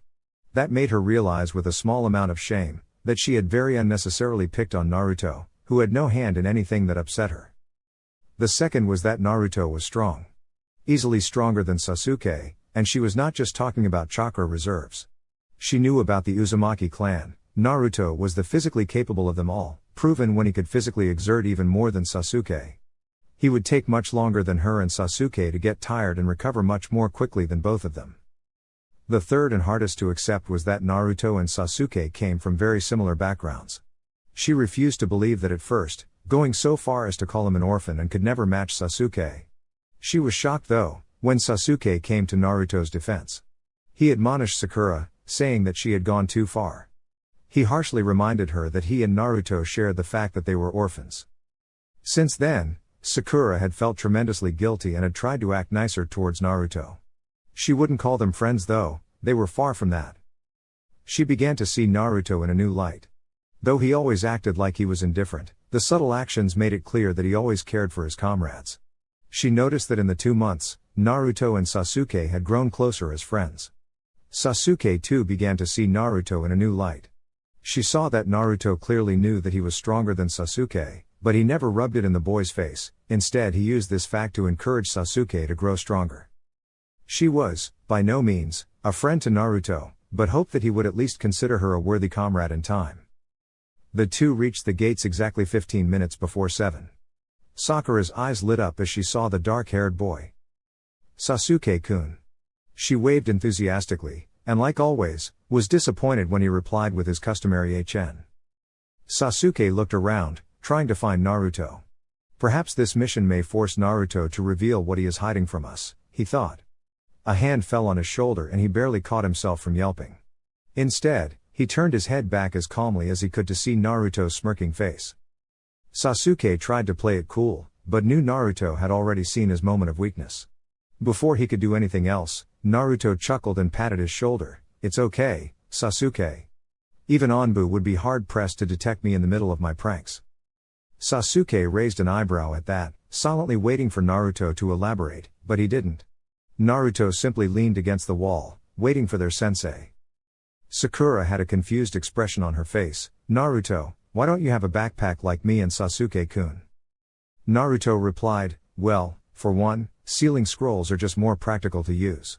It takes time to take off your backpack, and rummage through everything to find what you need. All you need to do in a sealing scroll is unroll it, push chakra into the required seal and voila. So much quicker than backpacks, don't you think? Also, I modified this scroll to suit my needs. I trust my creation more than anything else." "That's an interesting outlook, Naruto." The three Genin turned around to see Kakashi and their client coming. Tazuna was still drinking, but he didn't seem as drunk as he was yesterday. Kakashi looked at Naruto. "While your logic isn't wrong, it is a bit unconventional for shinobi to use sealing scrolls instead of backpacks. However, if it works for you, I have no problem with it," he finished, shrugging in the end. Turning towards his other two students, "Are you two ready?" Seeing them nod, he turned to their client. "Let's go, Tazuna-san." XXXXXXX. They had left the gates over 4 hours ago. 4 hours of torturous silence. While Naruto appreciated silence, 4 hours of traveling with someone and not talking at all felt really awkward. He would talk with Tazuna, but nothing came to mind about what to talk. Talking with Kurama wasn't an option, the fox was easily snoring away. Sakura seemed to sense the awkwardness as well, and she did not have the same problem as Naruto of finding a topic to talk about. Tazuna-san, you are from Wave Country, right? Tazuna turned his head towards her. Yeah, what about it? Do you have a ninja village in that country? Surprisingly, it was Kakashi who answered, actually, Wave does not have a ninja village. Each of the elemental nations has their own hidden shinobi villages. But the smaller countries don't have the resources to fund, let alone maintain their own hidden village. Budget, people, missions, there are so many resources to account for that the smaller nations can't afford. So they prefer to hire ninjas from other countries. Naruto only paid half attention to the explanation, the other half of his attention focused on the puddle to the side of the road. It looked so out of place on the sunny day that a word automatically rang through his mind, trap. He glanced at Kakashi-sensei, who had also seen the puzzle and figured out it's a genjutsu. He nudged Sasuke, motioning him to glance at the puddle. Sasuke raised an eyebrow for he didn't understand what Naruto was trying to imply, but it suddenly clicked after a moment. He nodded as thanks to Naruto who nodded back. They subtly repositioned themselves in front of Tazuna. As soon as they passed the puddle, Naruto's sense of danger buzzed loudly and he called out, "Watch out!" He and Sasuke both jumped back in time, but Kakashi was apparently too slow to react. Two ninjas jumped from the puddle and attacked Kakashi with a bladed chain, tearing him to shreds. At least that's what Sakura and Sasuke saw. Naruto's senses were fast enough to follow the Kawarimi followed by a minor genjutsu. One down, the one on the right declared. They both then turned their attention towards the Genin. Sakura, guard Tazuna, Naruto shouted. He then turned his attention towards the one who was closing in on him. Holding a half-ram seal, a shadow clone popped up beside him. Together, they both held kunai in their hands, reverse grip and coated with wind chakra. Due to his excellent chakra control and the chakra conducting metal of the kunai, the wind chakra got shaped like a second and a longer skin to the kunai. Not wasting any time, both of them engaged the ninja from different sides. The ninja scoffed and tried to use his chain, but both the Narutos easily dodged it. One of them attacked the chain while the original attacked the ninja. The ninja, whose eyes were wide after seeing the wind chakra on the kunai, was sufficiently distracted with trying to hold of the clone from cutting his chain off. Naruto took advantage of this and executed a diagonal slash along the torso of the ninja. The wind chakra easily tore through and made a deep cut. Not enough to be fatal, but deep enough to hurt. The ninja cried out in pain and instinctively held his left hand to the cut. The clone took full advantage of the opening and hit the back of the ninja's head with the blunt head of his kunai, rendering him unconscious. Naruto and his clone smirked down at the fallen ninja and bumped fists, the action causing the clone to disappear. He looked over to Sasuke, who was about to clash with his opponent, a kunai and shuriken in hand. But before he could do that, a hand appeared in the ninja's path, right in front of his throat. Needless to say, Kakashi's block easily knocked out the ninja cold. Smiling at his students, he said, "Good job on taking him out, Naruto. You too, Sasuke, keeping the enemy away from the client. Sorry Sakura, I didn't know you would freeze up like that." He tied up the two ninja against a tree. He missed the frustrated look on Sasuke's face, which turned into jealousy as he gazed at Naruto, who was watching Kakashi. He was easily able to knock out the ninja in less than half a minute. Why couldn't I do that? I got stuck in engaging the ninja instead of trying to take him out as quickly as possible. He clenched his fists in agitation. Kakashi explained, "These guys are known as the Demon Brothers. They are rogue chunin of Kirigakura no Sato. They are, somewhat dangerous." Tazuna looked scared out of his wits. "If you were not skewered to pieces, why did you let your Genin handle them?" Kakashi smiled, "I had to test them how they would perform in the field. Besides, I had to find out who they were attacking. Us because of the grudge between our villages, or you," he finished with a serious expression. At that moment, the ninja with one horn, the one whom Naruto had knocked out, seemed to wake up. He groaned in pain. "How, did you know, we were going to attack?" Naruto spoke up before Kakashi could. "A puddle on a completely sunny day, added to the fact it hasn't rained in weeks. Well done, genius," he sarcastically clapped. Sakura let out a light giggle at this. Naruto's snark was funny when it was aimed at others. Kakashi narrowed his eye at Tazuna. We need to talk. Tazuna adopted a nervous expression. About what? It was stated in the mission scroll that you needed protection from bandits, not rogue ninjas. Especially from Kirigakure, where the ninjas complete their missions, no matter the cost. Why would they be after you? His tone was light, but the suspicion was heavy. Unless they were hired specifically to take you out, Naruto added his 2 cents, pointing at Tazuna. Tazuna tried to think up an excuse, but it was already too late. With a resigned sigh, he asked them, have you heard of a man called Gato? Kakashi questioned with a thoughtful frown, do you mean one who is among the richest men in the nations? That Gato? I've heard of him, Naruto stated. Kakashi raised an eyebrow, silently asking to elaborate. He is the owner of a shipping company. When I last read about him, he was among the top 15 richest in the nations. Suspected for criminal activity, but no proof, he said with his arms crossed. The very same, Tazuna agreed. Though now he is among the top 5. He came to Wave Country a bit more than 2 years ago. First we didn't think anything about it, but soon he had bought up all the shipping industry of our nation. You see, Wave Country is an island, so we are dependent on the shipping to get goods. But that wasn't the worst part. He used his monopoly to drain the country dry. The people live in poverty. Many lost their houses to Gato. Whoever protested is killed. He takes what he wants with his hired thugs, making sure nobody dares to oppose him. His shipping business covers his criminal activities. He deals with drugs, alcoholics, rare goods, even slaves. Everything and anything that brings him money. The only thing he fears is the bridge I'm building. If I finish my bridge, his monopoly will be rendered obsolete and our country will be back in business because we will be connected to the mainland. So why didn't you just tell the truth to Hokage-sama? Kakashi glared at him. Tazuna threw his hands up. I couldn't. Wave Country has been sucked dry. We don't have enough money to pay for more than a C-rank mission. Kakashi shook his head. While that is sad, you had no right to lie to the Hokage. This mission is now at least a B rank, requiring a team of Chunin and Jonin. This is not a job my Genin are suited to perform. Glancing at his students briefly, he said, but as they are ninjas of Konoha, they have a say in this as much as I do now. He then turned to his students, what do you think we should do? Naruto was the first to answer. Protocol dictates that during times like these, the assigned Genin team is to immediately abandon the mission and report back to the village for reassignment. Sasuke glared at Naruto, but before he could speak Naruto continued, but I say we continue, Kakashi-sensei. This mission is not just about Tazuna wanting to save money. A whole country is about to lose the last shreds of its economy because of one man who wants too much. Surprisingly, Sasuke brought up a good point, and we can't afford to let people think that Konoha will let a country fall to such a man. I say we continue, Kakashi-sensei. Kakashi looked at the 2 Genin and then at Sakura, who still looked a bit scared. What about you, Sakura? Sakura looked less scared than before, but still scared. I say we go forward, Kakashi-sensei. Kakashi gazed at her a moment longer. He sighed and then said, very well, let's go. They missed Tazuna's sigh of utter relief. XXXXXXX. Naruto put seals on both the brothers' foreheads, putting them to sleep.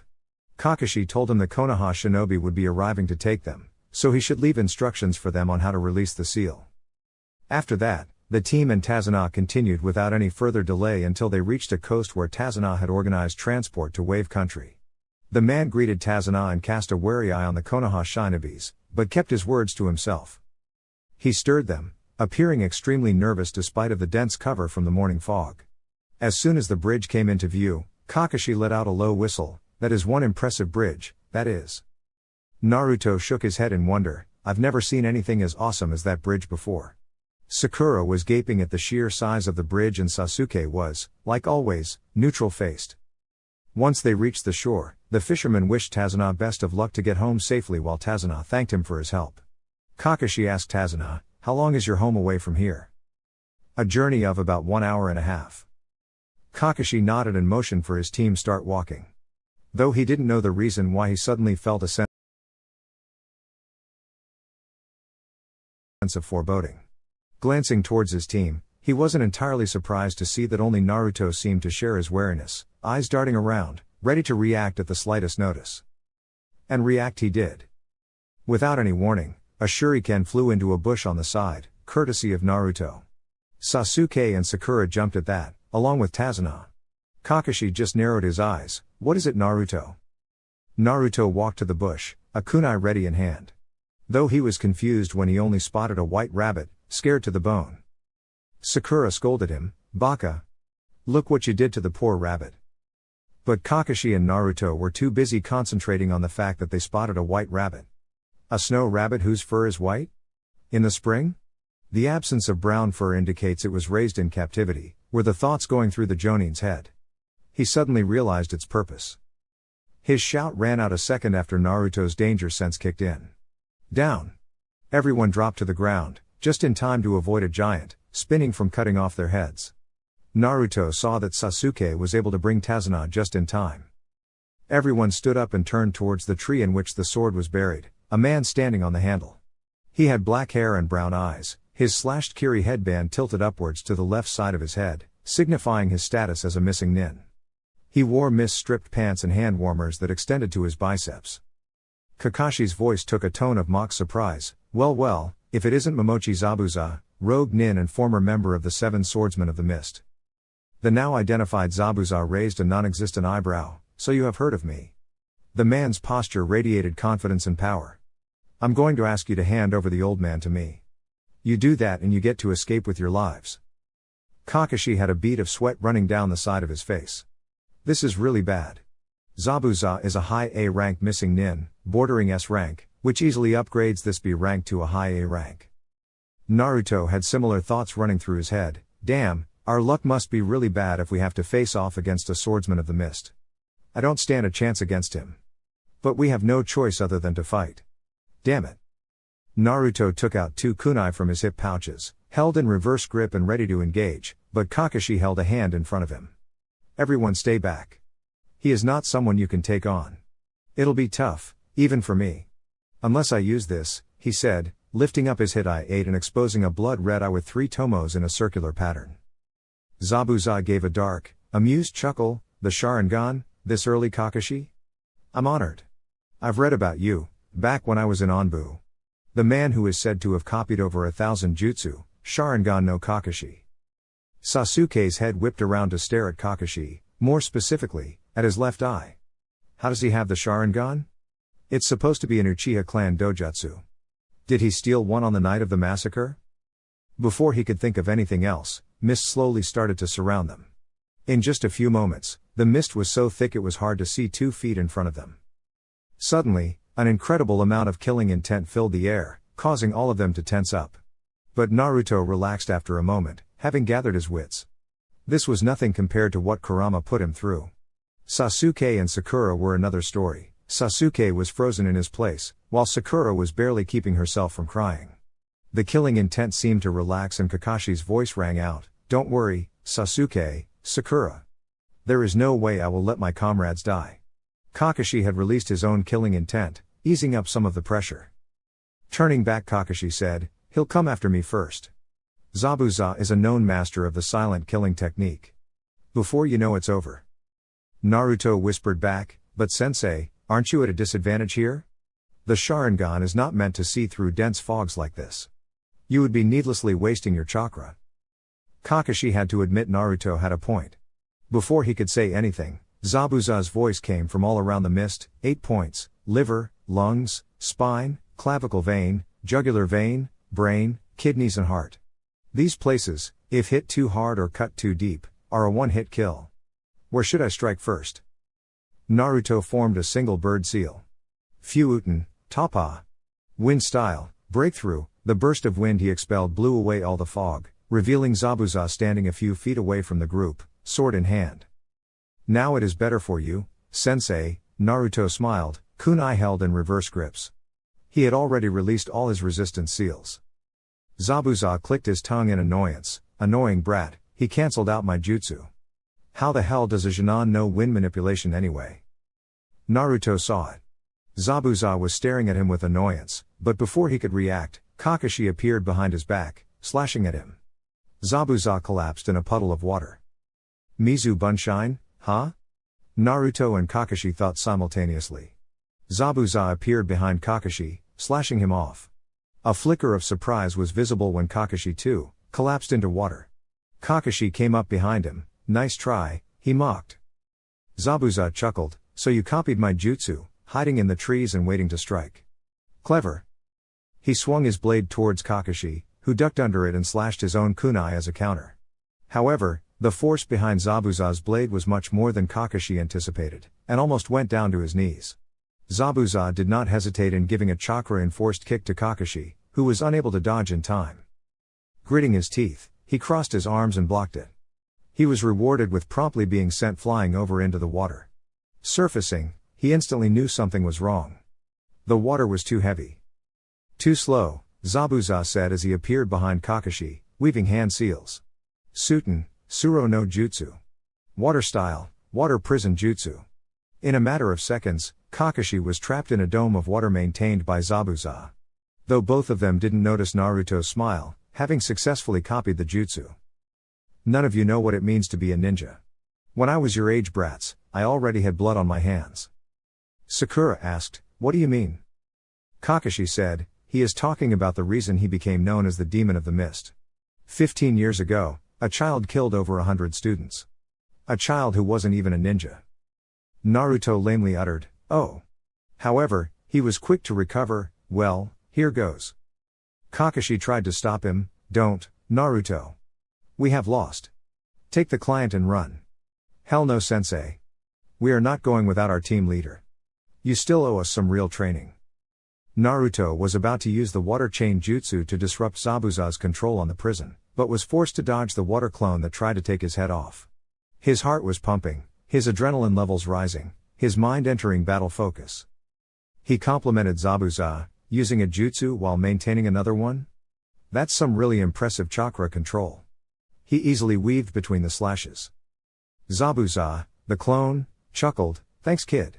You aren't too bad yourself, dodging my strikes like that. Naruto flipped back, putting some distance between him and the clone.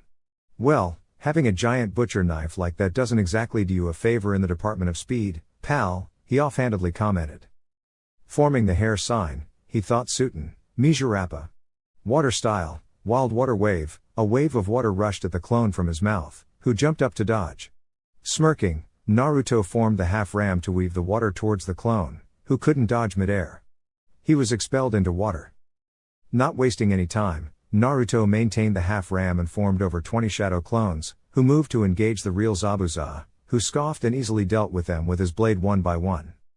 While this was happening, Naruto took the opportunity to shake Sasuke out of his stupor.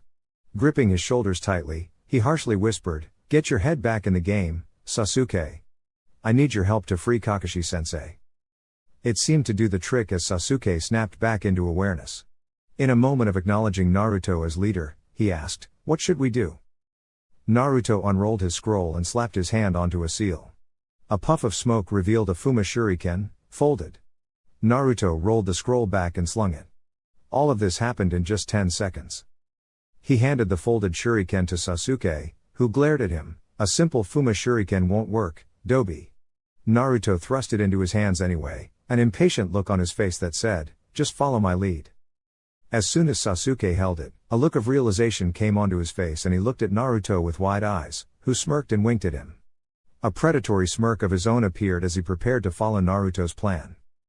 Zabuza had just finished off the clones when he spotted the Uchiha holding a Fuma Shuriken and running at him. The brat leapt impressively high and threw it at him. Zabuza was not impressed. He simply plucked the shuriken from air as if catching a frisbee. "Is that all you can think of, brats?" Suddenly, another shuriken appeared, hidden in the shadow of the first. Zabuza scoffed angrily, "You are underestimating me, brats. Still not good enough." He simply jumped over the shuriken, his other hand still maintaining the water prison. "Got him," Sasuke murmured with a smirk as Naruto beside him disappeared into smoke. Zabuza's eyes widened as he heard a poof behind him, seeing the second shuriken turning into Naruto, who had a kunai in hand. Naruto figured with a tiny smirk that just throwing a kunai won't do the job, so he would let loose the flying thunder god just this once. The kunai he was holding had his jutsu shiki on the handle. Just to maintain the appearance of a kawarimi, he had another kunai ready. He threw the kunai with his formula towards Zabuza, who cursed mentally. "I can't dodge that unless," He released his hold from the water prison, jumping to the side. Just as the kunai cut Zabuza, Naruto threw the normal kunai a little bit upwards beside him and vanished in a blue flash, holding the handle of the marked kunai in his left hand. Spinning midair once, he landed a clean, open palm thrust into Zabuza's chest, who was too stunned at the fact that Naruto appeared in front of him in an instant. The purpose of the thrust was not to injure, but rather to mark Zabuza, so he would know where he is. Still, Zabuza skid back a few feet from Naruto, who landed on the water. Zabuza glanced to where Naruto had thrown the kunai from. He saw the kunai buried in a rock over there. Was that Kawarimi? No, if it was, the brat wouldn't snatch the kunai midair, but would appear with the kunai. Just what was that? His thoughts were spinning furiously as he gazed at Naruto, who was now holding two kunai in reverse grip, dark blue wind chakra sharpening them into mini swords. He can use Fuuten and Suten ninjutsu, has enough chakra to use the shadow clone jutsu without worry, his chakra control is good enough for him to water walk, and he can use wind chakra to sharpen his kunai? Is he a Genin for real? He dashed towards Naruto, who prepared to flash step away and if necessary, defend himself. That's enough from you, brat. Just as he was about to stab Naruto, he was blocked by none other than Kakashi. He had halted the sword using a reverse-gripped kunai, rage swimming in his eyes. You've got some nerve. The whisper was deadly enough that even Naruto shivered a bit. He was not only angry at himself for making a rookie mistake and getting himself caught, but the man had the gall to attack his Genin. Your trick won't work twice, Zabuza, he promised the man, slowly. Without turning his gaze away, he spoke to Naruto. Brilliant plan, Naruto. Distracting Zabuza by getting Sasuke to help you. Excellent job. Zabuza tisked. I lost concentration for a moment and cancelled the technique. Don't give yourself too much credit. You were forced to cancel it, Kakashi's sharp voice cut it. Naruto nodded and seeing his work was done, he put the kunai away and flash stepped back to Sasuke, who jumped a bit at his suddenness. He observed Kakashi, who had jumped away from Zabuza and was using the power of the Sharingan to its full effect. Immediately, he put his index and middle finger into the water, eyes on Kakashi's hands and senses on his chakra. He carefully sensed how chakra was being molded inside Kakashi.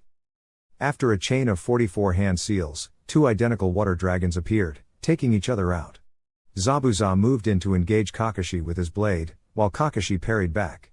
They continued this for 2 minutes, after which Zabuza jumped back, starting a new series of hand signs. Kakashi wasted no time in copying them, and Naruto wasted no time in using his own style to copy Kakashi. Sasuke was in a daze, seeing the power of the Sharingan so close. Did he really copy all the hand seals? My moves. He is, Zabuza thought, before they were interrupted. Reading them, Kakashi said, finishing Zabuza's thought. Did he read my mind? He is. Really pissing me off with that damn eye of his. Kakashi finished, for Zabuza. Continuing to copy Zabuza's hand signs. Continuing with his hand seals with Kakashi copying Zabuza, the man yelled, all you're doing is copying me. You can't beat me with those cheap circus tricks, you monkey bastard. Kakashi, yelling the same thing, continued to copy hand signs. Zabuza came to a slight stop, seeing an image of himself behind Kakashi. What is that, a genjutsu? Zabuza thought. His slight falter cost him the victory as Kakashi finished the jutsu ahead of him, Suten, Daibakufu no Jutsu. Water style, giant vortex jutsu. Literally, a giant vortex formed around Kakashi, much larger than his body. It approached Zabuza at incredible speeds, who was unable to do anything. It slammed into him, and he was washed away like an insect under the force of the jutsu, slamming roughly into a tree and leaving him dazed. Kakashi approached Zabuza with a kunai in hand, intent on finishing him off. Groaning in pain and bracing himself for his death, Zabuza asked him, can you see the future? Kakashi answered, yes, and your future is death. Naruto's sweat dropped. What a corny guy. Just as Kakashi was about to finish the job, two senbon came out of nowhere, hitting Zabuza in the neck. The man fell to the ground with a thud. All of them looked around to spot where the senbon came from, but Naruto pointed towards a tree, from which came a soft chuckle. A masked person was standing on a branch. Looks like you were right. The person had long black hair along with a slender frame. The outfit was Kirigakure pinstriped, which stopped at his knees. There was a brown sash around the waist with a tail, wrapped around twice. But the most identifying thing about the person was the mask they wore.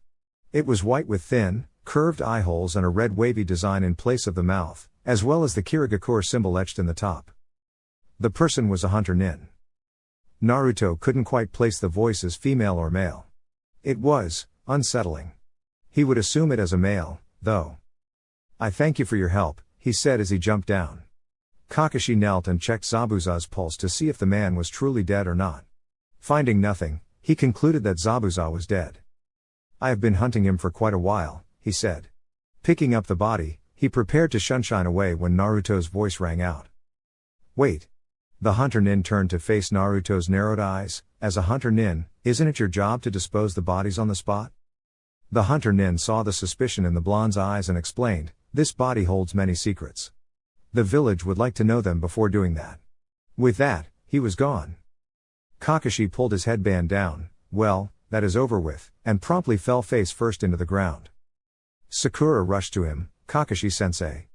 She turned him over to see that his eye was closed.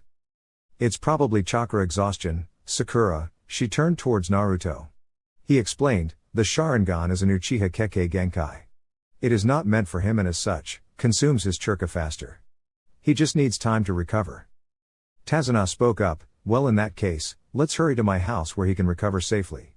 Naruto nodded and created 3 shadow clones. One of them hinged into a stretcher while the other 2 put the exhausted Jonin on it and started walking. Sasuke walked beside Naruto. "Hey Naruto," the said boy looked at him, "how did you know about the demon brothers before they attacked us? And what was that earlier, putting your fingers in the water?" Naruto turned to him, confused, "Haven't I told you before that I am a censor?" Sasuke's eyes immediately narrowed at him. "What?" Naruto sighed, "This will take a while. XXXXXXX. Meanwhile, back in the village, the Sandaime was sitting in the meeting room with the Shinobi Council on one side and the Civilian Council on the other. The 3 elders, Homura, Koharu and Danzo stood on his right side. A civilian spoke up, "Why have you called this meeting, Hokage-sama?" Hiruzen did not reply to this, eyes closed, an expression of deep thought. At last he spoke. "Do you all, especially the Civilian Council," he glared at the mentioned council, "know why the Civilian Council was established by my sensei, Nidaime-sama?" There was no answer from both the sides, but the elders and Shikaku seemed to grasp the true purpose of the meeting from the question. Koharu moved forward, "Hokage-sama, you can't." She was silenced with a wave of killing intent. It made one thing very clear in everyone's heads: he is in a bad mood today. To assist the Shinobi Council in times of war. Last I checked, Konoha hasn't been at war for the last 15 years. Therefore, your entire existence is debunk.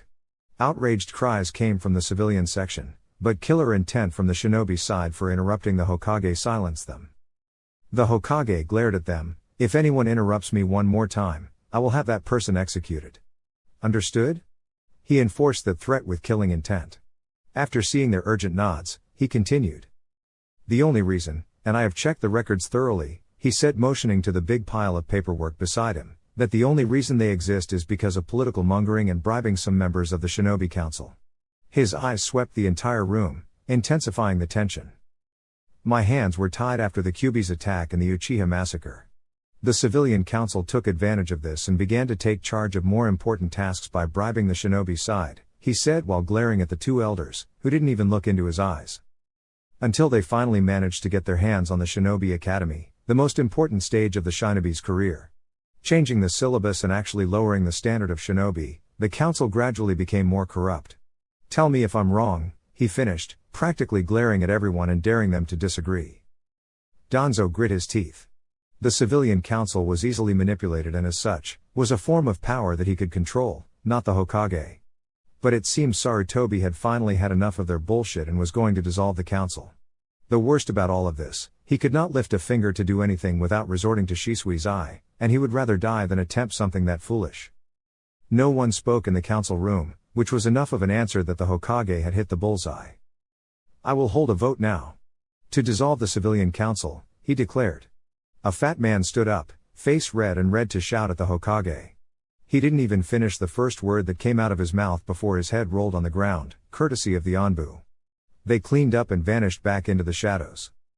Suddenly seeming to remember something, he turned to the elders. "Before I commence the vote, the elders will not be voting, seeing that their position only allows them to advise and as such, have no say in any final decision made by the Hokage. Koharu and Homura had a defeated posture. Heads down, shoulders sagged, an aura of dismay. Danzo simply stared ahead, not showing any emotions. Sarutobi had caught them totally unawares with this maneuver. All against dissolving the civilian council on basis of the charges that I have read.